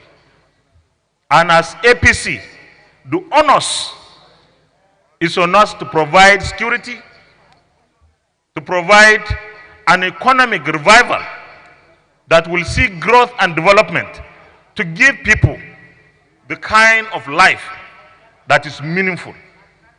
We can ask others to join us, but we are the ones to do it. So we need all hands on deck.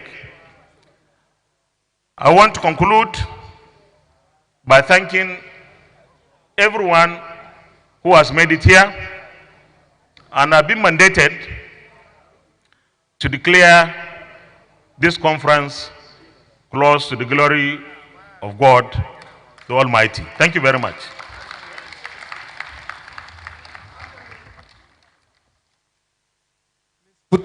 Let's put our hands together for His Excellency, distinguished Senator, the President of the Senate, as he has delivered the closing remarks.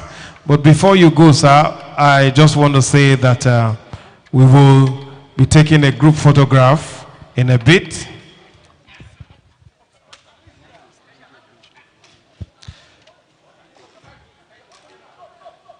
But let's very quickly ask that the Senate President takes his seat.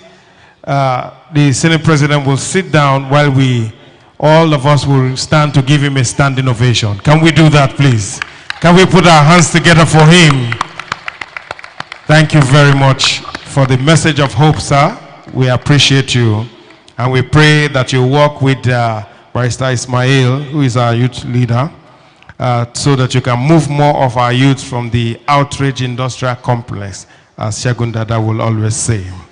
Let us make them happy. A lot of them probably are still aggrieved, but Ismail has been able to compensate a lot of them, but many of them still wait your smile, sir. I believe you'll be able to communicate with him and bring them out of the outrage industrial complex. Thank you very much, sir. As the program gradually comes to an end, we would like to appreciate each and every one of you for taking the time, for being patient to stay throughout the program with us, to listen to us and be part of our program. As our leader, Barrister Ismail Ahmed, had said, we will remember. Thank you very much. Your Excellency, we will want to take the group photograph in front here, so I'll advise all those who are in the front row to just approach the front as we take the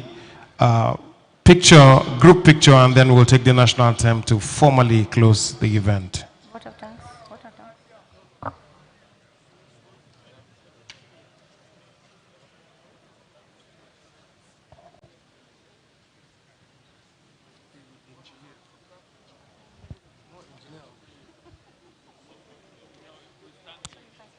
We'll just stand in front here and take the group pictures.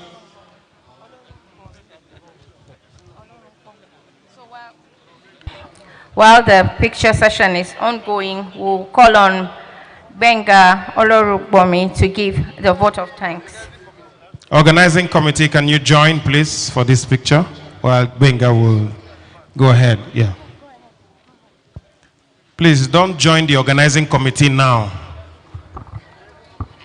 Your Excellencies, here present and in absentia, our guests, our delegates, our friends. It gives me great pleasure to give this vote of thanks. It has been a journey that has been draining, has been exhausting, but we thank God that this has come to a fruition. The first ever Progressives Youth Conference. We conceptualized it, we dreamt it, and it has come to pass. We are grateful because everything we set out to achieve with this conference, we have achieved. Our hope is that at the end of the day, we mainstream youth development. We mainstream the youth in this party. Thank you very much for being here, and God bless you. Thank you. All right. Thank you very much. Your Excellencies will take the national anthem now to formally signify the end of this program.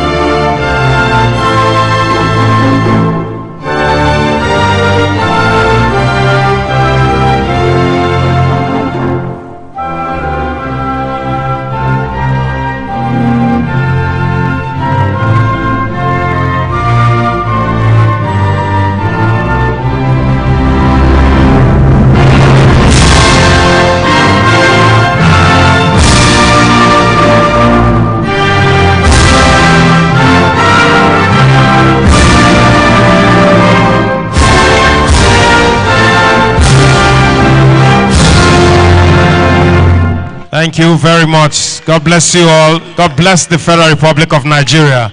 Please, I will advise that you clear the middle aisle so that our VIPs can go out. Let's be good youths for Nigeria. Just clear the central aisle so we, as our national youth leader, will escort our speakers and our VIPs this evening as they go back to their respective destinations. Thank you very much, ladies and gentlemen. Let's continue to work together from wherever we are to deliver the goods of our party to this great nation.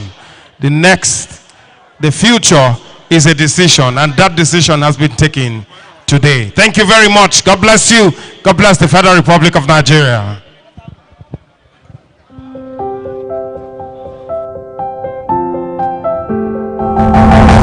This administration is laying the foundation and taking bold steps in transforming our country and liberating our people from the shackles of poverty.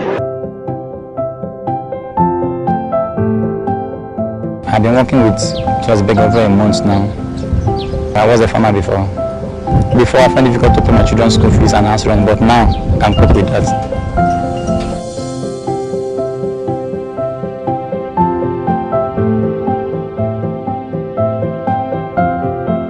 Before I was employed, I depend on my parents for financial help, but now I'm able to stand on my own. I'm independent on my own. I'm financially stable, and the most important impact it has given me is the knowledge. Nothing can trump the progressive ideals. Progressivism is about improving the human condition.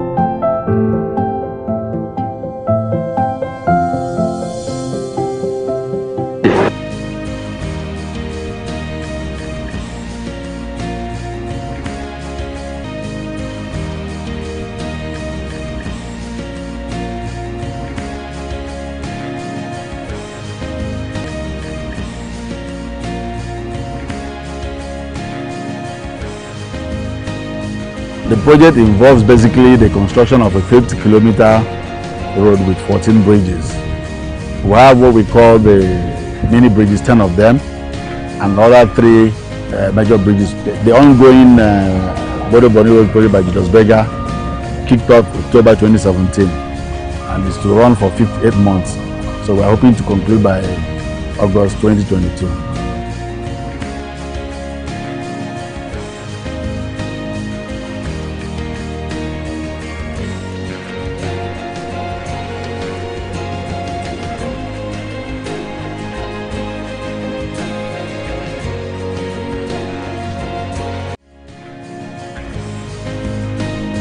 We can lift 100 million Nigerians out of poverty in 10 years. This administration is laying the foundation and taking bold steps in transforming our country and liberating our people from the shackles of poverty. Progressivism is about improving the human condition. For the federal government to do this project for us, they have gone so far to solve our road problems. Now the students can now move smoothly, take buses down to their lecture halls. So it's a very big relief to students. Some students, they now actually come to class more. They even use this road more than the other road that they used to use before. And then some used to come to class late, but now all this has changed. The quality of the work is satisfactory, is good. As you can see that when the students and the management are using the road, they are beaming with smiles.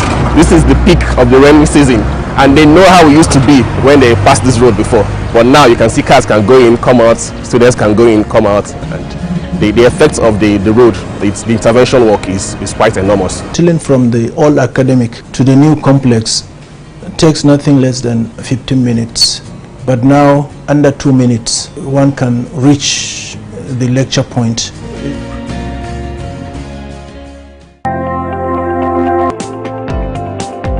Hitherto before now, this particular street was not motorable, and we used to suffer a lot, especially during rainy season, because of erosion. It has blocked these roads at the middle. But in recent time, I think we want to rather say we thank the federal government for what they have done for us. They have tarred the roads and they have put street lights, which has boosted, one, our security and the business around this area. Progressivism is about improving the human condition. The road was in a very bad state, it wasn't motorable, you can't pass through the road. But with this road now, I think is a plus for the community. And I also thank the federal government, the government in power, for trying to put up this bold step to alleviate the suffering of the people.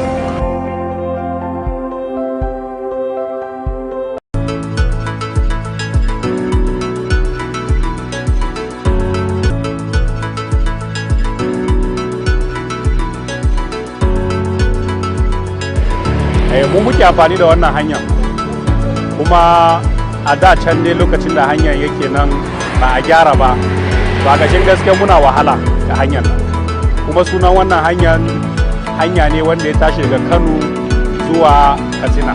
But alhamdulillah mun gode Allah da Allah ya kawo mulkin Baba Buhari ya sa aka fara wannan hanya. Yanzu dai an yi ɗayan lantin saura ɗayan lantin. To muna roƙon Allah ya tabbatar mana da mu ga ƙarshen wannan hanyar da kuma wayansu hanyoyin da na wayansu jihohin daban. At the end of the day, our prosperity has no party. It is a national and human identity.